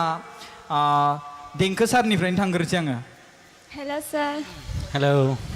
जोबोद मोजां जादों थेंक इउ सार जे बडि फ्लेक्सिबिलिटिया मोजां आरो जे स्टेप्स बानायदों क्लिनार बानायदों आरो स्ट्रं जादों एनार्जिया थिगानो दं आरो जे मेथाइजों गोरोबनाय जे एक्सप्रेसन मोजां जादों थेंक इउ स' माच उनाव आरो साबसिन खालामगोन थेंक इउ स' माइकेल सार गोबां पइन्ट लिरसोदों बायदि मोनदां हेल' सार माने आङो एसे गोबाव लानाया जाहैबाय आङो माने एक्सप्रेसनखौ रिकल खालामबाय थादोंमोन आरो माने आं मोनसे बुस्थुखौ बिराद मोजां मोनदों माने बियो गावनि खानायखौनो प्रप बायदि इउज खालामदों so that is one unique way of using this step so that's very creative dance was very good expression was very good I hope that I can see more from you in the future and all the best let's see how far you go in this show all right okay madam hello ma'am hello ma'am Michael sir होननाय बायदियानो गासिबो एक्सप्रेसनाबो बिराद मोजां जादों एनार्जियाबो strong खालि आं मोनसेखौल' एसे लुगैबावदोंमोन नोंनि कस्टिउमा जुदि एसे जिगजाग जाबावोमोनब्ला गाननि थाखाय बा आरो बांसिन साबसिन जाबावगौमोन नेक्स्टआव आरो साबसिन खालामनो नाजागोन दे all the best thank you ma'am thank you Bodoland dance master season 1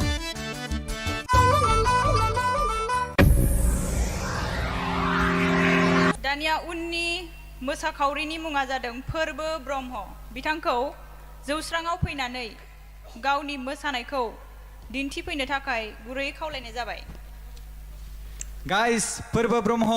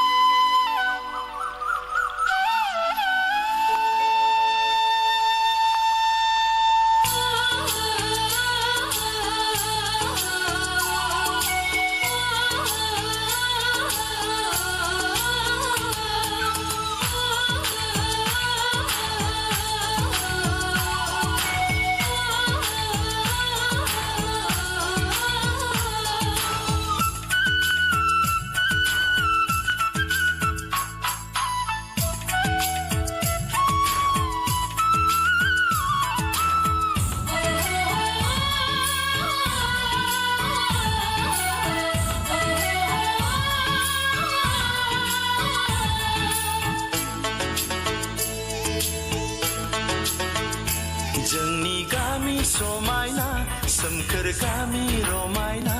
जोंनि गामि समायना सोमखोर गामि रमायना सारि सारि गयनि फाथैनि बारि रोमै रोमै हाजो बेसे हायनारि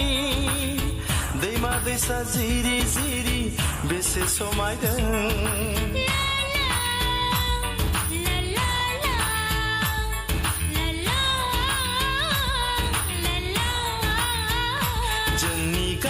समायना सोमखोर गामि रमायना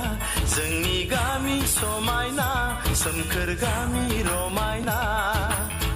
सारि सारि गयनि फाथैनि बारि रोमै रोमै हाजो बेसे हायनारि दैमा दैसा जिरि जिरि बेसे समायदों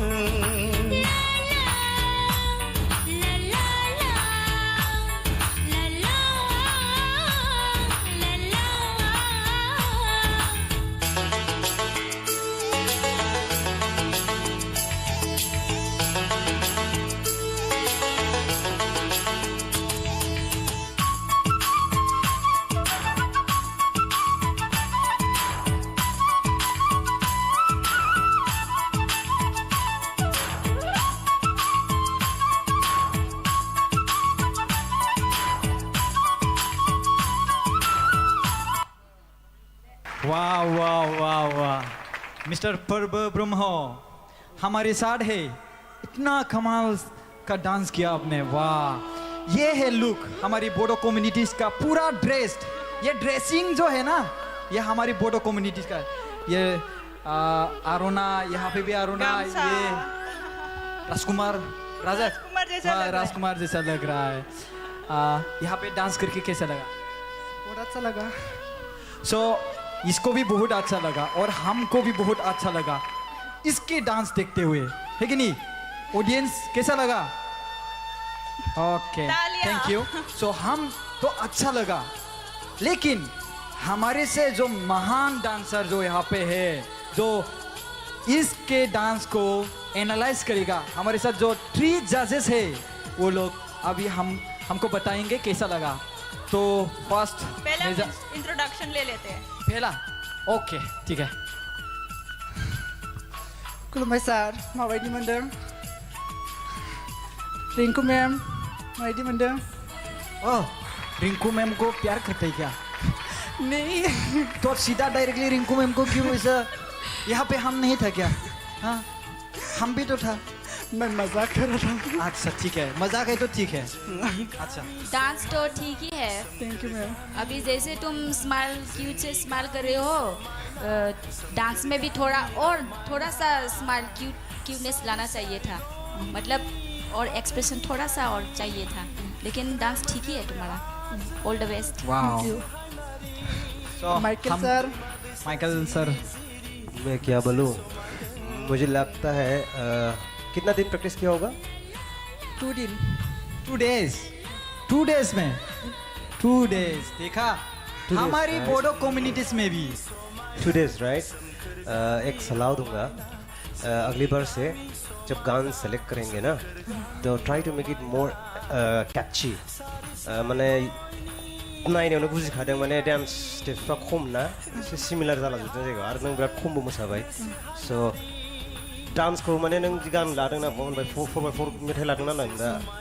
that dance it has to be very powerful, okay? It is a competition, you know, it's not like some Bwisagu program or no.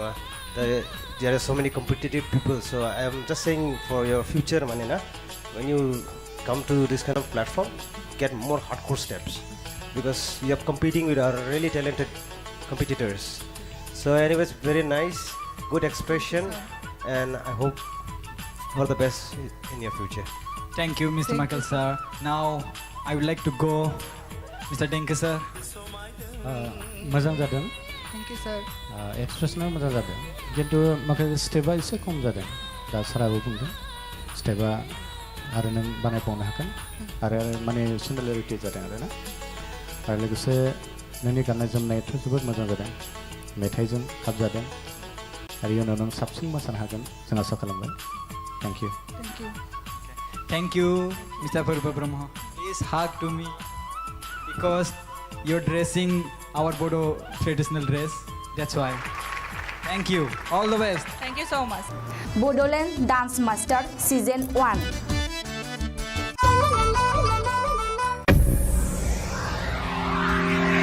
दानिया जोंहा दङ Miss Rani Bosumotari. Miss Rani बसुमतारीखौ जौस्राङाव फैनानै गावनि मोसानायखौ दिन्थिफैनो थाखाय गुरै खावलायबाय। Miss Rani Bosumotari.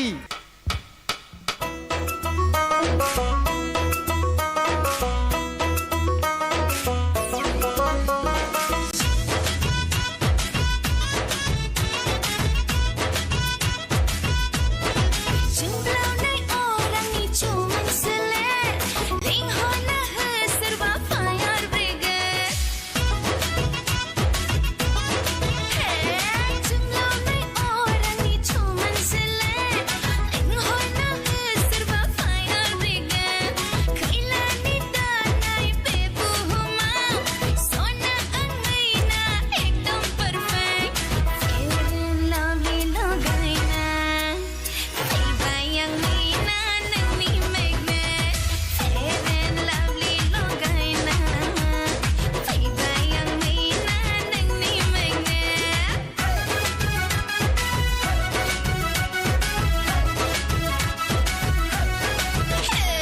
Paksa udal guri giding na paybay, bise dong dilbarani giding na hala jaway. Paksa udal guri giding na paybay, bise dong dilbarani giding na hala jaway. Mina bani bago gayaw, raw bawa kapse lono nayaw. Sima mirani ang boro rajaa. Fair and lovely logaina, bayang Mina nang ni magnet. Fair and lovely logaina,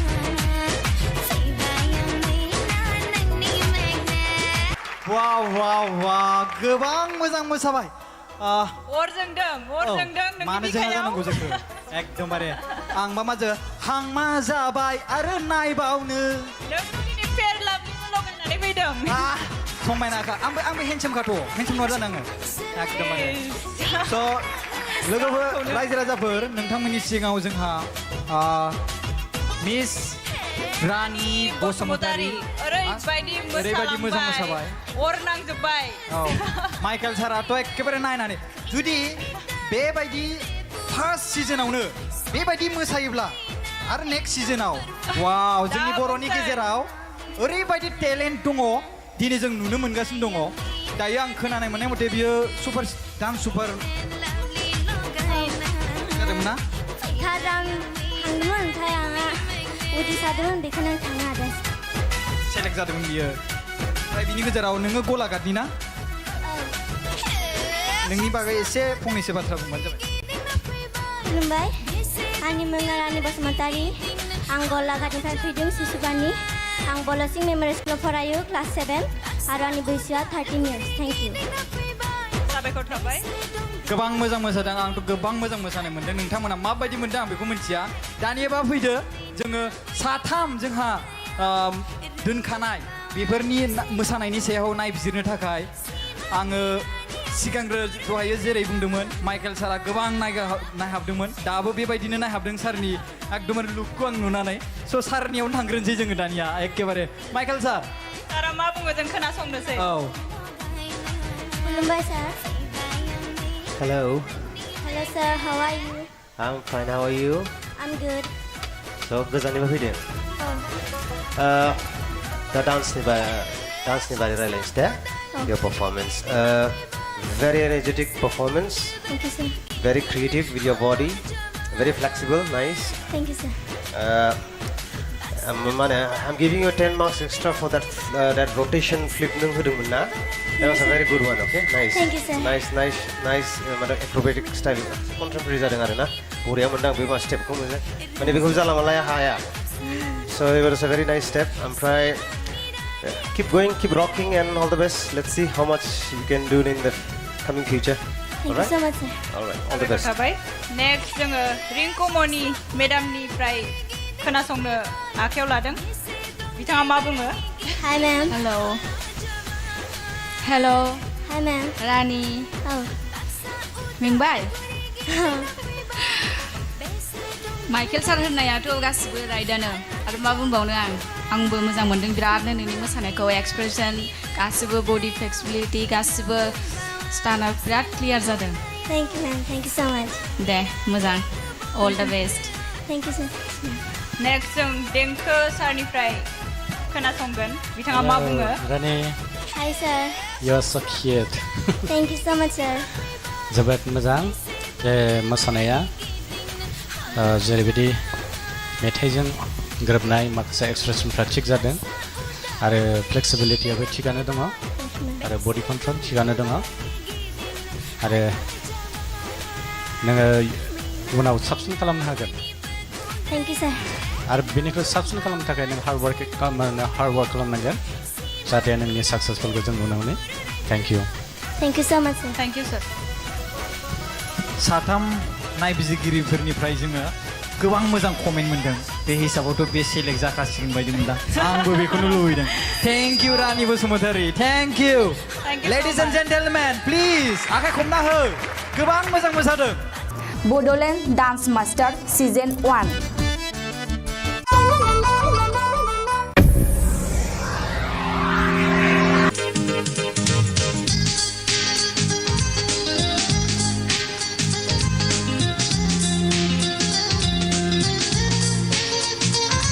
So guys, दायो जोंनि गेजेराव नैथि खेब मोसाखावरि हिरामनि उजिरा मोसाफैगोन जों स्टेजआव फैनानै मोसाफैनो खावलायनाय थाबाय miss Hiramani Ujir आखाइ खबना हो रायजोफोर एसे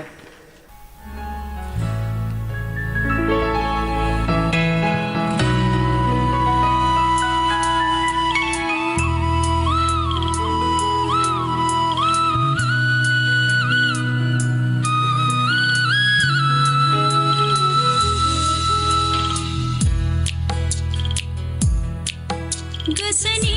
बिबार बारि बारि लाजिगुसो बियो आंनि गोसोनि बिबार बारि बारि लाजिगुसो बियो आंनि फैहां फैहाङैनो बारदैसि खोला बिरबोयै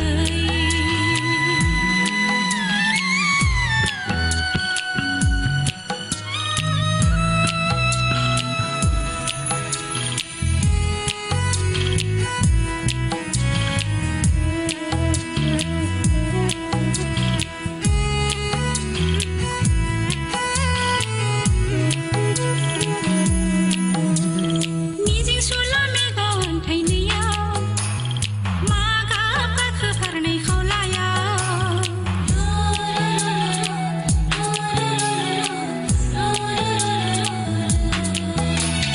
मिजिं सुला मेगन थाइनैयाव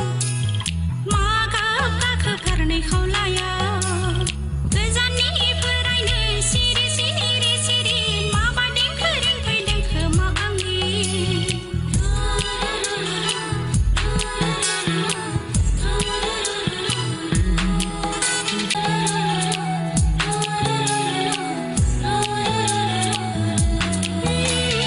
सिनायहां गोसो दरखङाव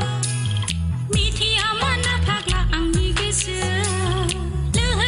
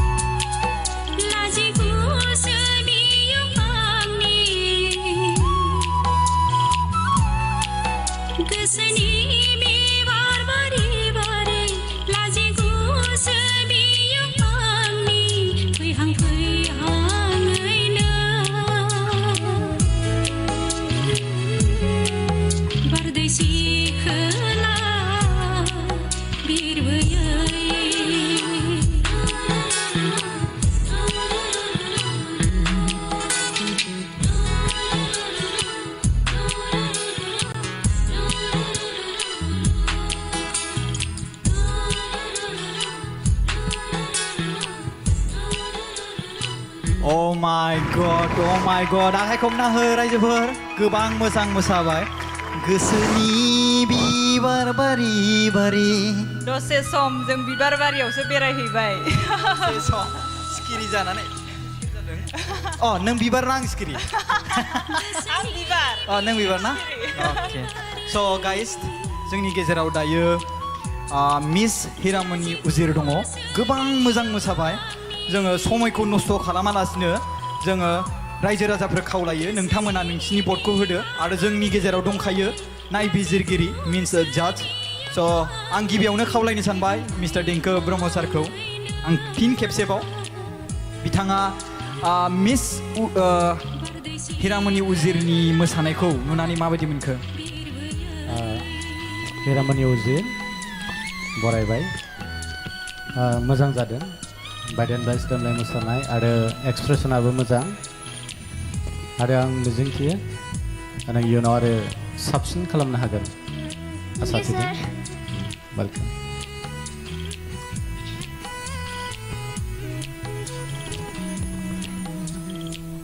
नेक्स्टआव रिंकुमनि मेडामखौ बिथांनि बानबुंथिखौ होनो थाखाय खावलायबाय बिथाङा माबायदि मोनदों मोसानायखौ खुलुमबाय madam Hello. Beautiful song and beautiful dance. Thank you miss Classical लायो ना? मिस कथक. मा यार? एबारो लास्ट मिन्थिखायो डान्सनि स्टाइलखौ नुबानो आखाइनि मुद्राफ्रा क्लिन जादों थेंक इउ मिस मोजां मोनदों आं डान्सखौ thank you miss thank you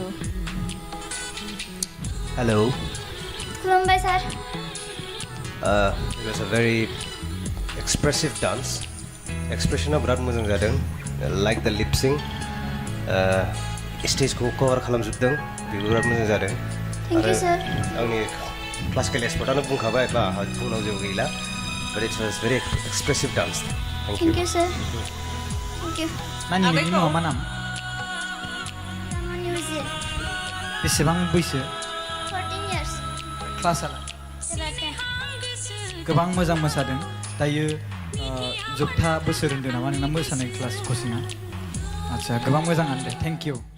Bodoland dance master season 1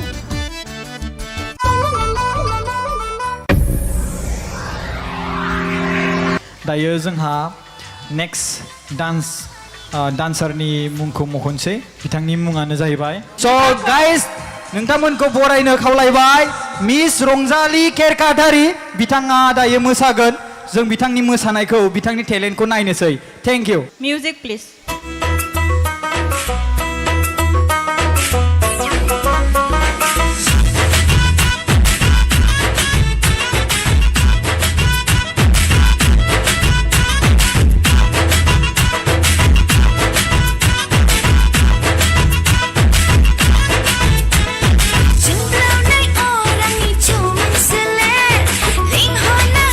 Serba fire bigger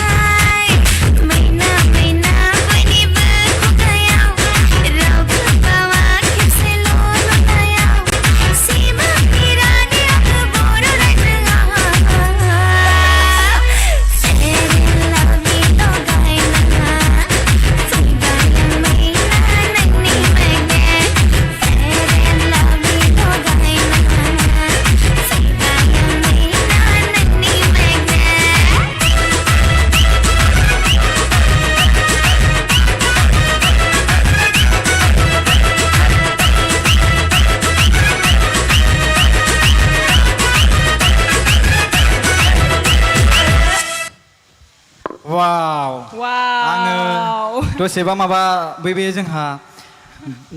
बाथौ धोरोमाव जे दौदिनि थायोना बिनि खानायखौ बेबायदिसो मोनलायलांबायमोन आङो गाज्रि दामोन दे बिनानाव बुंगार गारबाय आं आंथ' गोसोआव सानदों जिबियो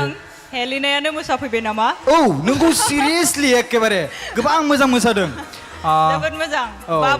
बाब्राब मोसाथारदों स' लेडिज एन्ड जेन्टेलमेन मिस रंजालि केरकाटारि बियो गोबां मोजां मोसाबाय जों नोंथांनि सोमोन्दै एसे मिन्थिना लानि नोंथाङा बुंदो खोन्थाना होदो खुलुमबाय आंनि मुङा रंजालि केरकाटारि आङो 14 बोसोर बैसोनि आं सालबारिनिफ्राय फैदों थेंक इउ बिनानाव नोंथांनि माखासे इनफरमेसनखौ होनायनि थाखाय रायजो राजाफ्रा जेसेबांखिनि मोजां मोनदों बिसोरो गावसोर भट होसिगोन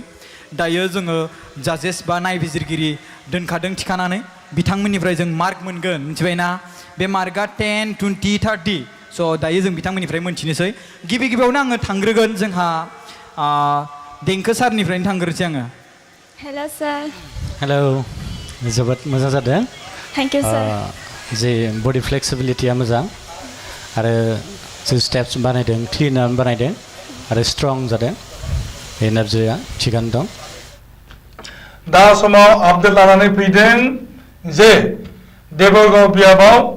बड'लेण्डनि आगुनि चिफ आरो BPFनि आफादगिरि हाग्रा महिला देरहाबाय बिथाङा 5,000 भटनिबो बांसिन डिफारेन्सआव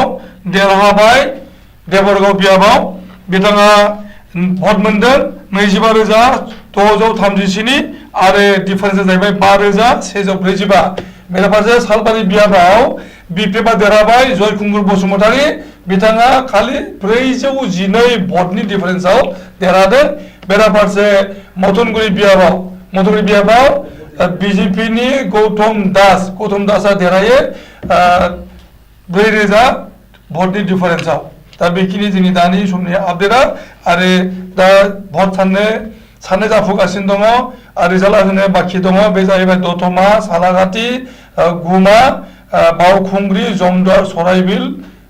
बेखिनि दंबावो आरो बेखिनि भटनि रिजाल्टआ ओंखारबानो आबुं ओंखारसिगोन आरो लेटेस्ट रिपर्ट फैनाय बायदिब्ला प्रेस मुसाहारि अदालगुरियाव प्रेस मुसाहारि बा फैलाव बसुमतारिया देरहाबाय बे धनस्रि बियाबनिफ्राय धनस्रि बियाब अदालगुरियाव मोनसेल' सिट देरहानो हाबाय BPFआ बे जाबाय धनस्रि बियाब आरो गुबुनफोराव BPF BJPआ आवथायना लाजोबदों बेराफारसे दानि जिहेतु जोबथारबाय रिजाल्ट बाक्सानि रिजाल्टआव मोननै सिटआवल'नो BPFआ देरहानो हादों आरो चिराङाव मोनबा आरो क'क्राझाराव दा मोननो थांगासिनो दङ भट आरो दासिमाव BPFनि देरहासार जानायनि बिबाङा मोन9सिम दावखोनानै दङ आरो मोन9 दा मोन7 मासिनि थाखाय दा जुजिनायनि फाला गोलैदों दा बेखिनि जोबनायनि उनावनो जोंनि दिनैनि आबुं माबाखौ मोनसिगोन रिजाल्टखौ मोनसिगोन आरो मुंख'नो गोनांदि बे खेबनि बिसायख'थियाव BTCआव नाथाय रावबो एबसुलेट मेजरिटि मोननाय जायाखिसै आरो जानायबो नंलिया आरो बे दिन्दांनानै थागोन ना मा जागोन बेनि बागै दा बुंनो हानाय जाथ'वाखै मानो होननानै बुङोब्ला माने UPPL आरो BJP जुदि एलायन्स जायोब्ला सरकारा जागोन आरो बेराफारसे BPF आरो BJP लोगो जायोबा सरकारा जागोन नाथाय गावजों गाव गोरोबलायनाय गैया जायोब्ला बे दिन्दांनानै थागोन दा जों नुनो मोनदों दा लेटेस्ट रिपर्ट मोननाय बादिब्ला BPFनि आफादगिरिया बेनि सायाव सानलाय हलाय खालामनो थाखाय जगाजग खालामदों BJPनि दैदेनगिरिफोरजों बुंनाय जादों बेराफारसे प्रमद बर' UPPLनि आफादगिरि प्रमद बर' बिथाङा डक्टर हिमन्त बिश्व शर्माखौ लोगो हमनो थांदों होननानै मिथिनाय जादों दा बेफोर बिथिङा माने जोंनि बे बड'लेण्डनि जिनोखि सरकार दानायनि बाथ्रा बेनि सायाव सोनारसिगोन दा जोङो दान्दिसे ब्रेक लादों BODOLAND Dance Master Season 1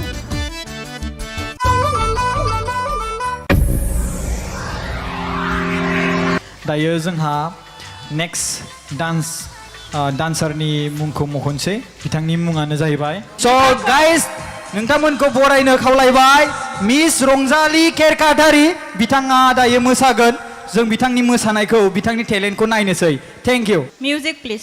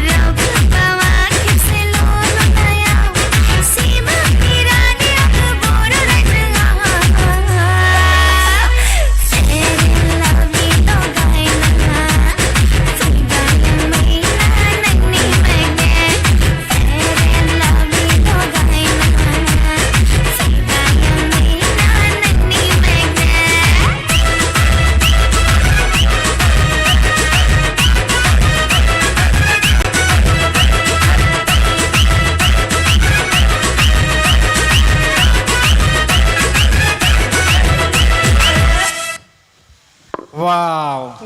आङो वाव दसेबा माबा बे जोंहा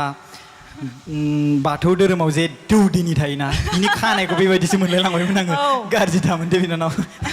बुंगार गारबाय आं आंथ' गोसोआव सानदों जिबि हेलिनायानो मोसाफैबाय नामा औ नोंगौ सिरियासलि एकेबारे गोबां मोजां मोसादों जोबोद मोजां बाब्राब बाब्राब मोसाथारदों स' लेडिज एन्ड जेन्टेलमेन मिस रंजालि केरकाटारि बियो गोबां मोजां मोसाबाय जों नोंथांनि सोमोन्दै एसे मिन्थिना लानि नोंथाङा बुंदो खोन्थाना होदो खुलुमबाय आंनि मुङा रंजालि केरकाटारि आङो 14 बोसोर बैसोनि आं सालबारिनिफ्राय फैदों थेंक इउ बिनानाव नोंथांनि माखासे इनफरमेसनखौ होनायनि थाखाय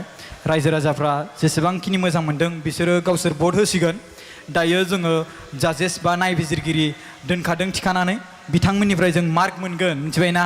बे मार्कआ 10, 20, 30 स' दायो जों बिथांमोननिफ्राय मोनथिनोसै गिबियावनो आङो थांग्रोगोन जोंहा देंखो सारनिफ्रायनो थांग्रोसै आङो हेल' सार हेलौ जोबोद मोजां जादों थेंक इउ सार जे बडि फ्लेक्सिबिलिटिया मोजां आरो जे स्टेप्स बानायदों क्लिनार बानायदों आरो स्ट्रं जादों एनार्जिया थिगानो दं आरो जे मेथाइजों गोरोबनाय जे एक्सप्रेसन मोजां जादों थेंक इउ स' माच उनाव आरो साबसिन खालामगोन थेंक जागोन इउ सार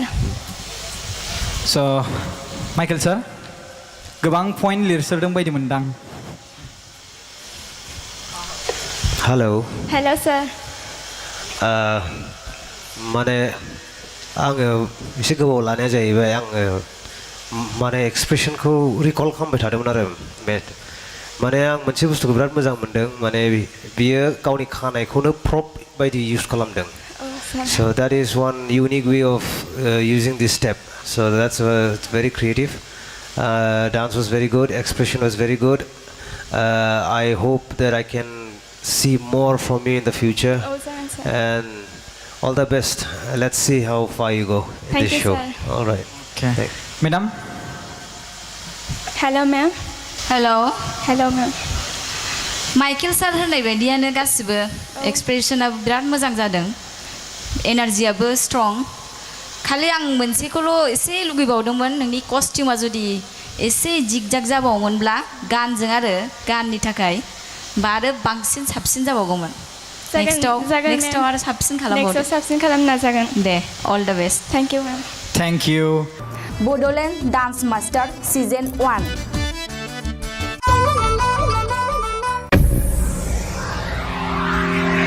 दानिया उननि मोसाखावरिनि मुङा जादों फोरबो ब्रह्म बिथांखौ जौस्राङाव फैनानै गावनि मोसानायखौ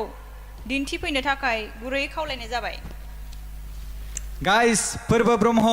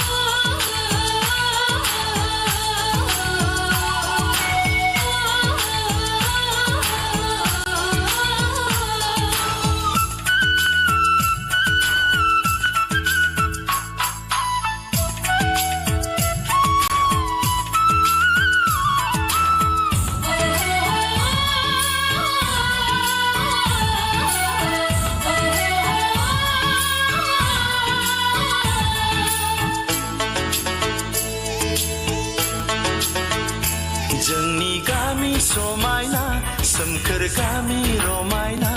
जोंनि गामि समायना सोमखोर गामि रमायना सारि सारि गयनि फाथैनि बारि रोमै रोमै हाजो बेसे हायनारि दैमा दैसा जिरि जिरि बेसे बेसे समायदों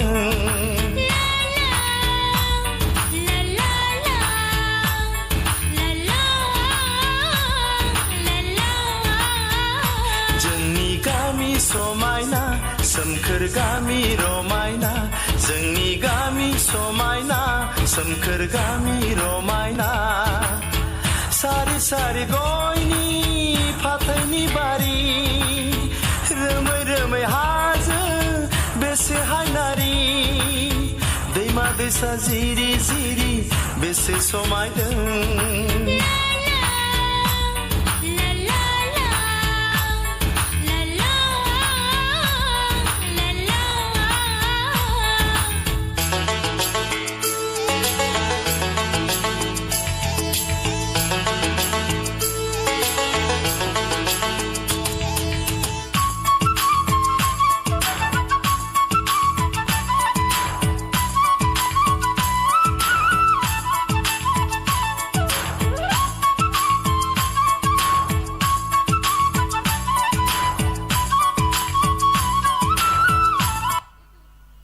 वाह वाह वाह वाह मिस्टर पर्व ब्रह्म हमारे साथ है इतना कमाल का डांस किया आपने वाह ये है लुक हमारी बोडो कम्युनिटीज का पूरा ड्रेस्ड ये ड्रेसिंग जो है ना ये हमारी बोडो कम्युनिटीज का ये आरोना यहाँ पे भी आरोना गामसा। ये राजकुमार राजा राजकुमार जैसा लग रहा है। राजकुमार जैसा लग रहा है यहाँ पे डांस करके कैसा लगा बहुत अच्छा लगा सो इसको भी बहुत अच्छा लगा और हमको भी बहुत अच्छा लगा इसके डांस देखते हुए है कि नहीं ऑडियंस कैसा लगा ओके तालियां। थैंक यू सो हम तो अच्छा लगा लेकिन हमारे से जो महान डांसर जो यहाँ पे है जो इसके डांस को एनालाइज करेगा हमारे साथ जो 3 जजेस है वो लोग अभी हमको बताएंगे कैसा लगा तो फर्स्ट पहले इंट्रोडक्शन ले लेते हैं पहला ओके ठीक है खुलुमबाय सार माबायदि मोनदों रिंकू मैम माबायदि मोनदों ओह रिंकू मैम को प्यार करते हैं क्या नहीं तो आप सीधा डायरेक्टली रिंकू मैम को क्यों ऐसा यहाँ पे हम नहीं था क्या हाँ हम भी तो था मैं मजाक कर रहा था अच्छा ठीक है मजाक है तो ठीक है अच्छा डांस तो ठीक ही है थैंक यू मैम अभी जैसे तुम स्माइल क्यूट से स्माइल कर रहे हो डांस में भी थोड़ा सा स्माइल क्यूटनेस लाना चाहिए था मतलब और एक्सप्रेशन थोड़ा सा और चाहिए था लेकिन डांस ठीक ही है तुम्हारा ऑल द बेस्ट वाह सो माइकल सर मैं क्या बोलूँ मुझे लगता है कितना दिन प्रैक्टिस किया होगा 2 दिन 2 डेज में 2 डेज देखा 2 days, हमारी right? बोडो कम्युनिटीज में भी 2 days राइट एक सलाह दूंगा अगली बार से जब गान सेलेक्ट करेंगे ना तो try to make it more catchy माने नायनायावनो बुजिखादों माने डान्स स्टेप्सफ्रा खम ना एसे सिमिलार जालांजोबदों जायगायाव आरो नों बिराद खमबो मोसाबाय स' डान्सखौ माने नों गान लादों ना 4x4 मेथाइ लादों ना नों दा that dance it has to be very powerful okay it is a competition you know it's not like some Bwisagu program नङा there are so many competitive people so I am just saying for your future माने ना when you come to this kind of platform get more hardcore steps because you are competing with our really talented competitors so anyways very nice good expression and I hope all the best in your future. Thank you, Mr. Michael sir. Now I would like to go, Mr. Denke sir. मोजां जादों thank you सर एक्सप्रेसना मोजां जादों किन्तु माखासे स्टेपा एसे खम जादों दा साराबो बुंदों स्टेपा आरो नों बानायबावनो हागोन आरो माने सिमिलारिटि जादों आरो ना आरो लोगोसे नोंनि गाननाय जोमनायाथ' जोबोद मोजां जादों मेथाइजों खाब जादों आरो इयुनाव नों साबसिन मोसानो हागोन जों आसा खालामबाय thank you Thank you, Mr. Purba Brahma. Please hug to me because you're dressing our Bodo traditional dress. That's why. Thank you. All the best. Thank you so much. BODOLAND Dance Master Season 1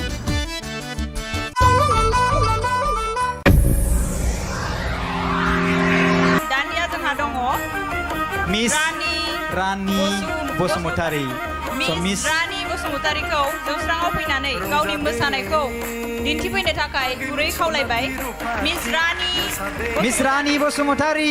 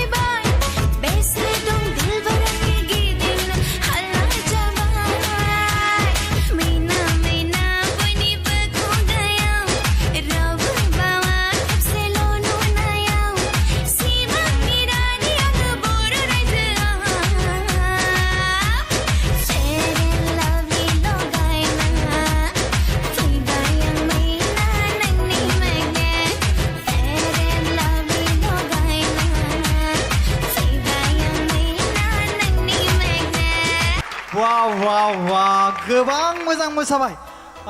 अर जोंदों मानो जोंहा जानांगौ जोंखौ एकदमबारे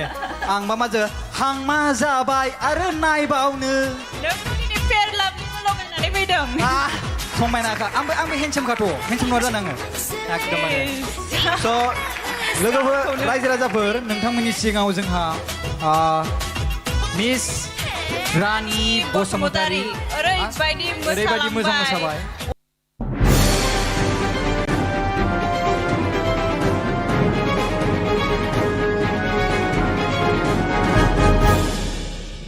BODOLAND Dance Master Season 1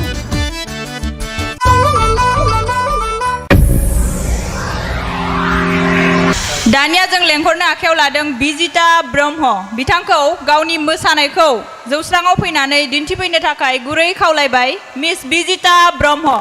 Ladies and gentlemen, please welcome to Miss Bijita Brahmo. मोसाना देखायदों Miss Bijita Brahmo. Music please.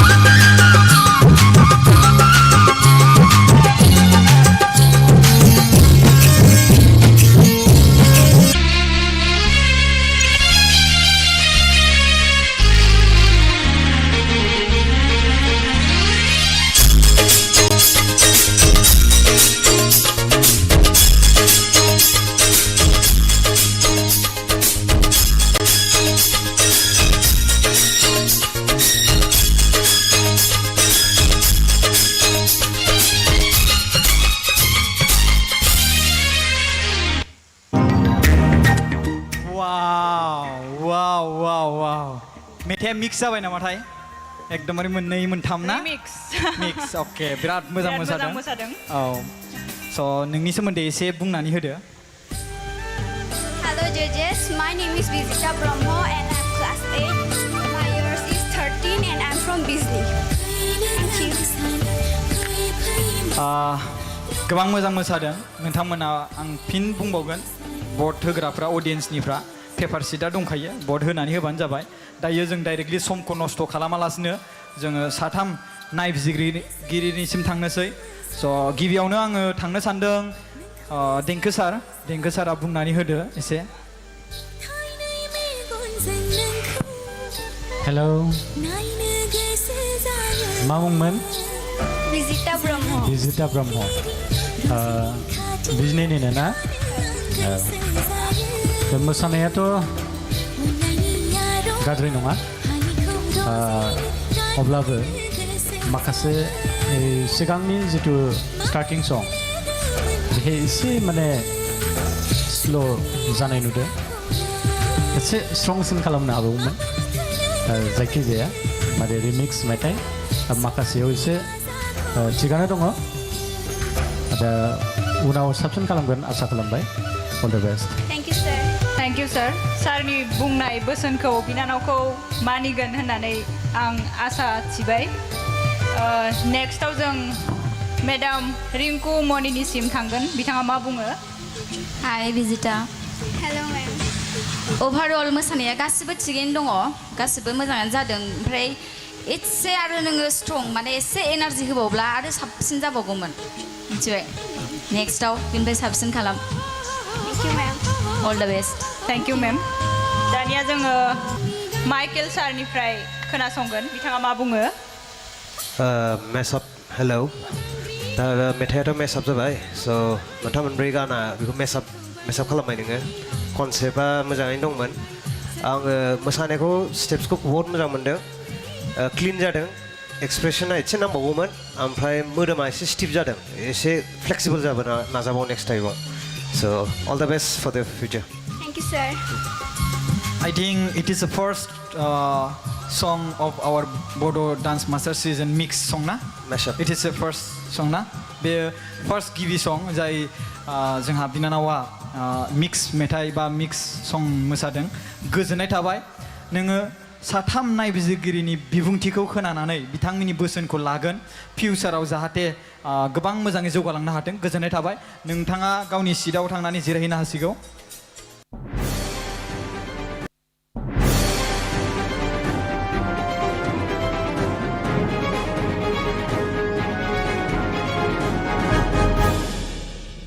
BODOLAND Dance Master Season 1.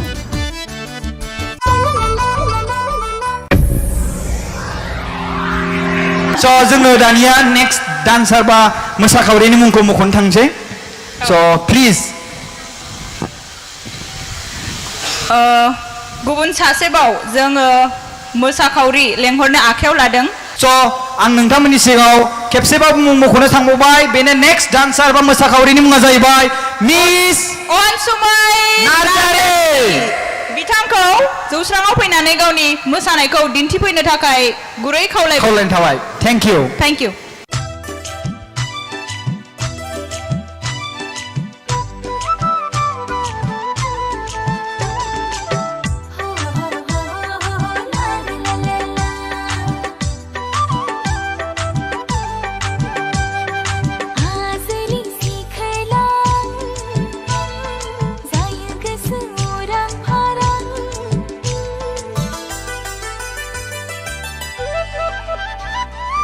आज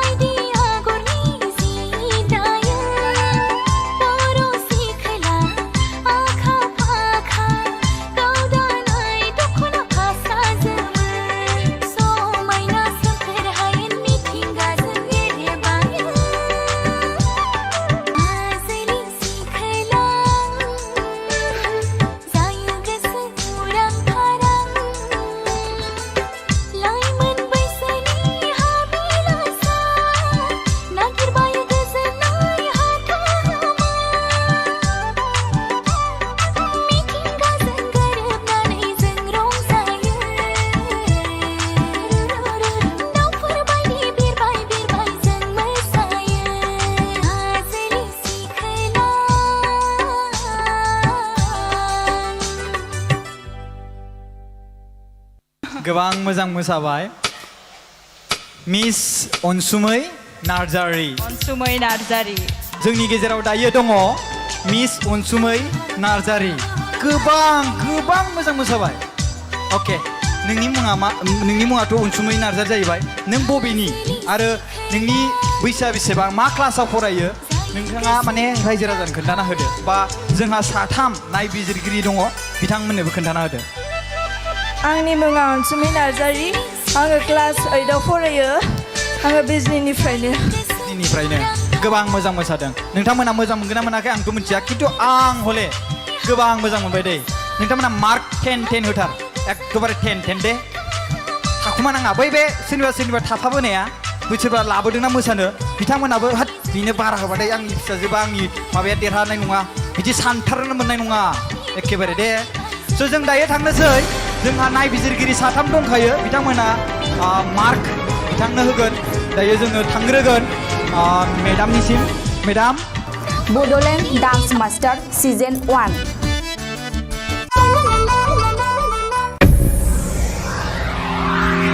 स' गाइस दायो जोंहा मोसानो दंबावो लास्ट डान्स जाय मोसाखावरि बिथांनि मुङानो जाहैबाय बिनिमा बसुमतारी बिथाङा दायो जोंनि जौस्राङाव फैनानै मोसाफैसिगोन जोङो बिथांखौ खावलायबाय जौस्राङाव फैनो थाखाय स' रायजो राजाफोरखौ जों गोसो गोरबोजों खावलायनाय थायो बिथांखौ बरायदो आखाइ खबनानै लेडिज एन्ड जेन्टेलमेन प्लिज आखाइ खबनानै बरायदो बिनिमा बसुमतारी दिनैनि गोथार सानाव आगान होफैनाय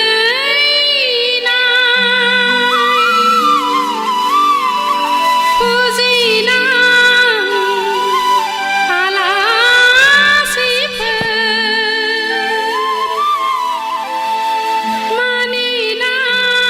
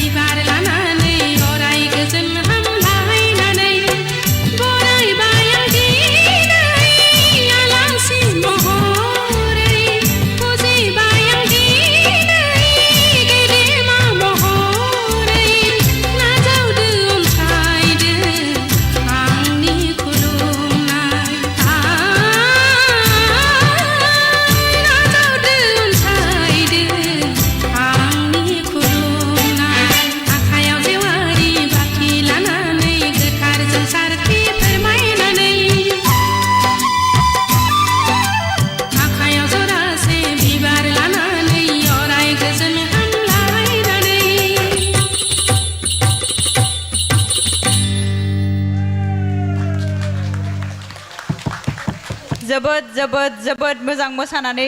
दिन्थिबाय बिथाङा गोबां मोजां आलारि बाथि लालायनानै बर' पियर ना ड्रेसाबो बेनाबो गोबां नब्लाङानो मोजां सिरि जाहाबलायबाय जाजफोरनिया औ But- नट अनलि जास्ट अडियन्सआबो अडियन्सफ्राबो येस आं आखाइ खबजानो लुबैदों बिथांनि मोसानायनि थाखाय खेबसे दायो जों मोनथिनो मोनगोन बिथाङा नेक्स्ट हिन्दी संखौ मोसानो खाबु मोनगोन मोना जों जाजफोरनिफ्राय मोनथिनो मोनगोन बिनि सिगां बे नानिनिफ्राय आं मोनसे बेखौनो मोनथिनो लुबैदों बे बबे जायगानि बहानिफ्राय फैदों मा क्लास बे माने बेसेबां बैसो खुलुमबाय सार नोंनि इन्ट्रडाक्सनखौ होदो नों बबेनि नोंनि मुङा मा आं गवालपारा डिस्ट्रिक्टनिफ्राय फैदों थावनिया जादों दुधनৈ आंनि मुङा जादों बिनिमा बसुमतारी नोंजों सोरबाफोर फैफादों आंजों मम आरो आब' फैदों सासे उननि जाहैसिगोन जोंहा साथाम नायबिजिरगिरि दंखायो दायो नेक्स्ट हिन्दी मेथाइनि थाखाय नोंथाङा एलिजिबिलिटि नंगौना नङा खाबु मोनगोन ना मोना जोंहा साथाम जासा बुंसिगोन स' जोङो साथाम नायबिजिरगिरिनिसिम थांनोसै बिथांमोना नैबे बिनानाव बिनिमानि मोसानायखौ माबायदि मोनदों बिथांमोना बेखौ चान्स होगोन ना होआ खेबसे हिन्दी लेंगुवेज बा हिन्दी संनि थाखाय आं फार्स्ट थांग्रोगोन मेडाम हेल' बिनिमा येस मेम लेट जाबोदों ना फैनाया औ मेम मोसानायनि सोमोन्दै होननोसै मोसानाया मोजां जादों थेंक इउ मेम एक्सप्रेसनाबो मोजाङै दङ एनार्जियाबो नोंना थिगैनो दङ थेंक इउ मेम बाखि एखमबा अबावबा अफबिट जायो गिदिंनाय स्टाइला नोंना थिगैनो दङ मोजां स्टाइला गिदिंनाया खिन्थु गेजेर गेजेर एसे स्पिड जायो माने मिलायनो नागिराखै बिदाव बेखौ नायनानै लादे thank you Day all the best नोंथांनिफ्राय बर्डआ माने बे नेक्स्ट डान्सनि थाखाय बर्डआ जेनेबा बर्डखौ होबानो जाबाय होगोन येस अर न' नोंथांनिफ्राय र' जों रायज्लायग्रोनोसै आदसा थ' जों माइकेल सारनिसिम थांसै हेलौ येस मेम येस सार मम ना मेम होनखो बिनिमा बसुमतारी ना Yes, so sir. you're late it's okay late फैबायबाबो डान्स वाज गुड माबा मोजां जादों डान्स पारफरमेन्सआ थेंक इउ सार प्रप्स बाहायदों बिगिनिङाव that was also good मेडामाथ' होनखाबाय स्पिनिंखौनो होनखादोंमोन आंना खालि मोनसे suggestion expression is very good dance is very good खालि steps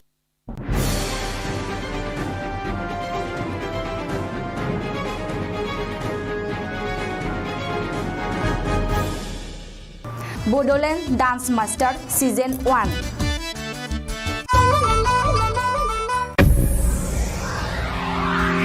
So ladies and gentlemen Miss बिथांनि Homita Boro उनाव रंजालि खाख्लारिखौ रेडि जाना थानो थाखाय खावलायबाय मिउजिक प्लिज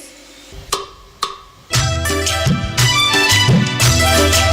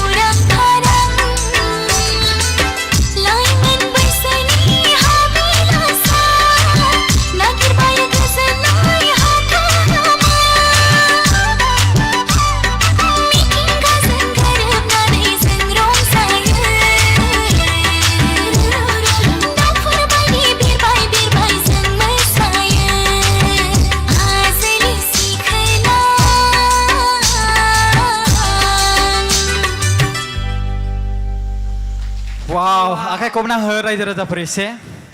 आजोलि सिखोला आंबो आजोला सेंग्रा मिथिबाय ना मा एसे मोजां मोसालांखो गाननाय जोमनाय देलायनाय नायबाबो नायख'नो हायाखै जों औ आरो हांमा थाबाय नायनो थाखाय औ आरोबाव नायबावगौमोन आजोला माबा सरि आजोलि सिखोला बे ट्रेन्डिं मेथाइ जाना दंना बेवहाय साबेसे मोसाखो बेखौ साथाम ना सानै जाबाय साथाम जाबाय ना आजोलि बेयाव ट्रेन्डिं जाबाय बे श'नियाव दायो बिनानावनि इन्ट्रडाक्सनखौ जों लानो औ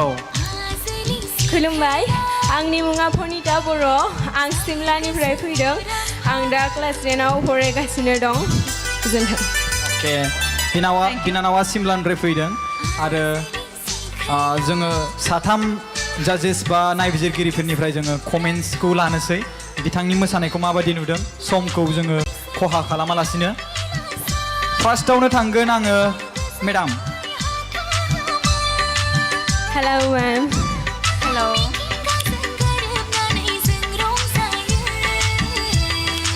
looking very beautiful very beautiful ना मेडाम एकदम कस्टिउमाबो मोजां मोसानायखौ होनसै एबार मोसानाया मोजां जादों मोजां माने अबेबा स्टेपा मोजां जादों ओमफ्राय अबेबा स्टेपखौ बारा क्लिन जायाखै बिदि मोनो अबेबा नों आथिंखौ मायावबा एसे बांद्राय हरनांगौनि एसे बारा हरनाय बायदि मोन्दों आरो आङो जायखिया मोजाङानो जादों नेक्स्ट टाइम आरो बिनिफ्राय साबसिन खालामबावगोन होननानै आं मिजिं थिबाय thank you ma'am all the best जों थांगोन दायो देंखो सारनिसिम हेलौ सार औ मोजां जादों मोसानाया दा मेडाम बुंनाय बायदिनो माखासे स्टेपफोराव एसे बारा खालामनाय जादों माखासे आथिं माबा स्टेप हरनायफ्रा आरो माखासेया क्लिन आरो माखासे एसे खम जादों दा उनाव आरो साबसिन खालामगोन आसा खालामदों ओभारअल बिराद मोजां नोंनि गाननाय जोमनाय आरो मेथाइजों समायफ्लेथारदोंमोन thank you sir best of luck thank you sir Michael sir नोंथाङा माबायदि नुदों hello sir the dance was very good thank you sir जेरै मेडामा होनदों एसे अबेबा एनार्जिया माने आथिंखौ एसे बांद्राय फुवारनाय जादों अबेबा जायगायाव माने बेयाव एसे डिसबेलेन्स नुहुरदों आरो ना जोंनिफ्राय अभारअल आं 10 मार्क्स एक्सट्रा होनसै नोंनि कस्टिउमनि थाखाय भेरि माने कम्बिनेसन अफ माने माबाया कम्बिनेसना बिराद मोजां जादों माने ड्रेसनि कम्बिनेसना माने प्रेजेन्टेबल जादों आरो ना स' बेखौ होनो वेल प्रिपेयार्ड फर पारफरमेन्स बायदि ड्रेस गानना फैनाय जादों आरो ना सिखिरि बायदि ना सार सिखिरि बायदि नुथारदों एखेबारे सोरगोफुरियाव थानाय बायदि माने सोरगोफुरिनिफ्राय फैदों बियो स्टेपफ्रा मोजां जादों क्लिन जादों अबेबा जायगायावल'सो मोननै मोनथाम जायगायाव साप'ज आंनि आन्दाजाव नोंनि थाखाय स्टेजआ फिसा जादों आं एसे आन्दाज मोनदों बेखौ नोंनि जे प्रेक्टिस खालामनानै फैदों स' आं बेखौ माफ खालामबाय माने ओइ दहाय नों पास होनो नागिरनायाव जायगा थोहैयाखै आं बेखौ नुहुरखादों ओमफ्राय फिउचाराव माबा जानायनि नोंहा एसे दङ आं नुहुरदों माने एक्सप्रेसनफ्राव नायबा आर्टिस्ट जानायनिबो एक्सप्रेसना बिराद बरिया नोंना माने एक्ट्रेस जानायनि दङ फिउचारफ्राव चान्स दङ so' all the best okay thank you sir दायो बिनानावखौ मासियाव जिरायनानै थाहैनो थिनबाय माने खावलायबाय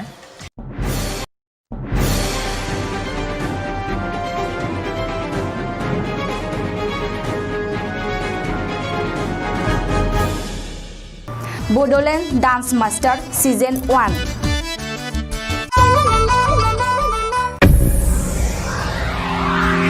जोंनि बड'लेण्ड डान्स मास्टार सिजन 1आव दायो जायफोर मोसाखावरिफ्रा मुं थिसनदों बिथांमोननि माखासे मुंफोरखौ आं मख'नो सानदों गिबियाव दं जोंहा द्रिसा स्वर्गियारि जोंनि बे मुं मख'नायनि जाहोना जाहैबाय नोंथांमोना थाग थियारि जाना थानाय आरो लोगोसे गोसो गुदुङै नोंथांमोना थाग थियारि जाना थानाय सेकेन्डआव दङ हिरामनि उजिर आरो लोगोसे थामथियाव दङ फोरबो ब्रह्म आरो ब्रैथियाव दङ लक्ष्मी ब्रह्म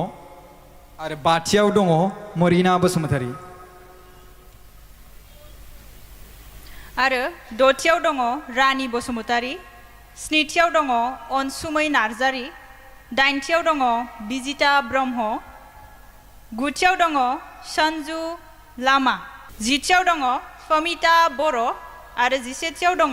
रंजालि खाख्लारि जों माखासे मोसाखावरिफोरनि मुङा जोंनि आखायाव फैबावनो दङ बिसोरनि नामखौ जोङो उननि समाव मख'नानै खोन्थाबावगोन आरो जि बे जोंनि स्टुडिअ हलाव दंफैयो जिरायफैनानै दंफैयो मोसाखावरि बिथांमोनखौ गोसो गोरबोनिफ्राय खुलुमनाय बावहरबाय आरो वेलकाम टु आवार निउ गिबिसिन जागायजेननाय बर' हारिनि first Bodoland dance master season 1 बयबो आखाइ खबनानै बरायनो खावलायबाय स' दायो जोङो जागायजेननो लाबाय गिबियाव फार्स्टआव दं जोंनियाव द्रिसा स्वर्गियारि बिथाङा जौस्राङाव फैनानै गावनि गुन गोनां गावनि टेलेन्टखौ देखायफैनो खावलायनाय थाबाय द्रिसा स्वर्गियारि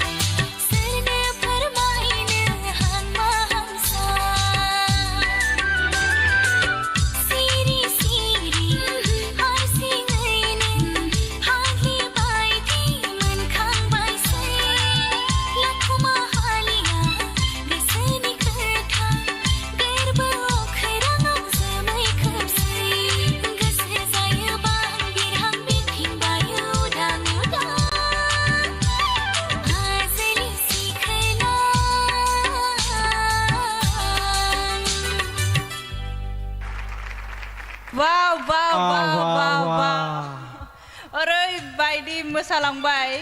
स्टेजआनो बायनोसैमोन जोंना गाइस द्रिसा स्वर्गियारि गोबां मोजां मोसालांबाय बिथांनि टेलेन्टखौ नायोब्ला बिथाङा टप लेभेलसिम थांगोन ना मा बुङो औ थारैनो रायजो राजाफ्रा अडियन्सफोरा माबायदि नुदों नोंथांमोना भटखौ मोजाङै होदे बिराद मोजां मोसादों बायदि मोनदां एखेबारे आंथ' जोंनि बर' हारिनि गेजेराव गोबां मोजां मोसानाय बेनो आरो दङो नुजाबावगोन बाट दासिबांहाय बेखौ जों नुनो मोनदों गिबियावनो बेबायदि मोसानाय जायोब्ला नेक्स्टआव जों माबायदि नुनो हागोन क्लाब मोनलायदों आं द्रिसा स्वर्गियारि हांथोनो थोनो मोनबायना नों बबेनि आं उदालगुरि डिस्ट्रिक्ट माजबादनिफ्राय फैदों आं दायो क्लास 10आव फरायगासिनो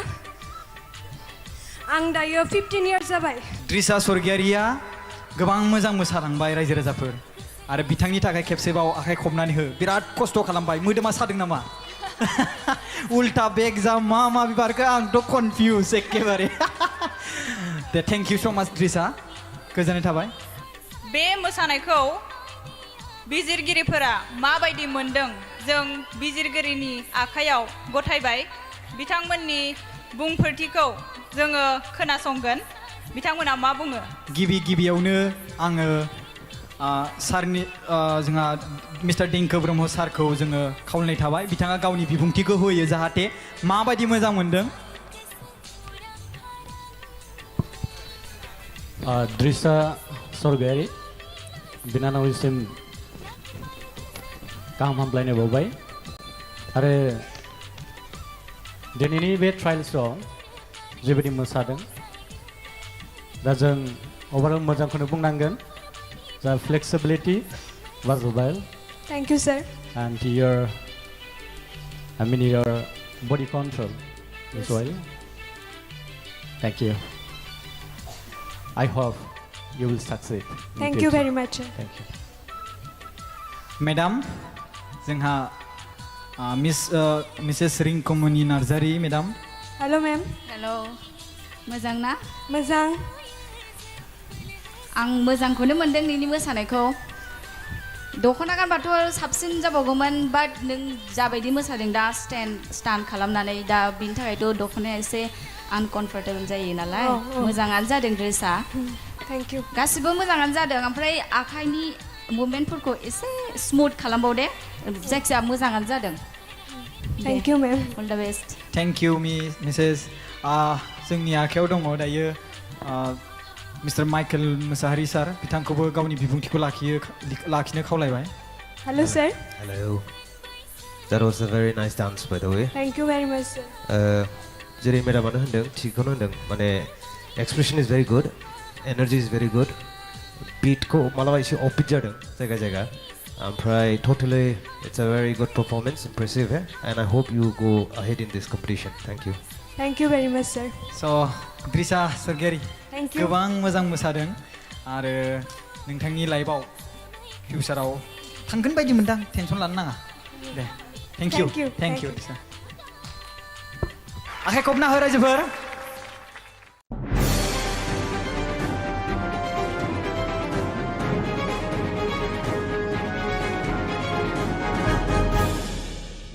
BODOLAND Dance Master Season 1.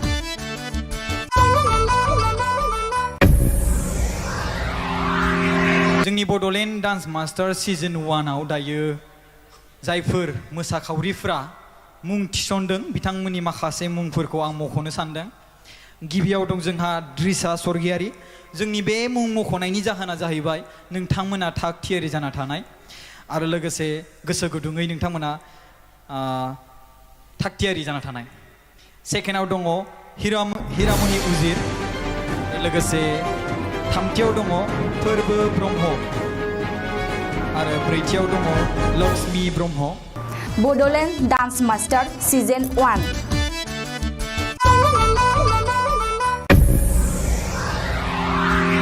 स' जोङो दानिया नेक्स्ट डान्सार बा मोसाखावरिनि मुंखौ मख'नो थांसै स' प्लिज गुबुन सासेबाव जोङो मोसाखावरि लेंहरनो आखायाव लादों स' आं नोंथांमोननि सिगाङाव खेबसेबाबो मुं मख'नो थांबावबाय बेनो नेक्स्ट डान्सार बा मोसाखावरिनि मुङा जाहैबाय मिस अनसुमै नार्जारि बिथांखौ जौस्राङाव फैनानै गावनि मोसानायखौ दिन्थिफैनो थाखाय गुरै खावलायनाय थाबाय थेंक इउ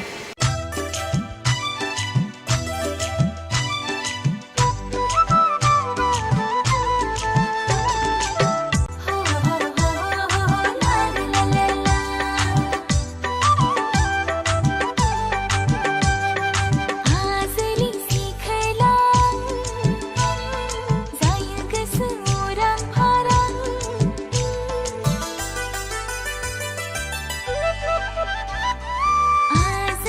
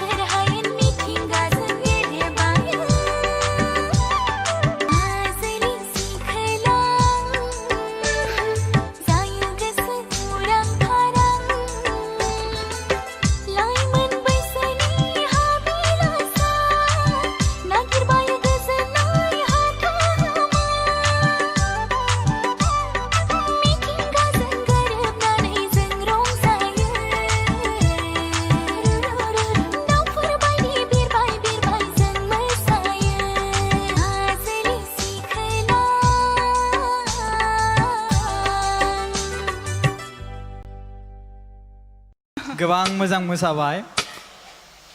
मिस अनसुमै नार्जारि अनसुमै नार्जारि जोंनि गेजेराव दायो दङ मिस अनसुमै नार्जारि गोबां मोजां मोसाबाय अके नोंनि मुङा मा नोंनि मुङाथ' अनसुमै नार्जारि जाहैबाय नों बबेनि आरो नोंनि बैसोआ बेसेबां मा क्लासाव फरायो नोंथाङा माने रायजो राजानो खोन्थाना होदो बा जोंहा साथाम नायबिजिरगिरि दङ बिथांमोननोबो खोन्थाना होदो आंनि मुङा अनसुमै नार्जारि आङो क्लास 8आव फरायो आङो बिजनिनिफ्रायनो गोबां मोजां मोसादों नोंथांमोना मोजां मोनगोन ना मोनाखै आंथ' मिथिया खिन्थु आं हले गोबां मोजां मोनबाय दे नोंथांमोना मार्क 10 होथार एकदबारे 10 दे थाखुमा नाङा बै बे सोरनिबा थाफाबोनाया बैसोरबा लाबोदोंना मोसानो बिथांमोनाबो हाथ बेनो बारा होबाथाय आंनि फिसाजोबा आंनि माबाया देरहानाय नङा बिदि सानथारनो मोननाय नङा एखेबारे दे स' जों दायो थांनोसै जोंहा नायबिजिरगिरि साथाम दंखायो बिथांमोना मार्क बिथांनो होगोन दायो जोङो थांग्रोगोन मेडामनिसिम madam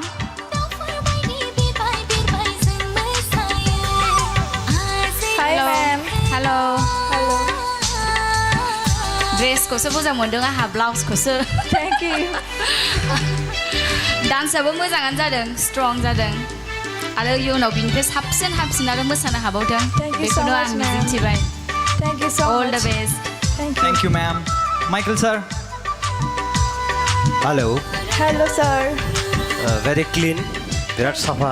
clean मोसादों energy is also very good expression is very nice ओमफ्राय I'm expecting more from you माने बिनिख्रुइ बांसिन capacity दं बायदि मोनदों आं नोंनाव thank you sir so I'm hoping for more from you alright all the best thank you sir thank you sir नोंथाङाथ' ओरै थाबाय थादोंमोन दानाबा बुंदो हेलो सर वेलकाम मोजां जादों आं मोजां नुदों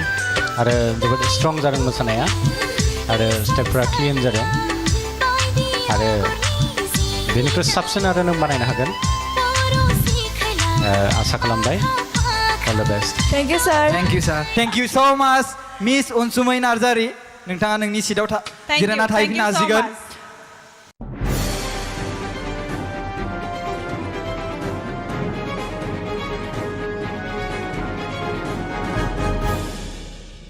BODOLAND Dance Master Season 1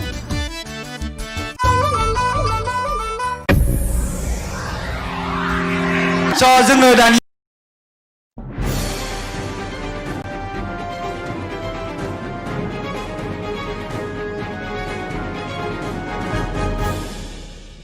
BODOLAND Dance Master Season 1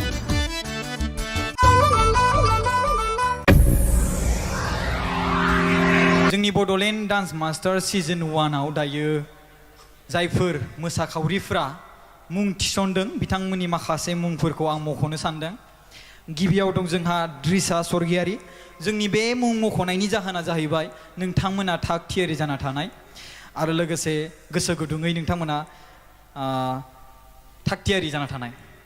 सेकेन्डआव दङ हिरामनि उजिर आरो लोगोसे थामथियाव दङ फोरबो ब्रह्म आरो ब्रैथियाव दङ लक्ष्मी ब्रह्म आरो बाथियाव दङ मरिना बसुमतारी आरो दथियाव दङ रानी बसुमतारी स्निथियाव दङ अनसुमै नार्जारि दाइनथियाव दङ बिजिता ब्रह्म गुथियाव दङ सन्जु लामा जिथियाव दङ समिता बर' आरो जिसेथियाव दङ रंजालि खाख्लारि जों माखासे मोसाखावरिफोरनि मुङा जोंनि आखायाव फैबावनो दङ बिसोरनि नामखौ जोङो उननि समाव मख'नानै खोन्थाबावगोन आरो जि बे जोंनि स्टुडिअ हलाव दंफैयो जिरायफैनानै दंफैयो मोसाखावरि बिथांमोनखौ गोसो गोरबोनिफ्राय खुलुमनाय बावहरबाय आरो वेलकाम टु आवार निउ गिबिसिन जागायजेननाय बर' हारिनि first Bodoland dance master season 1 बयबो आखाइ खबनानै बरायनो खावलायबाय स' दायो जोङो जागायजेननो लाबाय गिबियाव फार्स्टआव दं जोंनियाव द्रिसा स्वर्गियारि बिथाङा जौस्राङाव फैनानै गावनि गुन गोनां गावनि टेलेन्टखौ देखायफैनो खावलायनाय थाबाय द्रिसा सरगियारि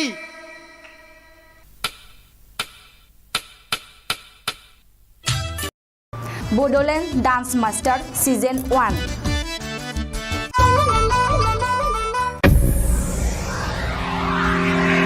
दायो जोंहा नेक्स्ट डान्सारनि मुंखौ मख'नोसै बिथांनि मुङानो जाहैबाय स' गाइस नोंथांमोनखौ बरायनो खावलायबाय मिस रंजालि केरकाटारि बिथाङा दायो मोसागोन जों बिथांनि मोसानायखौ बिथांनि टेलेन्टखौ नायनोसै thank you music please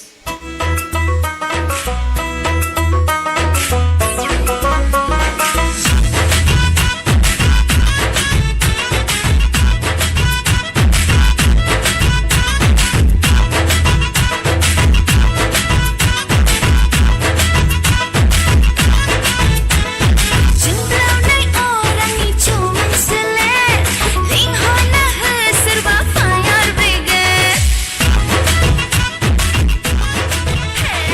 Jumlah orang ni cuma selek, lingkungan serba fire brigade. Keilani tanai bebu huma, sona angaina ekdam perfect. Lovely logaina. Bayang mina nagni magnet, fair and lovely logaina. Bayang mina nagni magnet.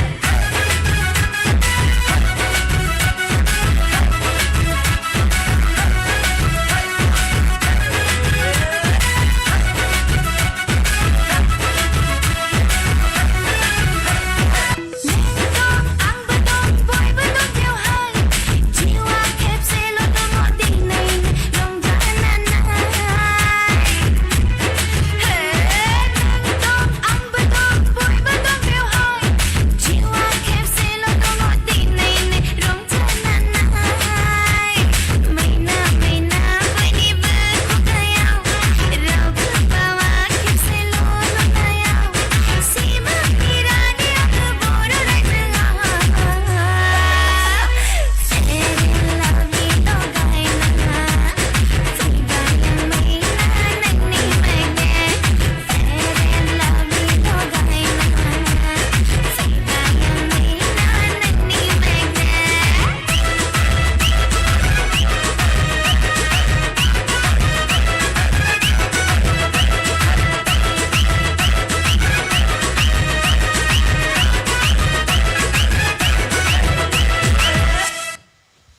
वाव आङो वाव दसेबा माबा बे जोंहा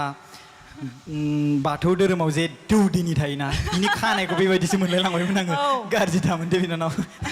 बुंगार गारबाय आं आंथ' गोसोआव सानदों जिबि हेलिनायानो मोसाफैबाय नामा औ नोंगौ सिरियासलि एखेबारे गोबां मोजां मोसादों जोबोद मोजां औ। बाब्राब बाब्राब मोसाथारदों स'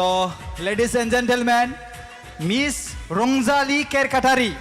बियो गोबां मोजां मोसाबाय जों नोंथांनि सोमोन्दै एसे मिन्थिना लानि नोंथाङा बुंदो खोन्थाना होदो खुलुमबाय आंनि मुङा रंजालि केरकाटारि आङो 14 बोसोर बैसोनि आं सालबारिनिफ्राय फैदों थेंक इउ बिनानाव नोंथांनि माखासे इनफरमेसनखौ होनायनि थाखाय रायजो राजाफ्रा जेसेबांखिनि मोजां मोनदों बिसोरो गावसोर भट होसिगोन दायो जोङो जाजेस बा नायबिजिरगिरि दोनखादों थिखानानै बिथांमोननिफ्राय जों मार्क मोनगोन मिथिबायना बे मार्कआ 10, 20, 30 स' दायो जों बिथांमोननिफ्राय मोनथिनोसै गिबियावनो आङो थांग्रोगोन जोंहा देंखो सारनिफ्रायनो थांग्रोसै आङो हेल' सार हेलौ जोबोद मोजां जादों थेंक इउ सार जे बडि फ्लेक्सिबिलिटिया मोजां आरो जों स्टेप्स बानायदों क्लिनार बानायदों आरो स्ट्रं जादों एनार्जिया थिगानो दं आरो जे मेथाइजों गोरोबनाय जे एक्सप्रेसन मोजां जादों थेंक इउ स' माच इयुनाव आरो साबसिन खालामगोन थेंक जागोन इउ सार स' माइकेल सार गोबां पइन्ट लिरसोदों बायदि मोनदां हेलौ हेल' सार माने आङो एसे गोबाव लानाया जाहैबाय आङो माने एक्सप्रेसनखौ रिकल खालामबाय थादोंमोन आरो माने आं मोनसे बुस्थुखौ बिराद मोजां मोनदों माने बियो गावनि खानायखौनो प्रप बायदि इउज खालामदों so that is one unique way of using this step so that's very creative dance was very good expression was very good I hope that I can see more from you in the future. Oh, जागोन sir. And all the best. Let's see how far you go in Thank this you, show. sir. All right. Okay. Madam? Hello ma'am. Hello' Hello ma'am. Michael sir होननाय बायदियानो गासिबो एक्सप्रेसनाबो बिराद मोजां जादों एनार्जियाबो strong खालि आं मोनसेखौल' एसे लुगैबावदोंमोन नोंनि कस्टिउमा जुदि एसे जिगजाग जाबावोमोनब्ला गानजों आरो गाननि थाखाय बा आरो बांसिन साबसिन जाबावगौमोन नेक्स्टआव आरो साबसिन खालामबावदो नेक्स्टआव साबसिन खालामनो नाजागोन दे all the best thank you ma'am Thank you. Bodoland dance master season 1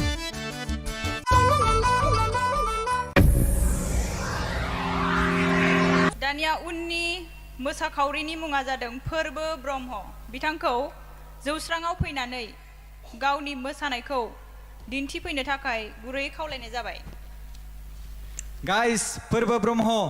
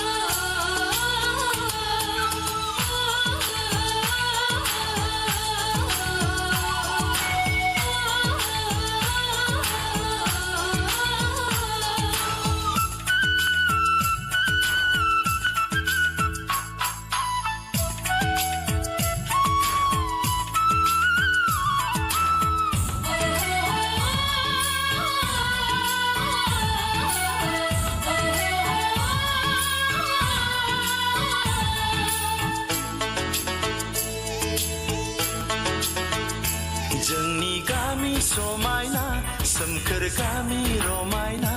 जोंनि गामि समायना सोमखोर गामि रमायना सारि सारि गयनि फाथैनि बारि रोमै रोमै हाजो बेसे हायनारि दैमा दैसा जिरि जिरि बेसे समायदों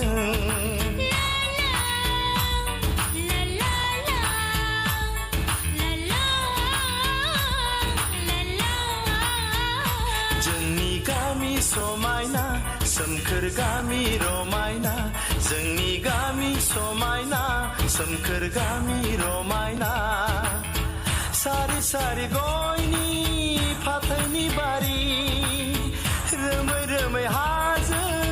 बेसे हायनारि दैमा दैसा जिरि जिरि बेसे समायदों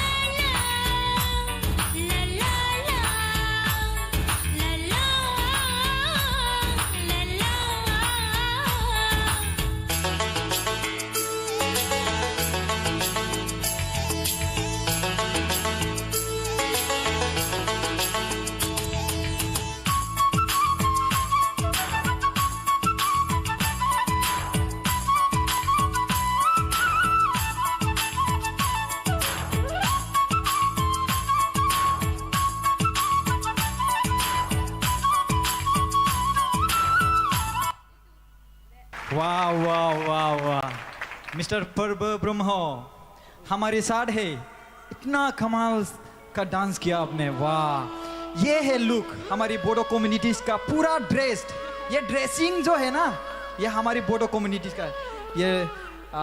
आरोना यहाँ पे भी आरोना ये राजकुमार राजकुमार जैसा लग रहा है यहाँ पे डांस करके कैसा लगा बहुत अच्छा लगा सो इसको भी बहुत अच्छा लगा और हमको भी बहुत अच्छा लगा इसके डांस देखते हुए है कि नहीं ऑडियंस कैसा लगा ओके थैंक यू सो हम तो अच्छा लगा लेकिन हमारे से जो महान डांसर जो यहाँ पे है जो इसके डांस को एनालाइज करेगा। हमारे साथ जो 3 जजेस है वो लोग अभी हमको बताएंगे कैसा लगा। तो फर्स्ट पहले इंट्रोडक्शन ले लेते हैं। पहला ओके ठीक है। खुलुमबाय सार, माबायदि मोनदों? रिंकू मैम माबायदि मोनदों? ओह, रिंकू मैम को प्यार करते हैं क्या? नहीं। तो सीधा डायरेक्टली रिंकू मैम को क्यों ऐसा? यहाँ पे हम नहीं था क्या? हाँ, हम भी तो था।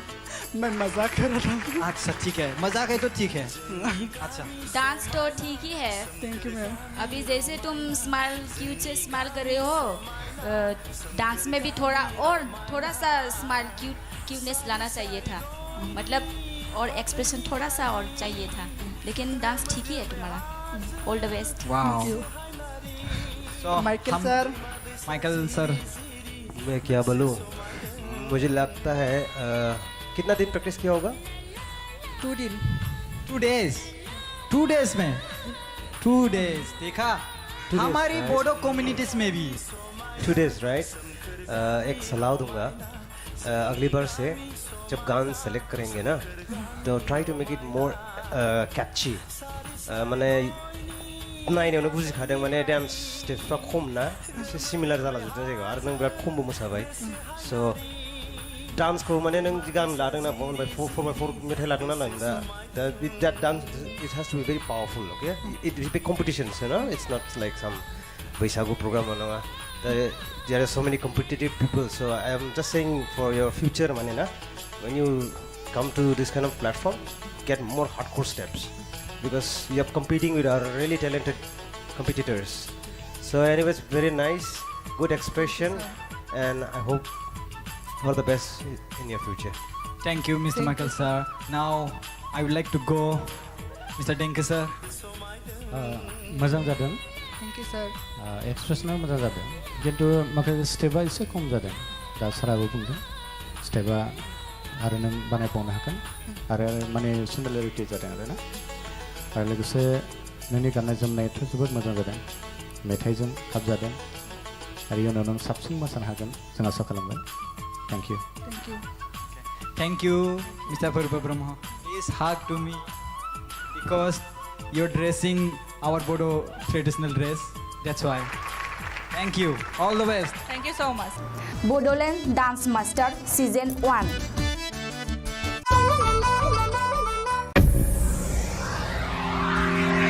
दानिया जोंहा दङ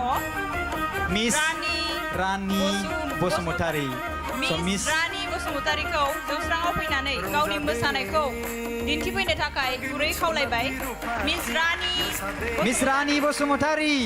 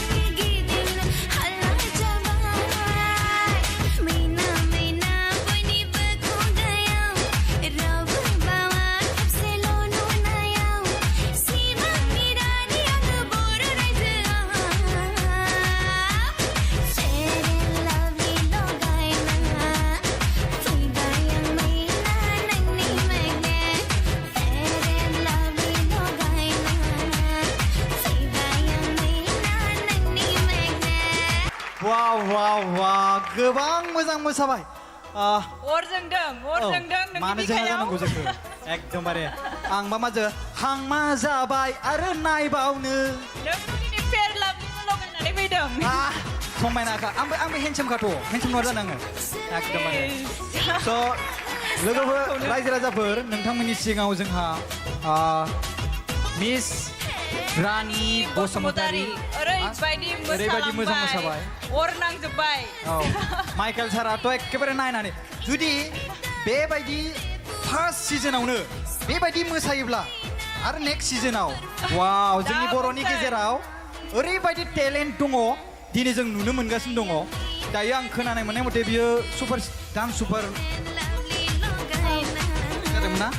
थार आं थांदोंमोन ओमफ्राय आंहा उदै सादोंमोन बेखौनो आं थांनो हादों सेलेक्ट जादोंमोन बियो ओमफ्राय बिनि गेजेराव नोङो गलाघाटनि ना नोंनि बागै एसे फंनैसो बाथ्रा बुंबानो जाबाय खुलुमबाय आंनि मुङा रानि बसुमतारी आं गलाघाटनिफ्राय फैदों सिसुबानि आं बलसिं मेम'रियेल स्कुलाव फरायो क्लास 7 आरो आंनि बैसोआ 13 इयार्स थेंक इउ साबायखर थाबाय गोबां मोजां मोसादों आंथ' गोबां मोजां मोसानाय मोन्दों नोंथांमोना माबायदि मोन्दों आं बेखौ मिथिया दानियाबा फैदो जोङो साथाम जोंहा दोनखानाय बेफोरनि मोसानायनि सायाव नायबिजिरनो थाखाय आङो सिगांग्रो दहायो जेरै बुंदोंमोन माइकेल सारा गोबां नायहाबदोंमोन दाबो बेबायदिनो नायहाबदों सारनि एकदमबारे लुकखौ आं नुनानै स' सारनियावनो थांग्रोनोसै जोङो दानिया एखेबारे माइकेल सारा मा बुङो जों खोनासंनोसै औ खुलुमबाय sir Hello. Hello sir, how are you? I'm fine. How are you? I'm good. So गोजाननिफ्राय फैदों दा डान्सनि बारै रायलायनोसै दे your performance very energetic performance Thank you sir. very creative with your body very flexible nice Thank you sir. I'm giving you 10 marks extra for that rotation flip नों होदोंमोन ना that was a very good one okay nice Thank you sir. nice acrobatic style contemporary जादों आरो ना बरिया मोनदों बे मा स्टेपखौ मोनो माने बेखौ जाला मालाया हाया so it was a very nice step ओमफ्राय keep going keep rocking and all the best let's see how much you can do in the coming future Thank you so much sir. all right all the best थाबाय next जोङो रिंकुमनि मेडामनिफ्राय खोनासंनो आखायाव लादों बिथाङा मा बुङो Hi ma'am. Hello Hi ma'am. रानि Oh. मेंबाय Michael sir होननायाथ' गासिबो राइटआनो आरो मा बुंबावनो आंबो मोजां मोन्दों बिरादनो नोंनि मोसानायखौ एक्सप्रेसन गासिबो बडि फ्लेक्सिबिलिटि गासिबो स्टाना बिराद क्लियार जादों Thank you ma'am. Thank you so much. दे मोजां all the best Thank you sir. Next जों देंखो सारनिफ्राय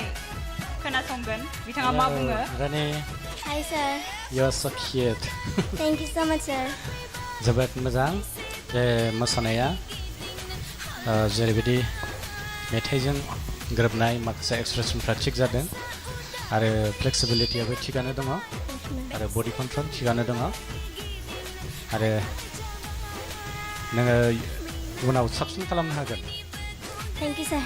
आरो बेनिख्रुइ साबसिन खालामनो थाखाय नों हार्ड वार्क खालामनांगोन जाहाथे नोंनि साक्सेसफुलखौ जों नुनो मोनो thank you Thank you so much sir. Thank you sir साथाम नायबिजिरगिरिफोरनिफ्राय जोङो गोबां मोजां कमेन्ट मोन्दों बे हिसाबावथ' बे सेलेक्ट जाखासिगोन बायदि मोनदां आंबो बेखौनो लुबैदों thank you Rani Basumatary thank U ladies and gentlemen please आखाइ खमना हो गोबां मोजां मोसादों BODOLAND Dance Master Season 1.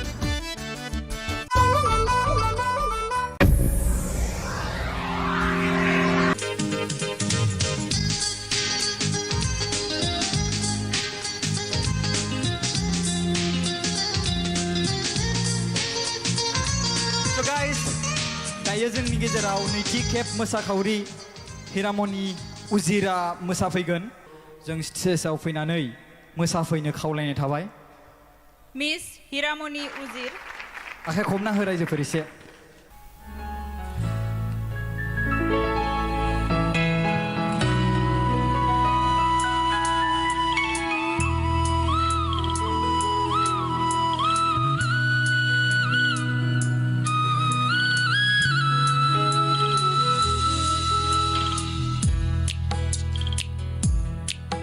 गोसोनि बिबार बारि बारि लाजिगुसो बियो आंनि गोसोनि बिबार बारि बारि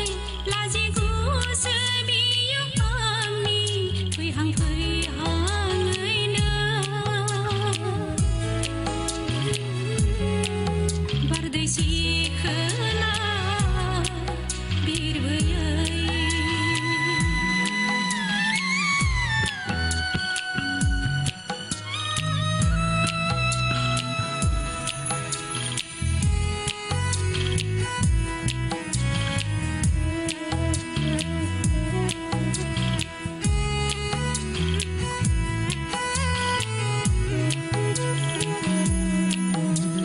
मिजिं सुला मेगन थाइनैयाव मा गाब गाखो फारनै खावलायाव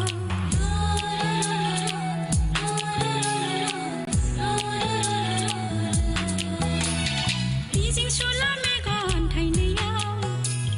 मा गाब गाखो फारनै खावलायाव गोजाननिफ्रायनो सिरि सिरि सिरि माबा देंखो रिंफैदों खोमा आंनि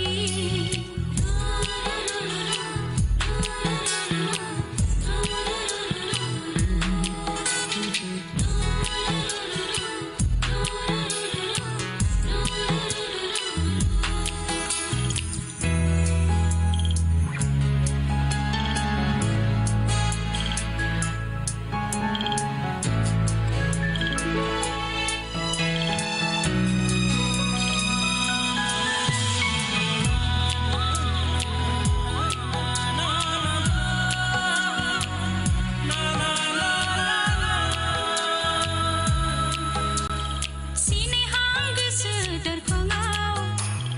मिथिया मानो फाग्ला आंनि गोसो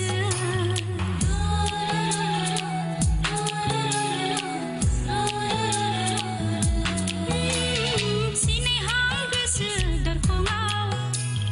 मिथिया मानो फाग्ला आंनि गोसो लोहो लोहो मावो गोसो आंनि मानो अननायजों बुंफबनाय मेगना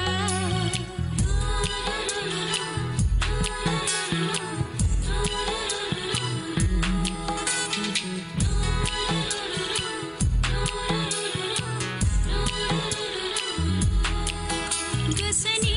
बिबार बारि बारि लाजिगुसो बियो आंनि गोसोनि बिबार बारि बारि लाजिगुसो बियो आंनि फैहां फैहाङैनो बारदै सिखोला बिरबोयै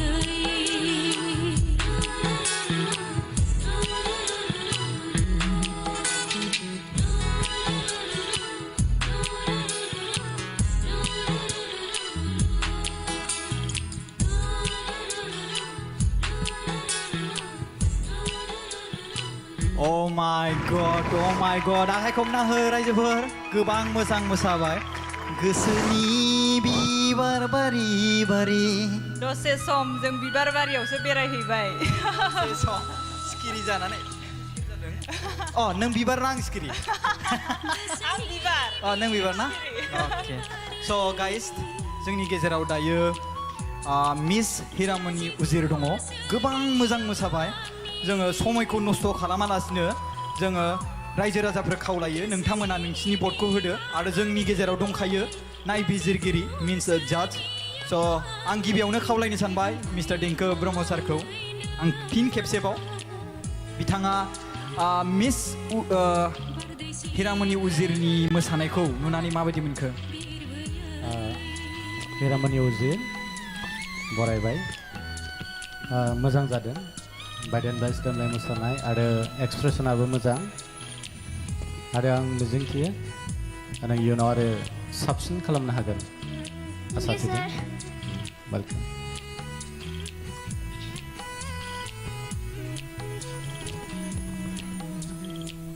नेक्स्टआव रिंकुमनि मेडामखौ बिथांनि बानबुंथिखौ होनो थाखाय खावलायबाय बिथाङा माबायदि मोनदों मोसानायखौ खुलुमबाय madam Hello. Beautiful song and beautiful dance. Thank you miss Classical लायो ना? औ मिस Kotak. मा year? एबार लास्ट Last. मिथिखायो डान्सनि स्टाइलखौ नुबानो आखाइनि मुद्राफ्रा क्लिन जादों थेंक इउ मिस मोजां मोनदों आं डान्सखौ thank you miss thank you Hello. खुलुमबाय सार It was a very expressive dance. Expressionआ बिराद मोजां जादों. Like the lip sync. स्टेजखौ कभार खालामजोबदों बेबो बिराद मोजां जादों. थेंक इउ सार आंनि क्लासिकेल एक्सपर्टआनो बुंखाबाय बा बुंनांगौ जेबो गैला. But it was very expressive dance. Thank you. Thank you sir thank you नानि नोंनि मुङा मा नाम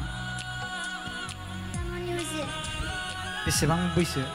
14 years क्लासआ एबार 10 गोबां मोजां मोसादों दायो जोबथा बोसोर होन्दों नामा नोंना मोसानाय क्लास कचिंआ आदसा गोबां मोजाङानो दे thank you Bodoland dance master season 1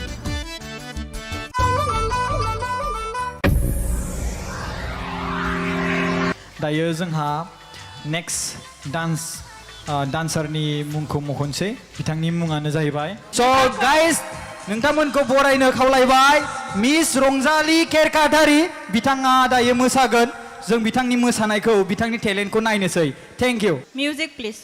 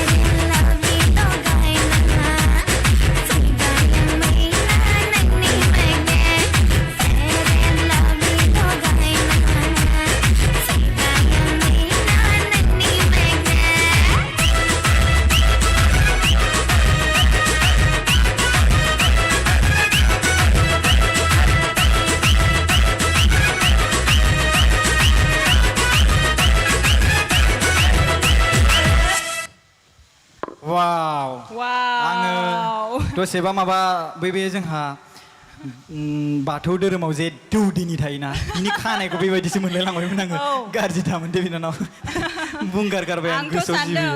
हेलिनायानो मोसाफैबाय नामा औ नोंगौ सिरियासलि एकेबारे गोबां मोजां मोसादों जोबोद मोजां बाब्राब मोसाथारदों स' लेडिज एन्ड जेन्टेलमेन मिस रंजालि केरकाटारि बेयो गोबां मोजां मोसाबाय जों नोंथांनि सोमोन्दै एसे मिन्थिना लानि नोंथाङा बुंदो खोन्थाना होदो खुलुमबाय आंनि मुङा रंजालि केरकाटारि आङो 14 बोसोर बैसोनि आं सालबारिनिफ्राय फैदों थेंक इउ बिनानाव नोंथांनि माखासे इनफरमेसनखौ होनायनि थाखाय रायजो राजाफ्रा जेसेबांखिनि मोजां मोनदों बिसोरो गावसोर भट होसिगोन दायो जोङो जाजेस बा नायबिजिरगिरि दोनखादों थिखानानै बिथांमोननिफ्राय जों मार्क मोनगोन मिथिबायना बे मार्कआ 10, 20, 30 स' दायो जों बिथांमोननिफ्राय मोनथिनोसै गिबियावनो आङो थांग्रोगोन जोंहा देंखो सारनिफ्रायनो थांग्रोसै आङो हेल' सार हेलौ जोबोद मोजां जादों थेंक इउ सार जे बडि फ्लेक्सिबिलिटिया मोजां आरो जों स्टेप्स बानायदों क्लिनार बानायदों आरो स्ट्रं जादों एनार्जिया थिगानो दं आरो जे मेथाइजों गोरोबनाय जे एक्सप्रेसन मोजां जादों थेंक इउ स' माच उनाव आरो साबसिन खालामगोन थेंक इउ सार स' माइकेल सार गोबां पइन्ट लिरसोदों बायदि मोनदां हेलौ हेल' सार माने आङो एसे गोबाव लानाया जाहैबाय आङो माने एक्सप्रेसनखौ रिकल खालामबाय थादोंमोन आरो माने आं मोनसे बुस्थुखौ बिराद मोजां मोनदों माने बियो गावनि खानायखौनो प्रप बायदि इउज खालामदों so that is one unique way of using this step so that's very creative dance was very good expression was very good I hope that I can see more from you in the future and all the best let's see how far you go in Thank this you, show sir. all right Okay. Madam?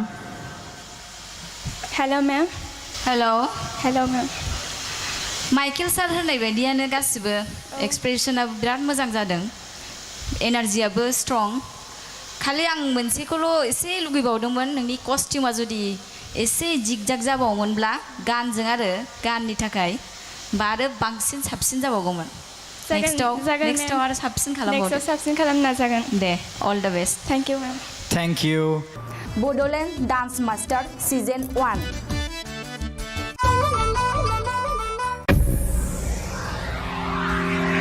दानिया उननि मोसाखावरिनि मुङा जादों फोरबो ब्रह्म बिथांखौ जौस्राङाव फैनानै गावनि मोसानायखौ दिन्थिफैनो थाखाय गुरै खावलायनाय जाबाय Guys, फोरबो ब्रह्म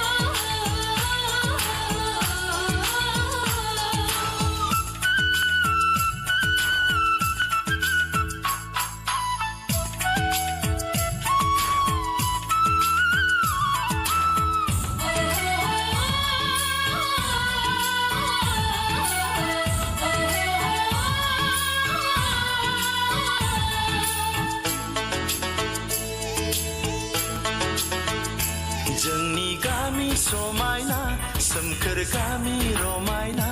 जोंनि गामि समायना सोमखोर गामि रमायना सारि सारि गयनि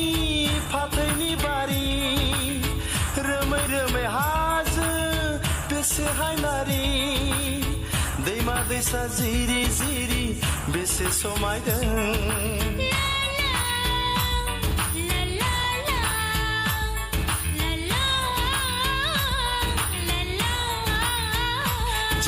गामि समायना सोमखोर गामि रमायना जोंनि गामि समायना सोमखोर गामि रमायना सारि सारि गयनि फाथैनि बारि रोमै रोमै हाजो बेसे हायनारि दैमा दैसा जिरि जिरि बेसे समायदों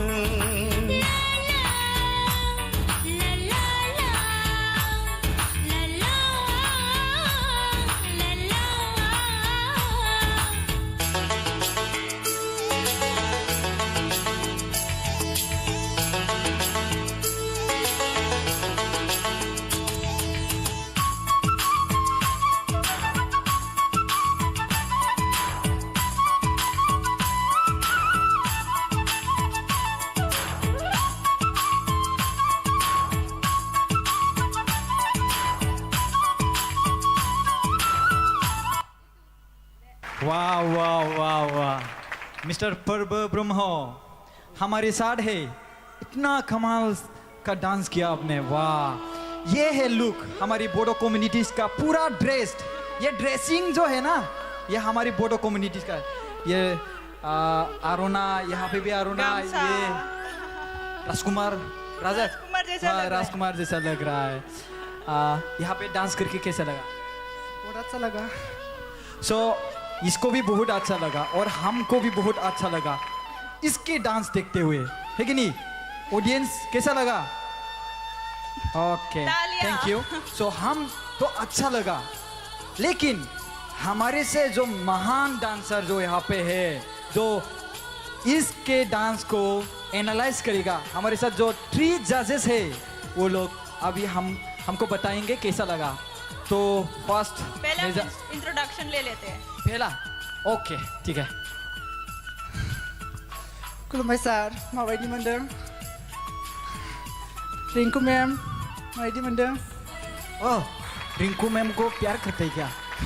नहीं तो आप सीधा डायरेक्टली रिंकू मैम को क्यों ऐसा यहाँ पे हम नहीं था क्या हाँ हम भी तो था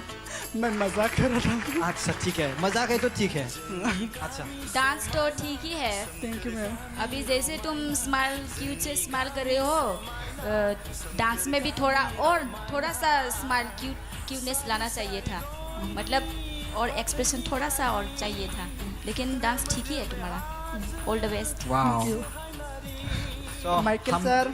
माइकल सर मैं क्या बोलूँ मुझे लगता है कितना दिन प्रैक्टिस किया होगा 2 दिन 2 days 2 days में 2 days देखा 2 days, हमारी right? बोडो कम्युनिटीज में भी 2 days राइट एक सलाह दूंगा अगली बार से जब गान सेलेक्ट करेंगे ना तो try to make it more catchy माने नायनायावनो बुजिखादों माने डान्स स्टेप्सफ्रा खम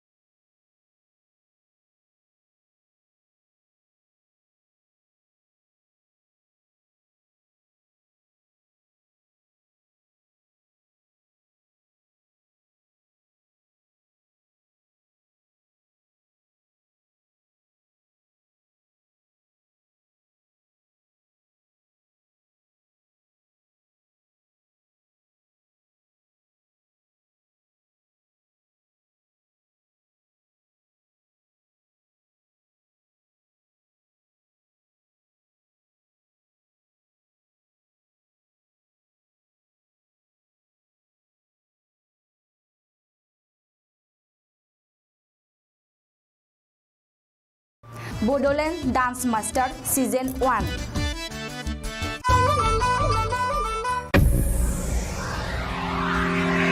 दायो जोंहा नेक्स्ट डान्सारनि मुंखौ मख'नोसै बिथांनि मुङानो जाहैबाय स' गाइस नोंथांमोनखौ बरायनो खावलायबाय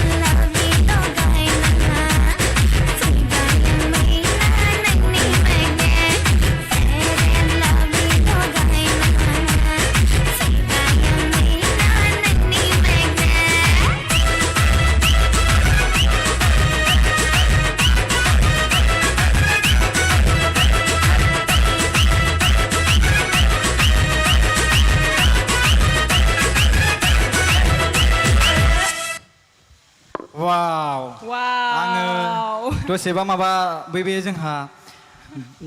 बाथौ धोरोमाव जे दौदिनि थायोना बिनि खानायखौ बेबायदिसो मोनलायलांबायमोन आङो गाज्रि दामोन दे बिनानाव बुंगार गारबाय आं गोसोआव जिबियो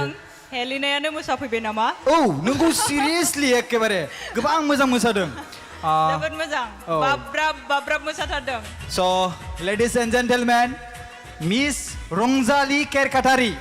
बियो गोबां मोजां मोसाबाय जों नोंथांनि सोमोन्दै एसे मिन्थिना लानि नोंथाङा बुंदो खोन्थाना होदो खुलुमबाय आंनि मुङा रंजालि केरकाटारि आङो 14 बोसोर बैसोनि आं सालबारिनिफ्राय फैदों थेंक इउ बिनानाव नोंथांनि माखासे इनफरमेसनखौ होनायनि थाखाय रायजो राजाफ्रा जेसेबांखिनि मोजां मोनदों बिसोरो गावसोर भट होसिगोन दायो जोङो जाजेस बा नायबिजिरगिरि दोनखादों थिखानानै बिथांमोननिफ्राय जों मार्क मोनगोन मिथिबायना बे मार्कआ 10, 20, 30 स' दायो जों बिथांमोननिफ्राय मोनथिनोसै गिबियावनो आङो थांग्रोगोन जोंहा देंखो सारनिफ्रायनो थांग्रोसै आङो हेल' सार हेलौ जोबोद मोजां जादों थेंक इउ सार जे बडि फ्लेक्सिबिलिटिया मोजां आरो जे स्टेप्स बानायदों क्लिनार बानायदों आरो स्ट्रं जादों एनार्जिया थिगानो दं आरो जे मेथाइजों गोरोबनाय जे एक्सप्रेसन मोजां जादों थेंक इउ सो माच उनाव आरो साबसिन खालामगोन थेंक इउ सार स' माइकेल सार गोबां पइन्ट लिरसोदों बायदि मोनदां हेल' सार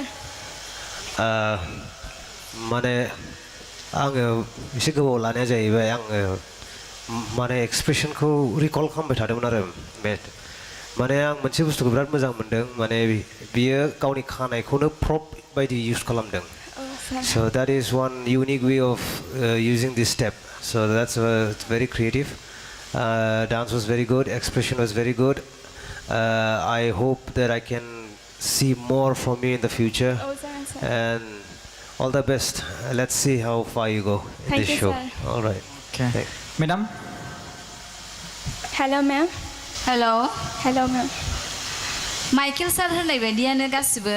एक्सप्रेसनाबो बिराद मोजां जादों एनार्जियाबो स्ट्रं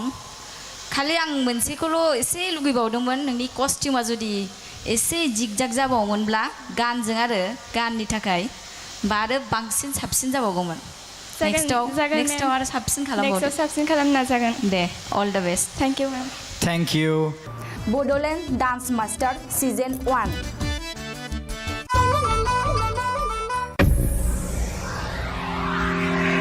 दानिया उननि मोसाखावरिनि मुङा जादों फोरबो ब्रह्म बिथांखौ जौस्राङाव फैनानै गावनि मोसानायखौ दिन्थिफैनो थाखाय गुरैयै खावलायनाय जाबाय गाइस फोरबो ब्रह्म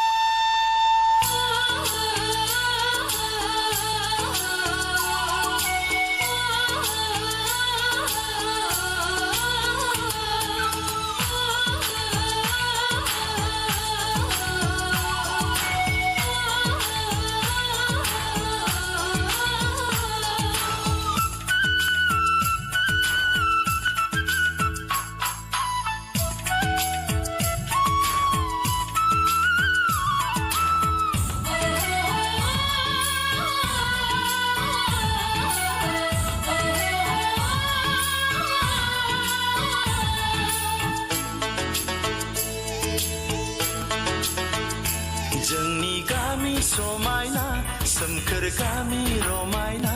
जोंनि गामि समायना सोमखोर गामि रमायना सारि सारि गयनि फाथैनि बारि रोमै रोमै हाजो बेसे हायनारि दैमा दैसा जिरि जिरि बेसे समायदों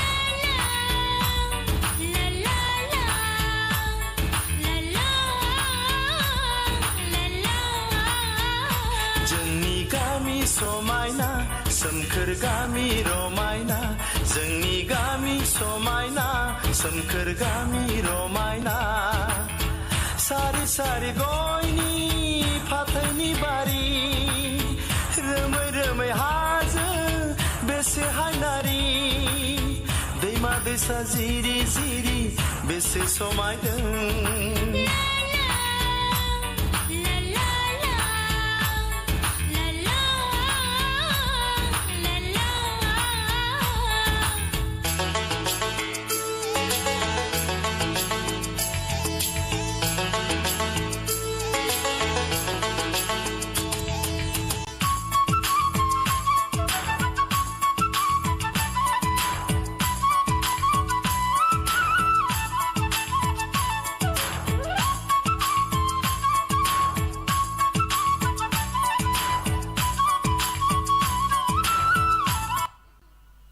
वाह वाह वाह वाह मिस्टर पर्व ब्रह्म हमारे साथ है इतना कमाल का डांस किया आपने वाह ये है लुक हमारी बोडो कम्युनिटीज का पूरा ड्रेस्ड ये ड्रेसिंग जो है ना ये हमारी बोडो कम्युनिटीज का ये आरोना यहाँ पे भी आरोना ये राजकुमार राजकुमार जैसा लग रहा है यहाँ पे डांस करके कैसा लगा बहुत अच्छा लगा सो इसको भी बहुत अच्छा लगा और हमको भी बहुत अच्छा लगा इसके डांस देखते हुए है कि नहीं ऑडियंस कैसा लगा ओके थैंक यू सो हम तो अच्छा लगा लेकिन हमारे से जो महान डांसर जो यहाँ पे है जो इसके डांस को एनालाइज करेगा हमारे साथ जो 3 जजेस है वो लोग अभी हमको बताएंगे कैसा लगा तो फर्स्ट पहले इंट्रोडक्शन ले लेते हैं पहला ओके ठीक है खुलुमबाय सार माबायदि मोनदों रिंकू मैम माबायदि मोनदों रिंकू मैम को प्यार करते हैं क्या सानसे थोले काउन्टिंआव बेस्थ बड'लेण्ड बिसायख'थिनि भट सानख'नायनि हाबाया आरो 12 डिसेम्बर खालारा बाबेनलांबाय दा 13 डिसेम्बर खालाराव हाबबाय दा समा जाहैबाय 13 डिसेम्बरनि से रिंगा जाबाय से रिंगा बारलांबाय बे बुब्लियाव जोबथारना रिजाल्ट सफैबाय जे बिपिबा आवथायनो हाबाय मोन 17 भट इउपिपिएल आ आवथायदों मोन 12 भट मोन 12 बिजाथि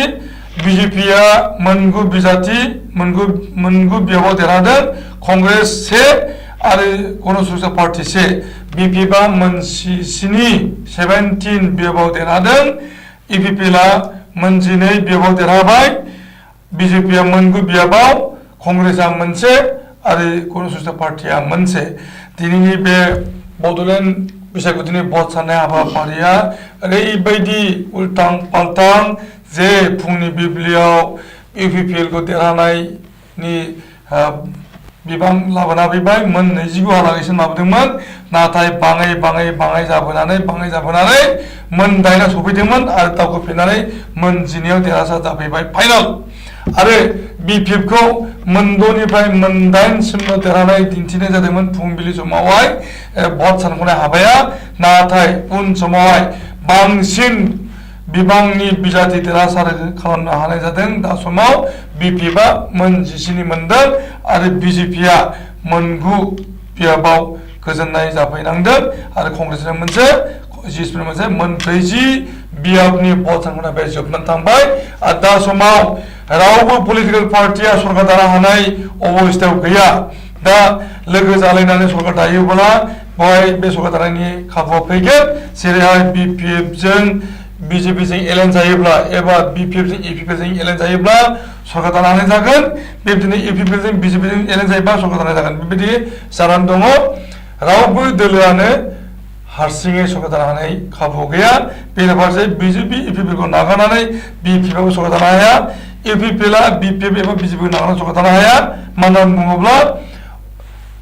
इन्डिपेन्डेन्टनि बिजाथि देरहाबोनाय बेयाव गैया आरो दङमोन कंग्रेस आरो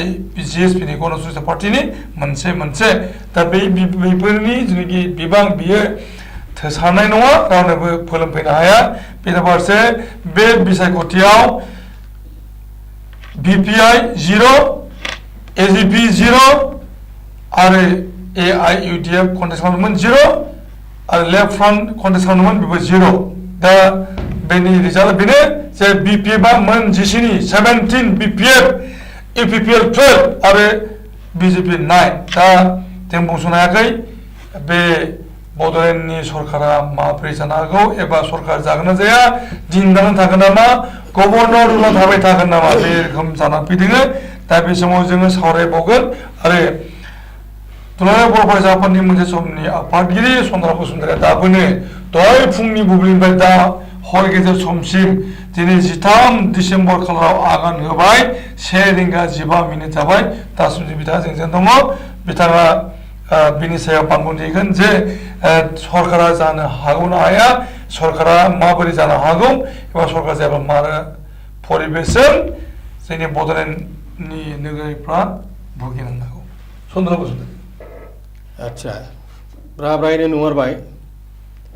बीटीसी जेनेरेल इलेक्शन 2020 नि जे बिसायख'थिनि भट गणनायाव जे मोनसे आलायनाय एसेम्बलि जामारबाय बीटीसीआव बीपीएफआ 17 यूपीपीएलआ 12 आरो बीजेपीआ 9 कंग्रेस मोनसे ओमफ्राय जीएसपी मोनसे गासै 40 आसनाव रावबो हारसिङै सरकार दानो हानाय जितु एबसुलुट मेजरिटी होनो बे एबसुलुट मेजरिटीखौ मोननो हायाखै नाथाय सिंगल मेजरिटी हिसाबै बीपीएफआ दिनै 17 कन्स्टिटुएन्सियाव आवगायदों हिसाबै दा सोरखौबा लोगो बोदेरनानै मेजिक नाम्बार 21 जे मेजिक नाम्बार जादु नाम्बार होनना बुङो बेखौ जुदि बोनो हायोब्ला बा गोहोखौ बानायनानै लानो हायोब्ला हाग्रामा महिलारिया फिन सरकार दानो हायो एबा सिंगल मेजरिटी हिसाबै बीपीएफनि चिफ हाग्रामा महिलारिया गभर्नरनि खाथियाव कन्स्टिट्युशननि प्रभिजन मथे सरकार दानो थाखाय आर'ज गाबनो हायो दा बिनि BPFनि हानजाया सरकार दानो हानायनि जिथु गोहो 21 नाम्बार जिथु मेजिक नाम्बार बे मेजिक नाम्बारखौ होखानाय समनि गेजेरावनो गावनि गोहोखौ बाहाय जाहिर खालामनो हानांगोन एब्ला BPFआनो सरकार दानो हागोन गुबुनथिंजाय UPPL आरो BJP बिलोगो सरकार दायोब्ला बिथांमोनाबो दानो हायो दा बेवहाय बे BTCनि सिट लानानै BJP आरो UPPL बे सिटनि बिबानखौ सोर मोनगोन बिनि थाखाय बिथांमोना नारा नाथा सेलायलायनो हागौ दा सेलायलायनायाव दा खोथाया जाहैबाय ओरैहाय जे UPPLनि प्रमद बर'आ जाहैबाय दाबिदार आरो गुबुनथिंजाय आगोलावनो मिथिनो मोननाय बायदिबा BJPनिफ्राय बिश्वजित दैमारिखौ बहाय प्रजेक्ट खालामनायनि जि थांखि दं बे गावबागाव जुदा जुदा थांखि लानानै बे मोननै हानजाया गोरोबनो हायो ना हाया बेखौ समायासो बुंनो हागोन आरो गुबुनथिंजाय आगोलनि बिलोगो खामोन हिसाबै BJP आरो BPFआ जुदि बिसायख'थियाव जेरै माने बांसावलायनानै नांलायलायबाय खमलायलायबाय बेफोरखौ ज्राब बावनानै हयथ' जिहेतु राजखान्थियाव जेबो आसरित खोथा गैया मिलायलायफिननोबो हागौ बे हिसाबै बेखौ नायनो थाङोब्ला हिमन्त बिश्व शर्मायाबो हाग्रामा महिलारिखौ बोराबनायखौ जुदि गारनो हायोब्ला आरो हाग्रामा महिलारियाबो जेराव हिमन्त बिश्व शर्मा थागोन बेयाव आं थाया होननायखौ जुदि एंगारनो हायोब्ला BJP आरो BPFआ फिर सरकार दाफिननो हायो जिहेतु दासिमबो आसाम एसेम्ब्लियाव बा आसाम सरकाराव दिनै BPF आरो BJPआ जिहेतु बिलोगो सरकार दागासिनो दं गुबुनथिंजाय आं नैबे मोनसे बाथ्राखौ बुंनो सानदों जे UPPL आरो BJP बे मोननैया जुदि माबायोब्ला बेवहाय UPPLआ बेवहाय बारा पात्ता मोननाय नङा जेरै हाग्रामा महिलारिया 15 बोसोराव खुनु राष्ट्रीय दलखौ पात्ता होआलासे माने आन्चलिक बा ओनसोलनि बा बर' हारिनि स्वार्थखौ नोजोर बोनानै जेरैबायदि BTCखौ सालायबोदों बेबायदि UPPLनि प्रमद बर' बिथांमोनहा BJPखौ माने पात्ता होआलासे सरकार सालायनो हानाय नङा आरो नैबे हेब्ला फिर फैफिनगोन 2027 जानुवारियाव जानाय जिथु BTR एकर्ड बे एकर्डनि 3.3 दफा आरो मोनसेया दङ मा 7.2 बे माखासे दफाया जेनाखि डिस्ट्राक्टिभ बर' हारिनि थाखायबो आरो गुबुन हारिनि थाखायबो जि गिलु बालु जि दफा लाबोदों बे दफाखौ बिसोर मावनो थांनायाव गोसो होगोन खारन BJPनि आथिखालनि गोहोगोरा मन्त्रि हिमन्त बिश्व शर्मानि थांखिया बेनो जे BTCनिफ्राय 7% अनाबर' आरो अनाबर'नि हाखौ BTCनिफ्राय दानख'नायनि जि खै सादों बे खै सानायाव जिहेतु UPPLआ आगान होदों एबसुआबो आगान होदों होमब्ला बेखौ मावफुंनो थांनायाव खिन्थु BJPआ जोबोरै गोसो होगोन मानो होनबा बेवहाय BTCनि लकसान जागोन आरो आसामा लाब जाहैगोन गतिके एबसु आरो गुबुनथिंजाय BPF आरो UPPLआबो गावजों गाव बिदा फंबाय नांलाय खमलायखौ बावनानै बा ज्राब गारनानै गोसो जायोब्ला फिर सरकार दानो हागौ हेब्लाबो बेवहाय बड'लेण्ड एबा BTCनि स्वार्थआ रैखा जागोन माने जोबथानायाव बेनो जे फर्मुलाया मोनथाम दं BPF UPPL लोगो जानानै सरकार दानो हायो हेब्ला बयबो खौसेयैनो बर' हारिनि रैखाथि बा बिनो थामोन्थायनि थाखाय गोसो होनानै मावनो हागोन साबसिनै हागोन आरो गुबुन मोनसे जाहैबाय BJP आरो BPF बिसोरबो लोगो नांबा सरकार दानो हागोन बहाय आरो आगोलनि बायदियैनो हाग्रामा महिलारिनि दैदेननायाव BPFआनो बहाय बांसिन बहाय मोजाङै पात्ता मोनगोन आरो सासन खालामनो हागोन बे मोनथाम माबाजों माबानो हायो दा जोंहा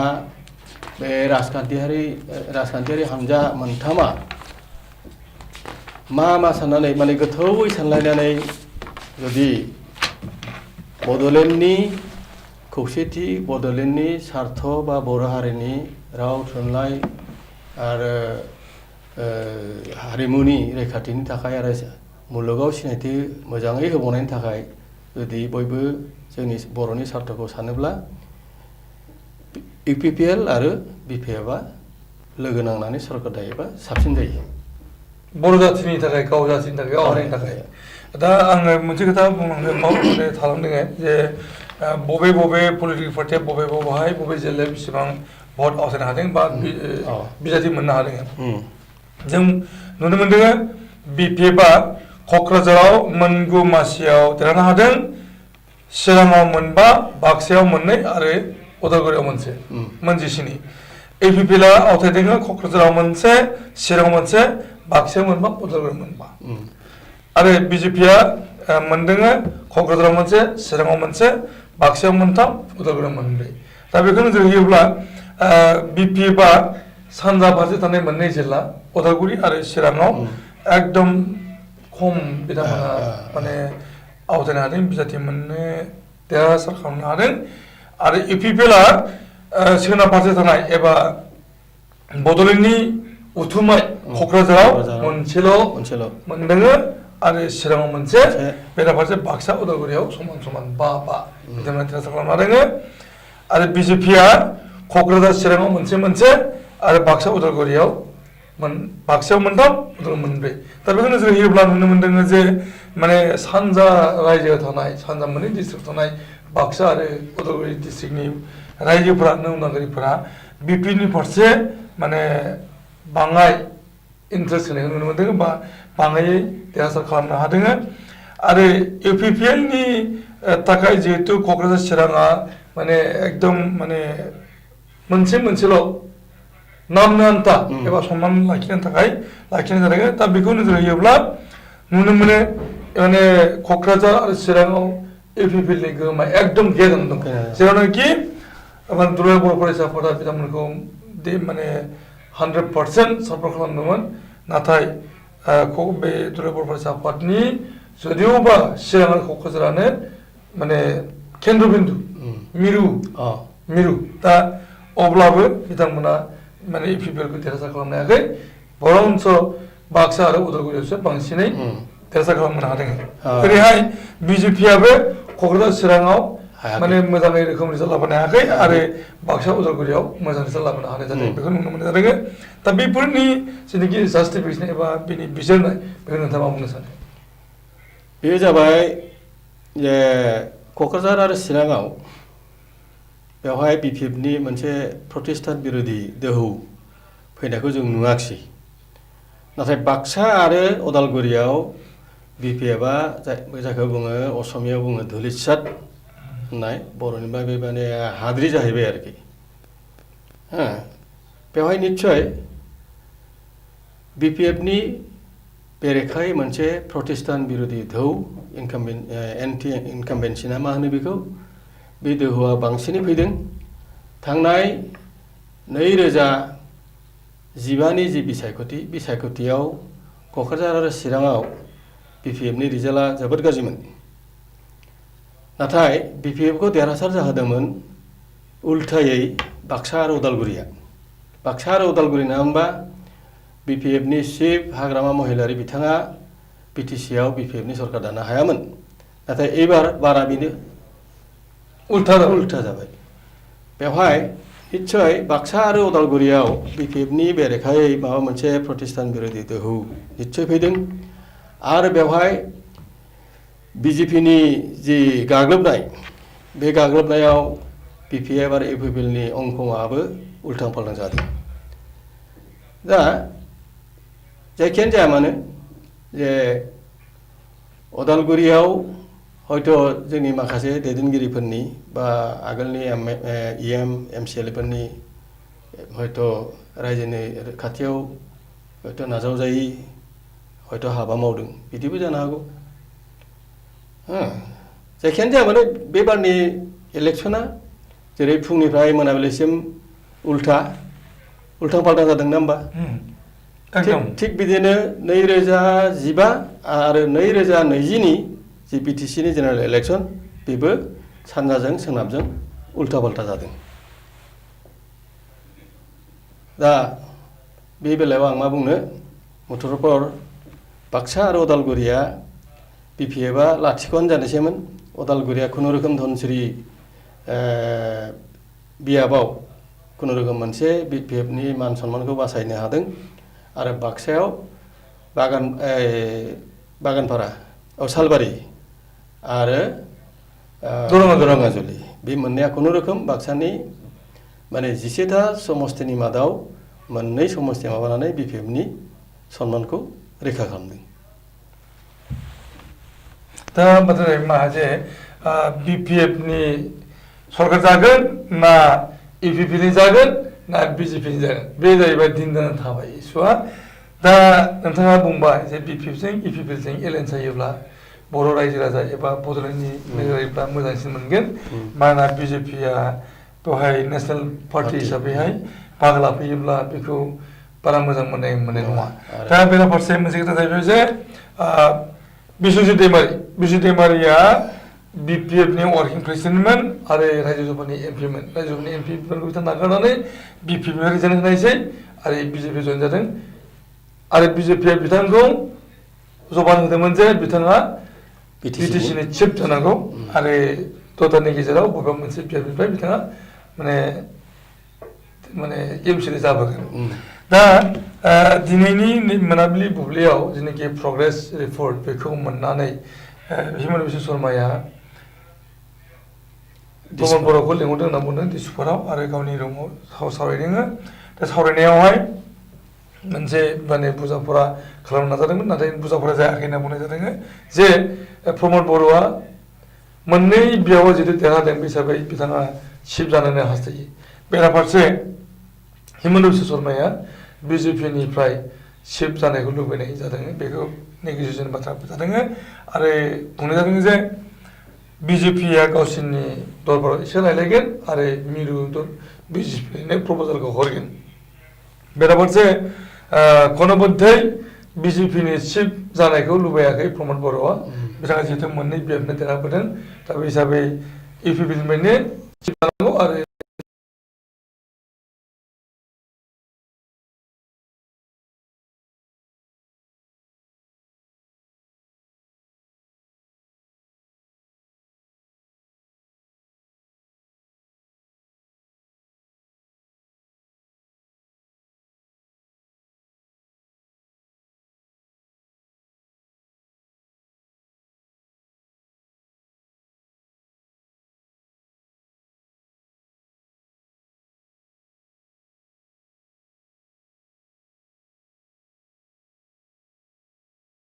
BODOLAND Dance Master Season 1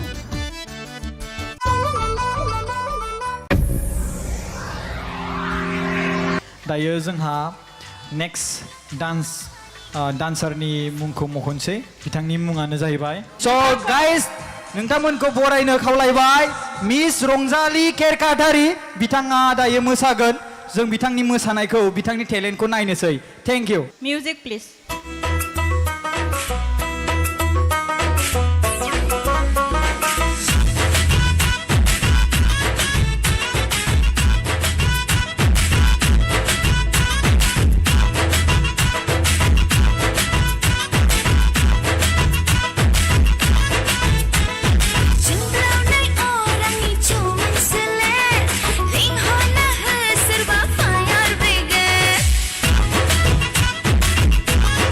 Hey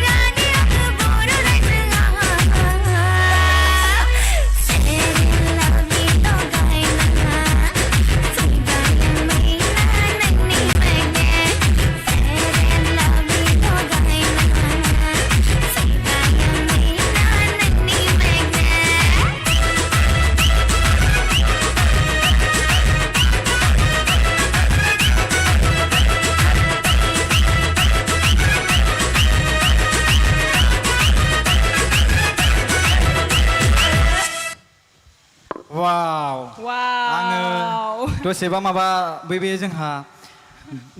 बाथौ धोरोमाव जे दौदिनि थायोना बिनि खानायखौ बेबायदिसो मोनलायलांबायमोन आङो गाज्रि दामोन दे बिनानाव बुंगार गारबाय आं गोसोआव जिबियो हेलिनायानो मोसाफैबाय नामा औ नोंगौ सिरियासलि एकेबारे गोबां मोजां मोसादों जोबोद मोजां बाब्राब मोसाथारदों स' लेडिज एन्ड जेन्टेलमेन मिस रंजालि केरकाटारि बियो गोबां मोजां मोसाबाय जों नोंथांनि सोमोन्दै एसे मिन्थिना लानि नोंथाङा बुंदो खोन्थाना होदो खुलुमबाय आंनि मुङा रंजालि केरकाटारि आङो 14 बोसोर बैसोनि आं सालबारिनिफ्राय फैदों थेंक इउ बिनानाव नोंथांनि माखासे इनफरमेसनखौ होनायनि थाखाय रायजो राजाफ्रा जेसेबांखिनि मोजां मोनदों बिसोरो गावसोर भट होसिगोन दायो जोङो जाजेस बा नायबिजिरगिरि दोनखादों थिखानानै बिथांमोननिफ्राय जों मार्क मोनगोन मिथिबायना बे मार्कआ 10, 20, 30 स' दायो जों बिथांमोननिफ्राय मोनथिनोसै गिबियावनो आङो थांग्रोगोन जोंहा देंखो सारनिफ्रायनो थांग्रोसै आङो हेल' सार हेलौ जोबोद मोजां जादों थेंक इउ सार जे बडि फ्लेक्सिबिलिटिया मोजां आरो जे स्टेप्स बानायदों क्लिनार बानायदों आरो स्ट्रं जादों एनार्जिया थिगानो दं आरो जे मेथाइजों गोरोबनाय जे एक्सप्रेसन मोजां जादों थेंक इउ सो माच उनाव आरो साबसिन खालामगोन थेंक इउ सार स' माइकेल सार गोबां पइन्ट लिरसोदों बायदि मोनदां हेल' सार माने आङो एसे गोबाव लानाया जाहैबाय आङो माने एक्सप्रेसनखौ रिकल खालामबाय थादोंमोन आरो माने आं मोनसे बुस्थुखौ बिराद मोजां मोनदों माने बियो गावनि खानायखौनो प्रप बायदि इउज खालामदों so that is one unique way of using this step so that's very creative dance was very good expression was very good I hope that I can see more from you in the future and all the best let's see how far you go in this show all right okay madam hello ma'am hello' ma'am Michael sir होननाय बायदियानो गासिबो एक्सप्रेसनाबो बिराद मोजां जादों एनार्जियाबो strong खालि आं मोनसेखौल' एसे लुगैबावदोंमोन नोंनि कस्टिउमा जुदि एसे जिगजाग जाबावोमोनब्ला गाननि थाखाय बा आरो बांसिन साबसिन जाबावगौमोन नेक्स्टआव आरो साबसिन खालामबावदो साबसिन खालामनो नाजागोन दे all the best thank you ma'am thank you Bodoland dance master season 1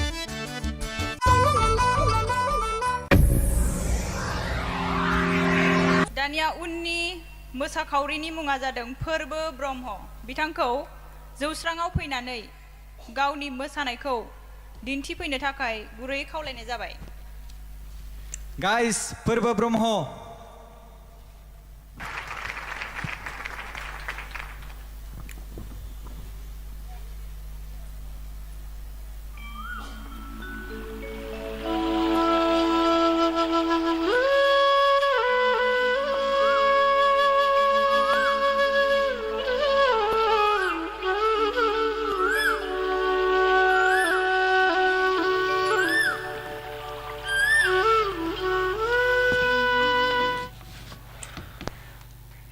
हर गेजेर बुब्लियाव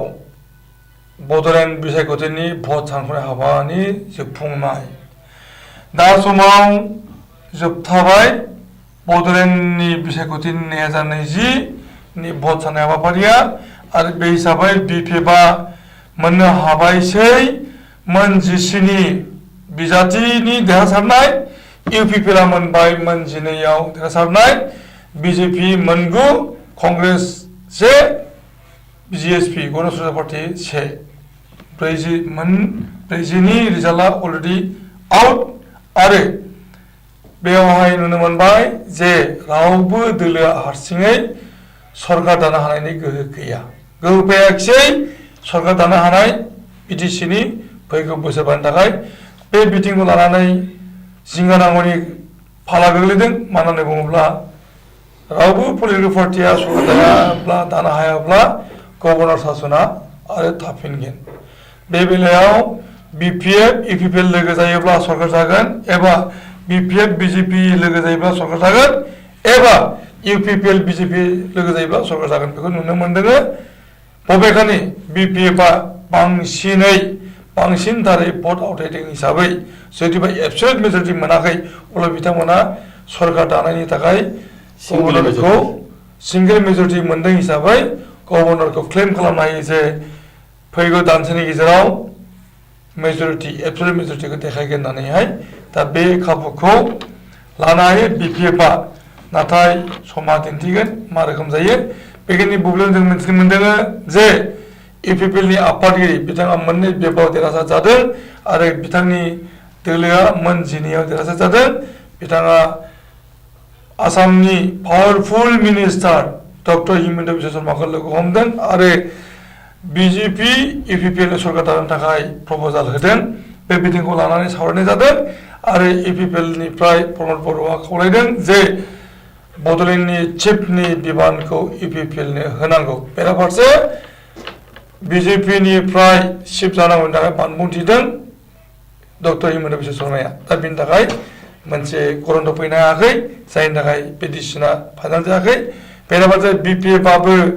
मिजिं लादों जे बिथांमोना बिजेपिजोंनो ज' जानानै सरकार दागोन आरो बिजेपि आरो बिपिएफनि गेजेराव जिहेतु 5 बोसोरनि थाखाय मोनसे एग्रिमेन्ट जादोंमोन 2015 मायथाइनिफ्राय आसाम सरकारखौ बेंनायनि थाखाय आरो आसाम सरकाराव दाबो बिपिएफ बिजेपिनि क'लिसनाव दङ बे हिसाबै बिटिसिनि दिन्दांनाय बिसायख'थिनि काउन्टिंनि रिजाल्ट बेखौ नोजोर बोनानै बिपिएफ बिजेपिजों एलायन्स थाफैनो थाखाय लुबैनाय जादों बेखौ मोनथिनाय जादों बेराफारसे रायजो राजाया मा बुङो रायजो राजाया मा लुबैदों जों बेखौ नोजोर होयोबा नुनो मोनदों जे बड'लेण्डनि रायजो राजाफ्रा लुबैदों बिपिएफ आरो इउपिपिएलनि जयेन जानानै लोगो जानानै सरकार दानाय बे बेलायाव बर' फरायसा आफादनि आगुनि आफादगिरि सन्तरा बसुमतारिया बानबुंथिगोन बे खोथाया जों दहायनो सावरायखांबाय दाथ' आलायनाय एसेमब्लि जाबाय बिटिसिआव रावबो सरकार जानो हाया नाथाय प्रभिजन मथे जाय हानजाया बयनिख्रुइबो बांसिन अनजिमायाव देरहासार जायो सिंगल मेजरिटि बे सिंगल मेजरिटिनि पार्टिया सरकार दानो थाखाय क्लेम खालामनो हायो गभर्नरनि खाथियाव आरो गभर्नरा बे हानजानि दाबिदारफोरनो मास मोनसेनि समय होनानै गाव गावनि गोहोखौ माने फोरमान होनो थाखाय समय होनाय जायो बेबायदि हिसाबै बिपिएफआ सरकार दानो थाखाय सेथि दाबिदार जानानै दङ नाथाय समयनि भितराव बिपिएफआ गावसोरनि बांसिन गोहोखौ दिन्थिनो हायो ना हाया बेखौ समायासो बुंगोन दा बेफोरथिं हायाब्लाबो बिपिएफ आरो बिजेपि आगोलनि बिलोगो राजखान्थियारि हानजा हिसाबै आसामावबो सरकाराव जयै बिलोगो खानाय हिसाबै बिटिसिनि इलेक्सनाव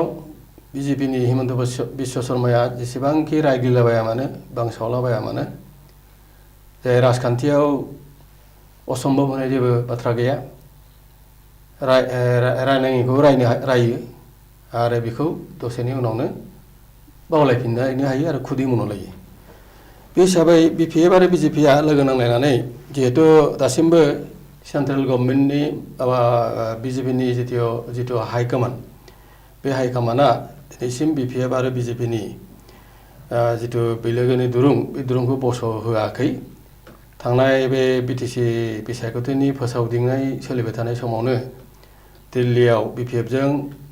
बिजेपिआ बिलोगोखौ मित्रताखौ सिफायनोसै होननानै थांदोंमोनब्लाबो बेखौ बिजेपिनि जितु सेन्ट्रेलनि हाइकमान्ड बे हाइकमान्डआ बेखौ नाकच खालामदों बिटिसि बिसायख'थिखौ नेबावनो थिनदों बे हिसाबै आसाम रायजोक बिजेपिआ गावसोर गोजा हारसिङै बे थांखिखौ लायोना लाया नाथाय जों नुनो मोनो जे राष्ट्रीय दल माखासेया सेन्ट्रेल जितु पार्टिनि जे हाइकमान्ड बे हाइकमान्डनि माने फाइनाल बोसोन एबा अर्डारखौ बिसोर नेयो बे हिसाबै दिनै दिसपुराव हिमन्त बिश्व शर्मानि सरकारि न'आव थाग्रा न'आव थांनानै जेरै माने सरकार दानायनि थाखाय मोनसे सावरायलायनाय सोलिबाय थादों बेवहाय इउपिपिएल आरो बिजेपिजों मोनसे गरन्थ'आव फैनो हायाखै जेब्ला जे दिसपुराव लानाय हिमन्त बिश्व शर्मानि दैदेननायाव लानाय जिथु थांखि बे थांखियानो फाइनाल थांखि जानो हानाय नङा मानो होनबा बिथांमोना दिल्लीनि सायाव सोनारो गुबुन मोनसे जाहैबाय इउपिपिएल आरो बिपिएफबो लोगो नांनानै सरकार दानो हायो जे थांनाय समफ्राव जाबायदियै गावबा गावजों माने गोरोबलायै अरहेलायनाय नांलायलायनाय खमलायलायनाय जेसेबांखि जाया मानो बिदा फंबायनि गेजेरावबो बुलाय सोलाया जायो न'खरावनो फिफा फिसा बायदिसिना बिदि माबा जायो एना एनि जालायो नाथाय बेफोरखौ ज्राब बनानै राजखान्थियाव जिहेतु असम्भब होननाय जेबो जिनिस गैया बे हिसाबै इउपिपिएल आरो बिपिएफआ जिहेतु बर' हारिनि दैदेननाय मोनसे हानजा जदियोबा गुबुन गुबुन हारि आरो धोरोमनि जातिनि मानसिफ्रा बेवहाय मोननैबो हानजायाव दङब्लाबो गुबैयै जाबाय बे हानजा मोननैखौ बे पार्टी मोननैखौ दैदेनग्रायानो जाहैबाय बर' हारि आरो इयुनाव बे मोननैया जुदि गोरोबलायनानै जुदि सरकार दामोरोबा थांनाय 15 बोसोराव जेसेबां बिटिसिआव बिपिएफआ डेभेलपमेन्ट लाबोदों उन्नयन लाबोदों बेनिख्रुइ बांसिन इउपिपिएल आरो बिपिएफआ लोगो नांलायनानै मिला मिसायै आखाइजों आखाइ मिलायलायनानै आगान सुरोब्ला बा सरकार दायोब्ला बेनिख्रुइ साबसिन थांनाय 15 बोसोरनिख्रुइ साबसिन जौगानाय हाबा मावनो हागोन होननानै आंहा फोथायनाय दं दा बे बेलायाव थारमाने मोनथाम अपसन जाबाय इउपिपिएल आरो बिजेपि बिपिएफ आरो बिजेपि नङाबा बिपिएफ आरो इउपिपिएल बे मोनथाम मोनसे अपसन थाबाय बे माबानियाव बिटिसिआव दा बेवहाय थाखा फैसा गोनां राजखान्थि हानजाफ्रा दिनै माने जायखौ बुङो हर्स ट्रेडिं दा बे जानाय नङा हर्स ट्रेडिंनि बहाय माने माबाया अपसना फैयाखै मानो होनना बुङोब्ला इउपिपिएलनि सा 12नि मादाव सा 9आ पार्टीखौ नागारबोबासो बे एन्टि माने माबायाव गोलैगोन माने पार्टी डिसिप्लिन बेवहाय मोनसे रुल्स बानायदों इलेक्शन कमिशना जे माने 2/3नि बाङाइसिन थायोबा बियो दल बागराखौ खालामनो मोना दल सोलायनो मोना आरो बिजेपिनिफ्राय 6 गाहाम बे जाथिया बा माने देरहासारनाय एमसिएलएआ बिफाव फैनांगोन गुबुननि उनाव 2/3 बा 6 दा बेबायदि फैथावथाव बेखौ नुहुराखै जोङो दा बेखायनो आल्टिमेटलि एलायन्स बबेखानि बिपिएफआ दानसेनि थाखाय क्लेम खालामनो हायो जे जिहेतु सिंगल मेजरिटि बिथांमोना मोनदों मोन 17 दा बे क्लेम खालामनो हायो माबानि सेराव गभर्नरनि सेराव आरो दानसेनि थाखाय सरकार सलायनो आरो बिनि गेजेराव बिथांमोना माने माबा मेनेज खालामनो हायो अबयसे बेवहाय कंग्रेसनि सासे जिएसपि सासेया बिपिएफजों मार्च जागोन बेखौ जों नुहुरदों मदद होनो हायो दा सानैनि दरकार दङ आरो बेखौ इउपिपिएल एबा बिजेपिआ जुदि बै समावहाय भटिंनि गेजेरजों सापर्ट खालामोबा होमबा बिजेपिनि सरकारा थाबाय थागोन नाथाय बेवहाय मोनसे खोथा दङ जे बे माने मेजरिटि गैयि सरकारा जेब्लायबो माने गुबुननि सायाव सोनारनांगौ जाना फैयो नालाय दा बे हिसाबै गावनि गोसो बायदि खामानि मावनो हानाय जाया आरो आंनि सरकारा बायसिगोन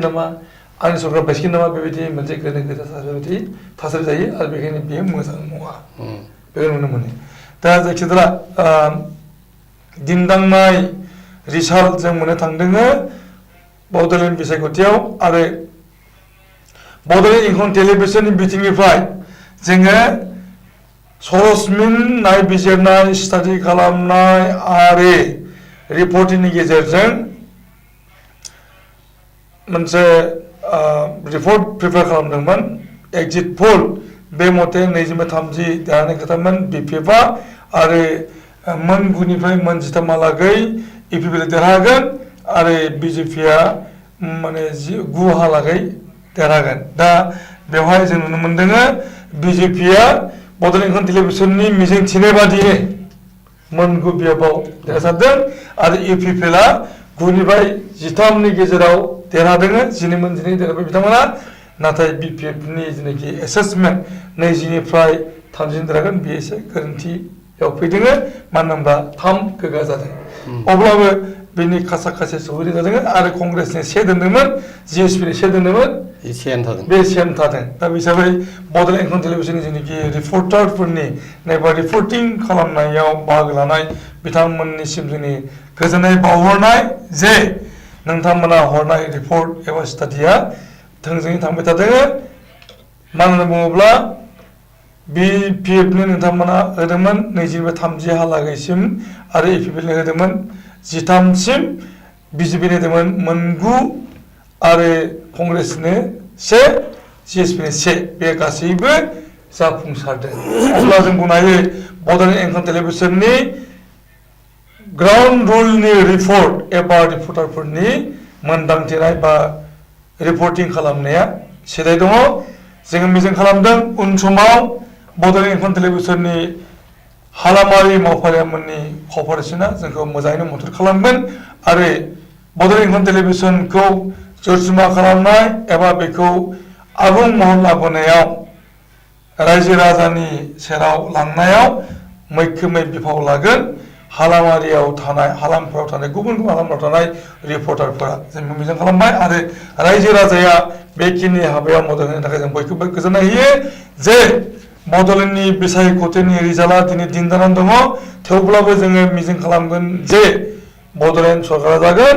BPF UPPL लोगो नांनानै सरकार जायो ना BPF BJP लोगो नांनानै सरकार जायो एबा UPPL जों BJP जों लोगो नांनानै सरकार जायो एबा UPPL जों BPP जों लोगो नांनानै सरकार जायो जों बेखौ मिजिं खालामो आरो रोजा रोजा बड'लेण्डनि नोगोरारिफ्रा लुबैदों जे UPPL BPF ज' जानांगौ जै जै मै मै लाबोनांगौ बेराफारसे गोबांसा लुबैदों जे बिश्वजित दैमारिया बड'लेण्ड चिफ जानांगौ आरो BJP BPF नङाबा BJP UPPL सरकार जानांगौ बेखौ मिजिं खालामदों बेराफारसे हाग्रामा महिलाया थांनाय 17 बोसोराव जेबायदि गोख्रों आखाइजों बड'लेण्डखौ सामलायगासिनो दङ बेनिखायनो हाग्रामा महिलानि बे गोख्रों दैदेननायखौ लुबैफिनबावनायबो जों नुनो मोनदों बेराफारसे सोलायनाय लुबैनानै बिसायख'थियाव बारसोमनाय प्रमद बर' बिथांखौबो चिफ जानो लुबैनाय गोबां सानि बानबुंथाय जों मोननो हादों हाग्रामा महिलारियानो जा एबा प्रमद बर'आनो जा एबा बिश्वजित दैमारियानो जा बिसोर साथामनि मादाव सोरबा सासेया चिफ जानायाव रायजो राजाया जेबो गोनो गोथो गैया नाथाय बड'लेण्डनि थाखाय मोनसे सुस्थिर परिबेसनि गोनांथि दङ बेखौ लुबैदों आरो दिन्दांनाय थासारिखौ लुबैयाखै बेखौनो जों मिजिं खालामदों आरो बड'लेण्ड एंखं टेलिभिजननि गासै नायगिरिमोना दा बे हर गेजेर बुब्लिसिम उन्दुनाय मेंनायखौ बायालासेनो थाफागासिनो नायगासिनो नोजोर होगासिनो दङ जोङो बयखौबो गोजोननाय बावदों साबायखर होदों सन्तला बसुमतारी डक्टर दिना बसुमतारी मार्कस बसुमतारी बयनिबो जों साबायखर बावदों आरो जोंनि गासै टेकनिकेल स्टाफखौ साबायखर होनानै जोंनि बे दिनैनि बड'लेण्ड एंखं टेलिभिजननि जि रिपर्ट बड'लेण्ड बिसायख'थिनि भट होनाय रिपर्ट बेखौ जोङो थुंगे होनो सिगां दोङो जे लास्ट मोमेन्टआव मोननो हाबाय BPF आ मोन 17 बियाबाव देरहाबाय BPF UPPL मोन 12 BJP मोन 9 CSP 1 कंग्रेस 1 बेनि गेजेरजों दिनैनि बे साननाय हाबाफारि जोब्बाय थुंगेबाय गोजोनदों खुलुमबाय शुभरात्रि हर गाहाम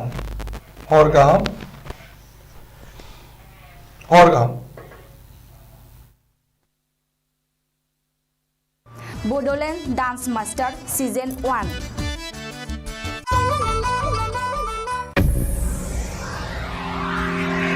दायो जोंहा नेक्स्ट डान्सारनि मुंखौ मख'नोसै बिथांनि मुङानो जाहैबाय स' गाइस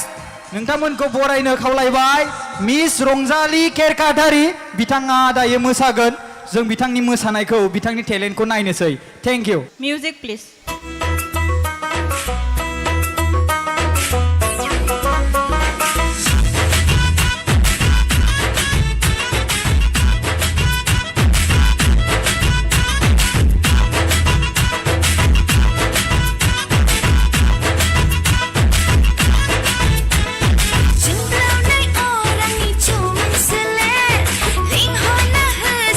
Fire brigade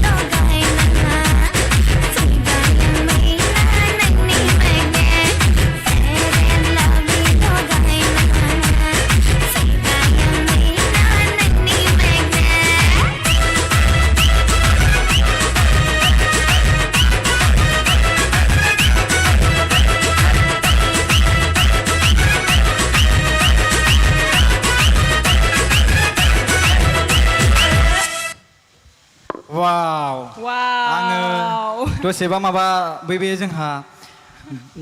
बाथौ धोरोमाव जे दौदिनि थायोना बिनि खानायखौ बेबायदिसो मोनलायलांबायमोन आङो गाज्रि दामोन दे बिनानाव बुंगार गारबाय आं गोसोआव जिबियो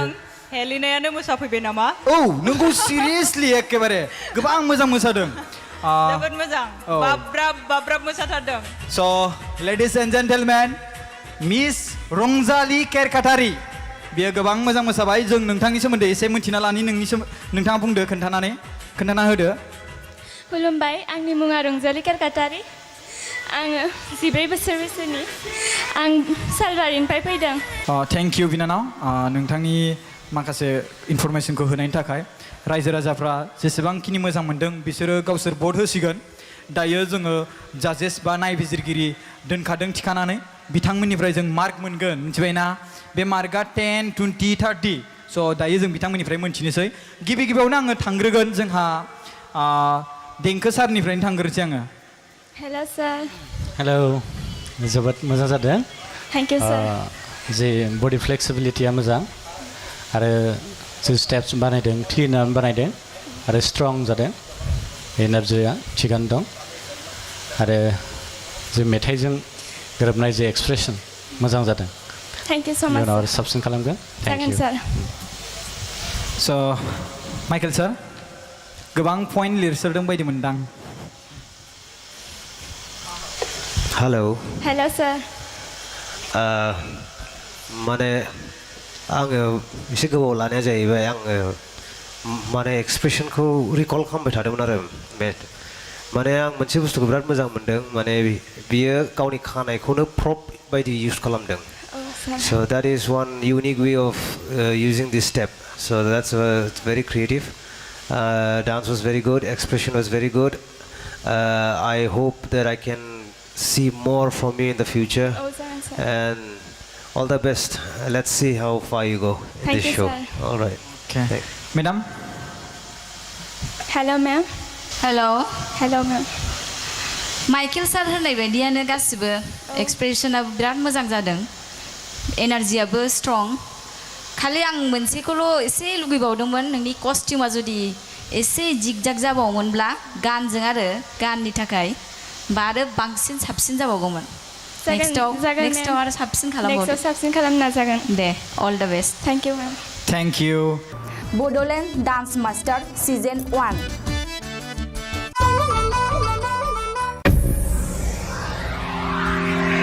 दानिया उननि मोसाखावरिनि मुङा जादों फोरबो ब्रह्म बिथांखौ जौस्राङाव फैनानै गावनि मोसानायखौ दिन्थिफैनो थाखाय गुरैयै खावलायनाय जाबाय गाइस फोरबो ब्रह्म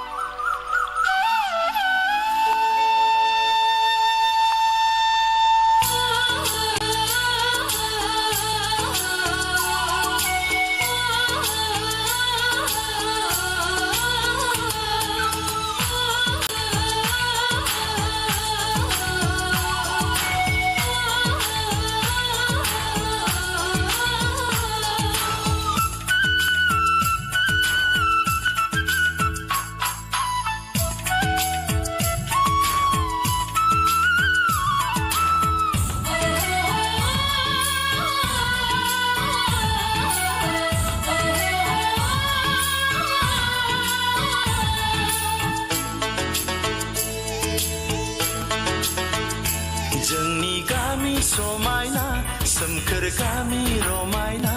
जोंनि गामि समायना सोमखोर गामि रमायना सारि सारि गयनि फाथैनि बारि रोमै रोमै हाजो बेसे हायनारि दैमा दैसा जिरि जिरि बेसे समायदों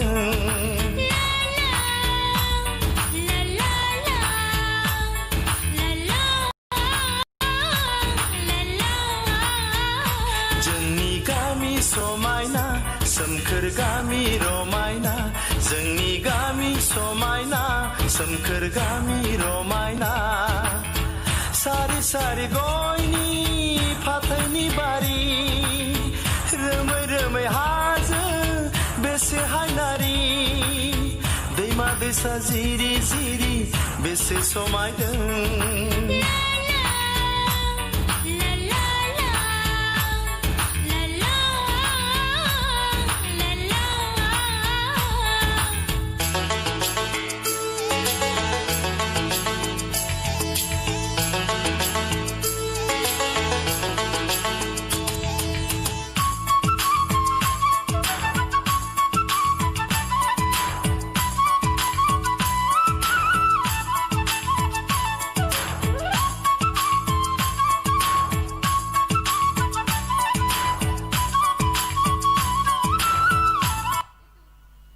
वाह वाह वाह वाह मिस्टर पर्व ब्रह्म हमारे साथ है इतना कमाल का डांस किया आपने वाह ये है लुक हमारी बोडो कम्युनिटीज का पूरा ड्रेस्ड ये ड्रेसिंग जो है ना ये हमारी बोडो कम्युनिटीज का ये आरोना यहाँ पे भी आरोना ये राजकुमार राजकुमार जैसा लग रहा है यहाँ पे डांस करके कैसा लगा बहुत अच्छा लगा सो इसको भी बहुत अच्छा लगा और हमको भी बहुत अच्छा लगा इसके डांस देखते हुए है कि नहीं ऑडियंस कैसा लगा ओके थैंक यू सो हम तो अच्छा लगा लेकिन हमारे से जो महान डांसर जो यहाँ पे है जो इसके डांस को एनालाइज करेगा हमारे साथ जो 3 जजेस है वो लोग अभी हमको बताएंगे कैसा लगा तो फर्स्ट पहला इंट्रोडक्शन ले लेते हैं पहला ओके ठीक है खुलुमबाय सार माबायदि मोनदों रिंकू मैम माबायदि मोनदों ओह रिंकू मैम को प्यार करते हैं क्या नहीं तो सीधा डायरेक्टली रिंकू मैम को क्यों ऐसा यहाँ पे हम नहीं था क्या हाँ हम भी तो था मैं मजाक कर रहा था अच्छा ठीक है मजाक है तो ठीक है अच्छा डांस तो ठीक ही है थैंक यू मैम अभी जैसे तुम स्माइल क्यूट से स्माइल कर रहे हो डांस में भी थोड़ा सा स्माइल क्यूटनेस लाना चाहिए था मतलब और एक्सप्रेशन थोड़ा सा और चाहिए था लेकिन डांस ठीक ही है तुम्हारा ऑल द बेस्ट माइकल सर मैं क्या बोलूँ मुझे लगता है कितना दिन प्रैक्टिस किया होगा 2 डेज में 2 डेज देखा हमारी बोडो कम्युनिटीज में भी 2 डेज राइट एक सलाह दूंगा अगली बार से जब गान सेलेक्ट करेंगे ना तो try to make it more catchy माने नायनायावनो बुजिखादों माने डान्स स्टेप्सफ्रा खम ना एसे सिमिलार जालांजोबदों जायगायाव आरो नों बिराद खमबो मोसाबाय स' डान्सखौ माने नों गान लादों ना 4x4 मेथाइ लादों ना नों दा that dance it has to be very powerful okay it is a big competition you know it's not like some Bwisagu program or नङा there are so many competitive people so I am just saying for your future माने ना when you come to this kind of platform get more hardcore steps because you are competing with our really talented competitors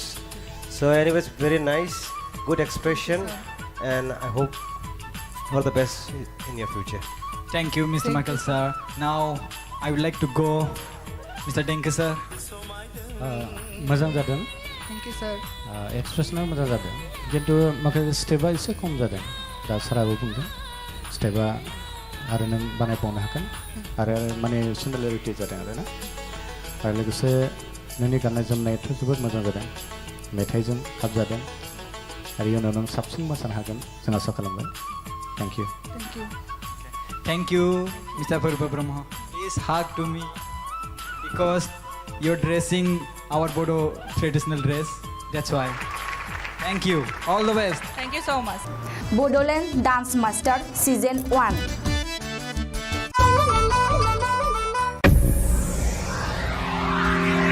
दानिया जोंहा दङ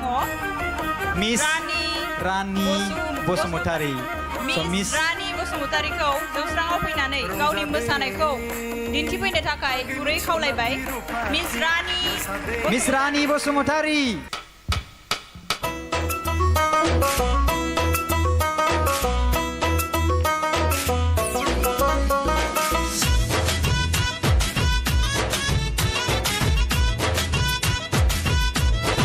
Jumlahnai orangni cuman selit, linghonlah serba fire brigade. Hey, jumlahnai orangni cuman selit, linghonlah serba fire brigade. Kailani danai bebu humau, sona angaina ekdam perfect. Fair and lovely logaina. Bayang mina nagni magnet, fair and lovely logaina. Bayang mina nagni magnet.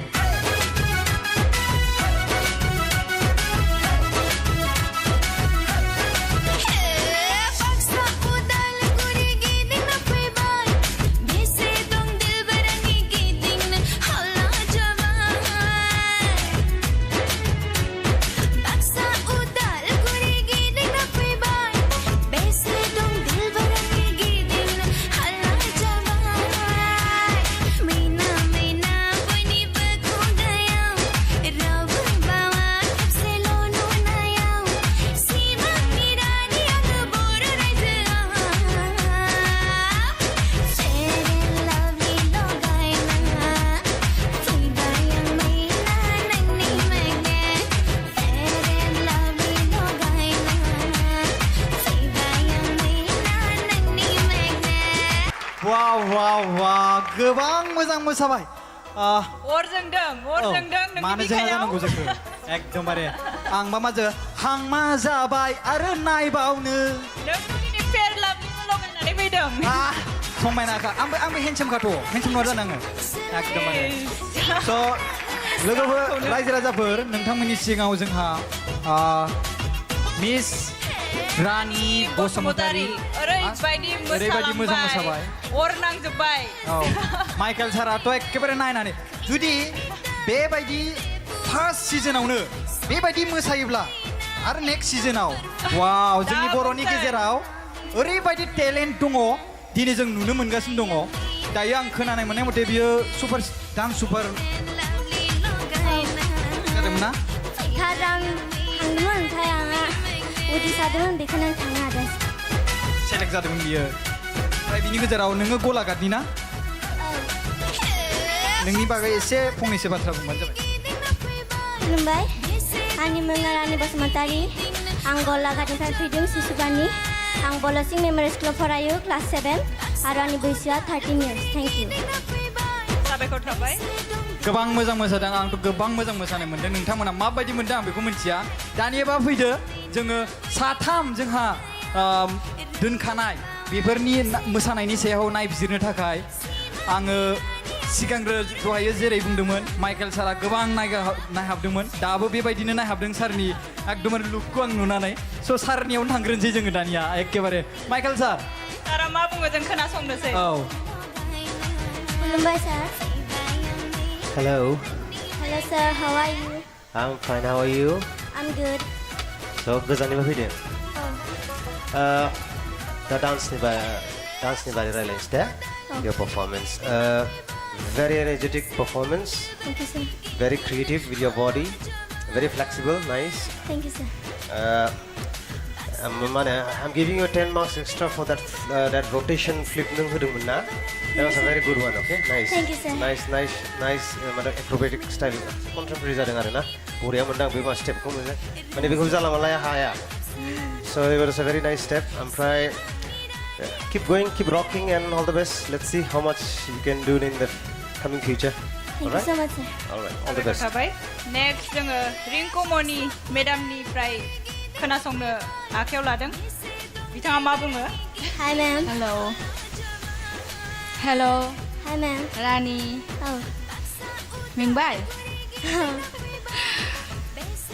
Michael sir होननायाथ' गासिबो राइटआनो आरो मा बुंबावनो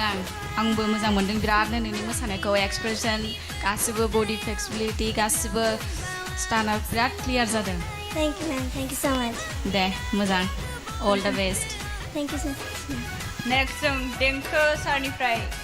खोनासंगोन बिथाङा मा बुङो रानि Hi, sir. you are so cute Thank you so much, sir. जोबोद मोजां जे मोसानाया जेरैबायदि मेथाइजों गोरोबनाय माखासे एक्सप्रेसनफ्रा थिग जादों आरो फ्लेक्सिबिलिटियाबो थिगानो दङ आरो बडि कन्ट्रल थिगानो दङ आरो नोङो उनाव साबसिन खालामनो हागोन Thank you, sir. आरो बेनिख्रुइ साबसिन खालामनो थाखाय नों हार्ड वार्क खालामनांगोन जाहाथे नोंनि साक्सेसफुलखौ जों नुनो मोनो thank you Thank you so much, sir. Thank you sir साथाम नायबिजिरगिरिफोरनिफ्राय जोङो गोबां मोजां कमेन्ट मोनदों बे हिसाबावथ' बे सेलेक्ट जाखासिगोन बायदि मोनदां आंबो बेखौनो लुबैदों thank you Rani Basumatary thank U ladies and gentlemen please आखाइ खबना हो गोबां मोजां मोसादों Bodoland dance master season 1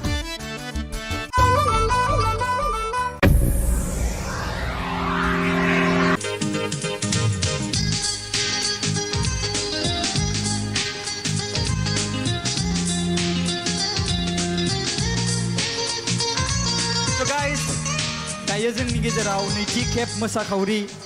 Hiramani उजिरा मोसाफैगोन जों स्टेजआव फैनानै मोसाफैनो खावलायनाय थाबाय मिस हिरामनि उजिर आखाइ खबना हो रायजोफोर एसे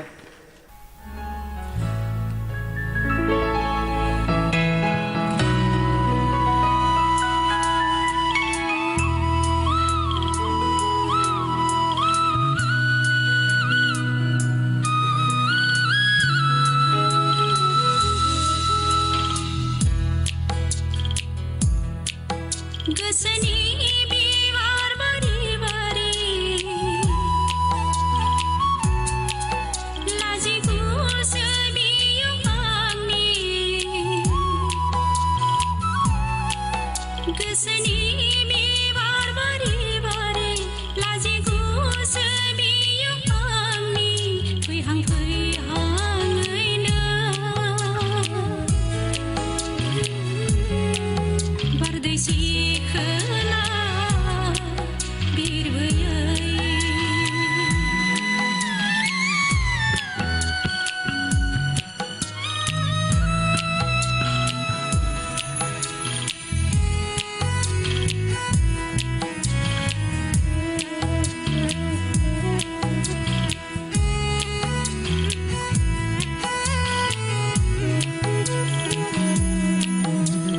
मिजिं सुला मेगन थाइनैया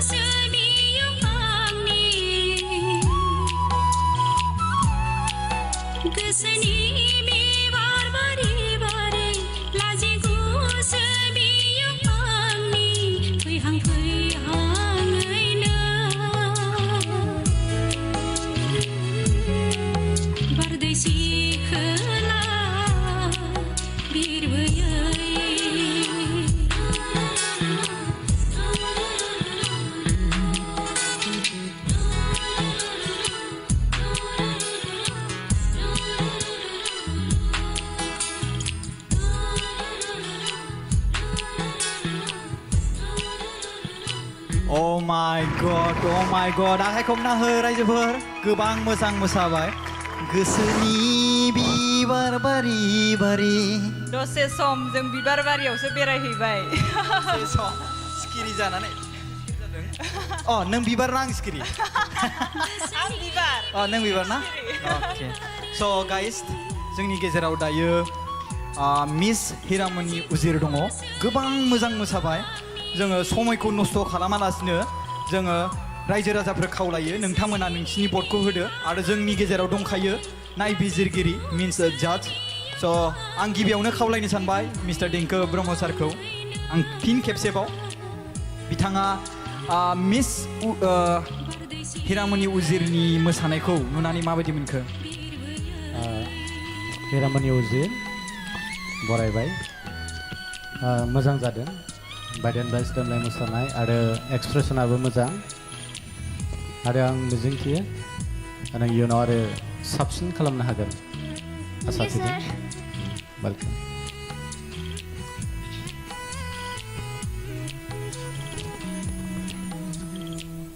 नेक्स्टआव रिंकुमनि मेडामखौ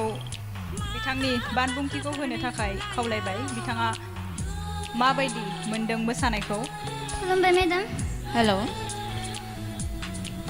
Beautiful song and beautiful dance. Thank you miss Classical लायो ना? औ मिस कथक. मा यार? एबारो लास्ट Last.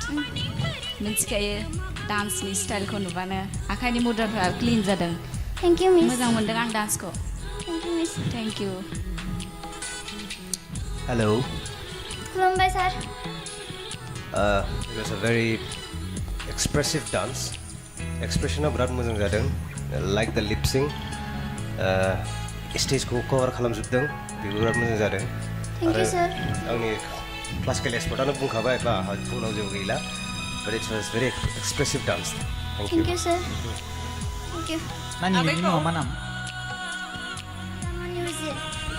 बेसेबां बैसो 14 years क्लासआ एबार 10 गोबां मोजां मोसादों दायो जोबथा बोसोर होन्दों नामा नोंना मोसानाय क्लास कचिंआ आदसा गोबां मोजाङानो दे thank you Bodoland dance master season 1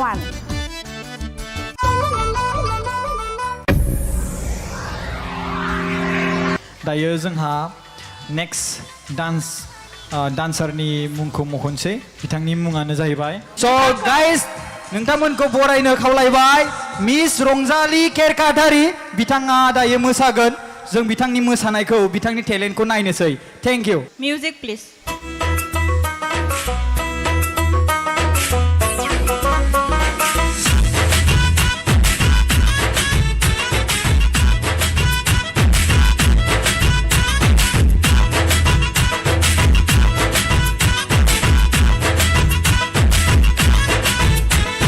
जोंब्लावनाय अरांनि चुमन सोले लिंहरना हो सोरबा फायार ब्रिगेड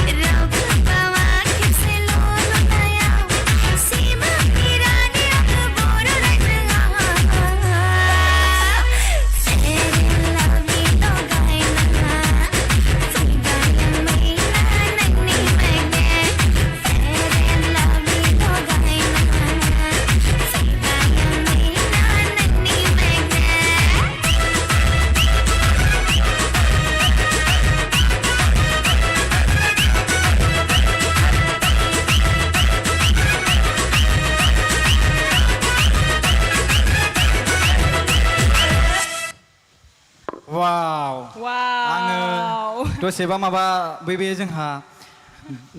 बाथौ धोरोमाव जे दौदिनि थायोना बिनि खानायखौ बेबायदिसो मोनलायलांबायमोन आङो गाज्रि दामोन दे बिनानाव बुंगार गारबाय आं गोसोआव सानदों हेलिनायानो मोसाफैबाय नामा औ नोंगौ सिरियासलि एकेबारे गोबां मोजां मोसादों जोबोद मोजां बाब्राब मोसाथारदों स' लेडिज एन्ड जेन्टेलमेन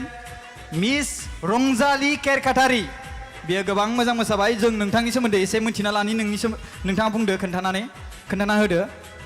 खुलुमबाय आंनि मुङा रंजालि केरकाटारि आङो 14 बोसोर बैसोनि आं सालबारिनिफ्राय फैदों थेंक इउ बिनानाव नोंथांनि माखासे इनफरमेसनखौ होनायनि थाखाय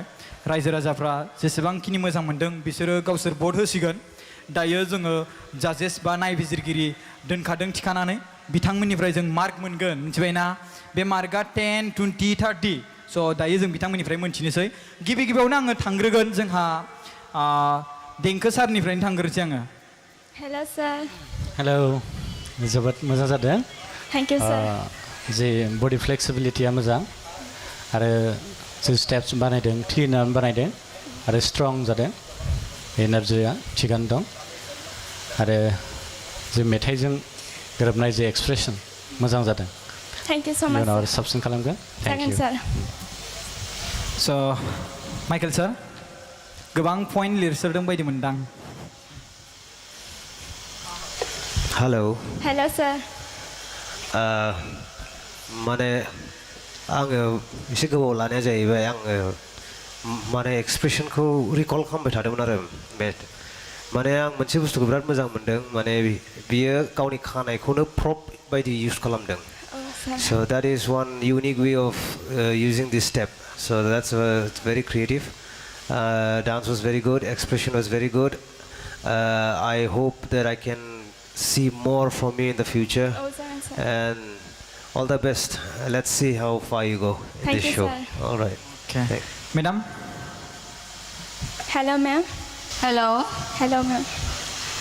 माइकेल सार होननाय बायदियानो गासिबो एक्सप्रेसनाबो बिराद मोजां जादों एनार्जियाबो स्ट्रं खालि आं मोनसेखौल' एसे लुगैबावदोंमोन नोंनि कस्टिउमा जुदि एसे जिगजाग जाबावोमोनब्ला गाननि थाखाय बा आरो बांसिन साबसिन जाबावगौमोन नेक्स्टआव आरो साबसिन खालामनो नाजागोन दे all the best thank you ma'am thank you Bodoland dance master season 1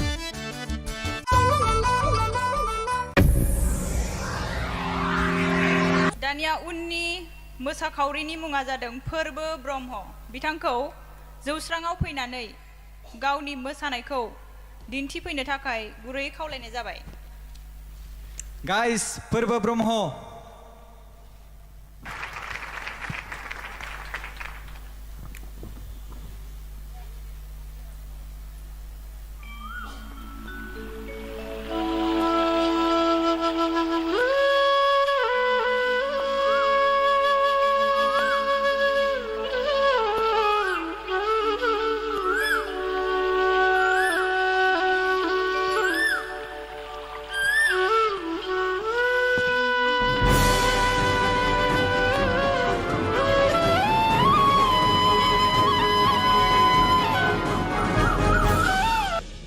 Bodoland dance master season 1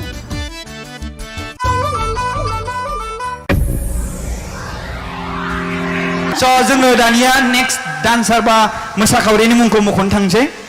स' प्लिज गुबुन सासेबाव जोङो मोसाखावरि लेंहरनो आखायाव लादों स' आं नोंथांमोननि सिगाङाव खेबसेबाबो मुं मख'नो थांबावबाय बेनो नेक्स्ट डान्सार बा मोसाखावरिनि मुङा जाहैबाय मिस अनसुमै नार्जारि बिथांखौ जौस्राङाव फैनानै गावनि मोसानायखौ दिन्थिफैनो थाखाय गुरै खावलायनाय थाबाय थेंक इउ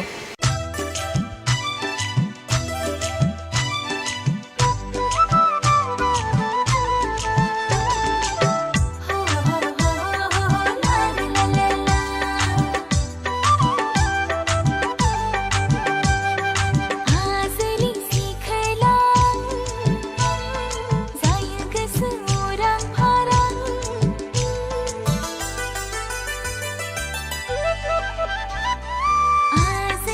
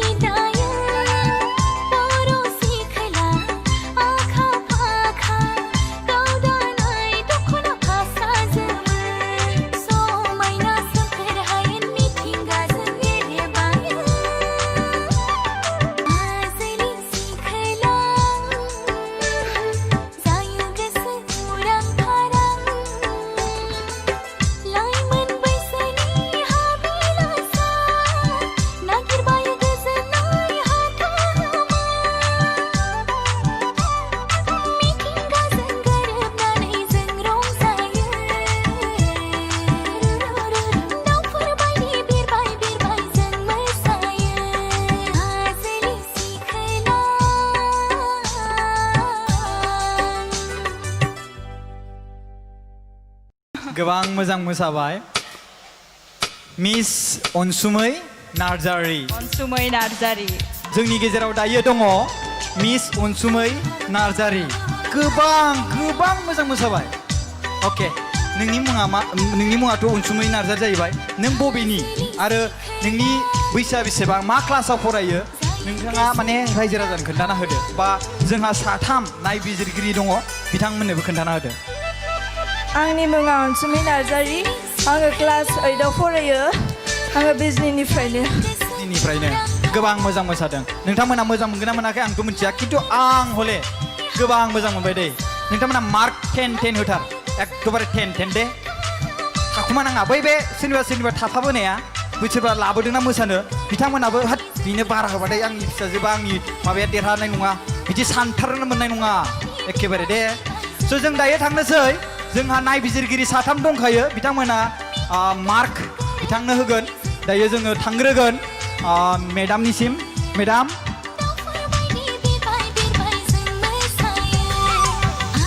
हाय मेम हेलो हेलो ड्रेसखौसो मोजां मोनदों आंहा ब्लाउसखौसो थेंक इउ डान्सआबो मोजाङानो जादों स्ट्रं जादों आरो साबसिन हामसिन आरो मोसानो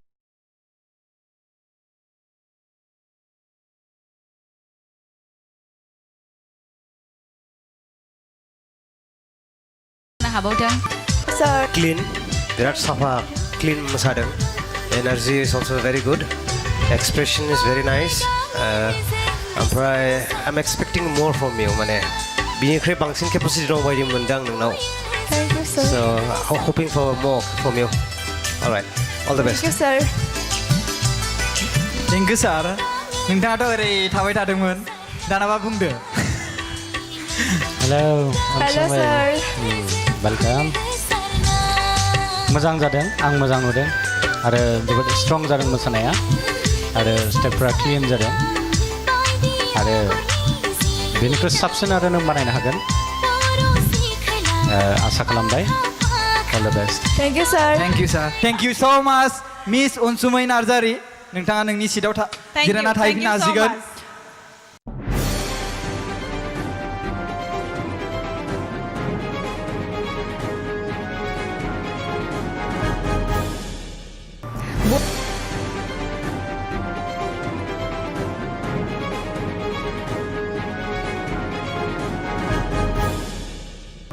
BODOLAND Dance Master Season 1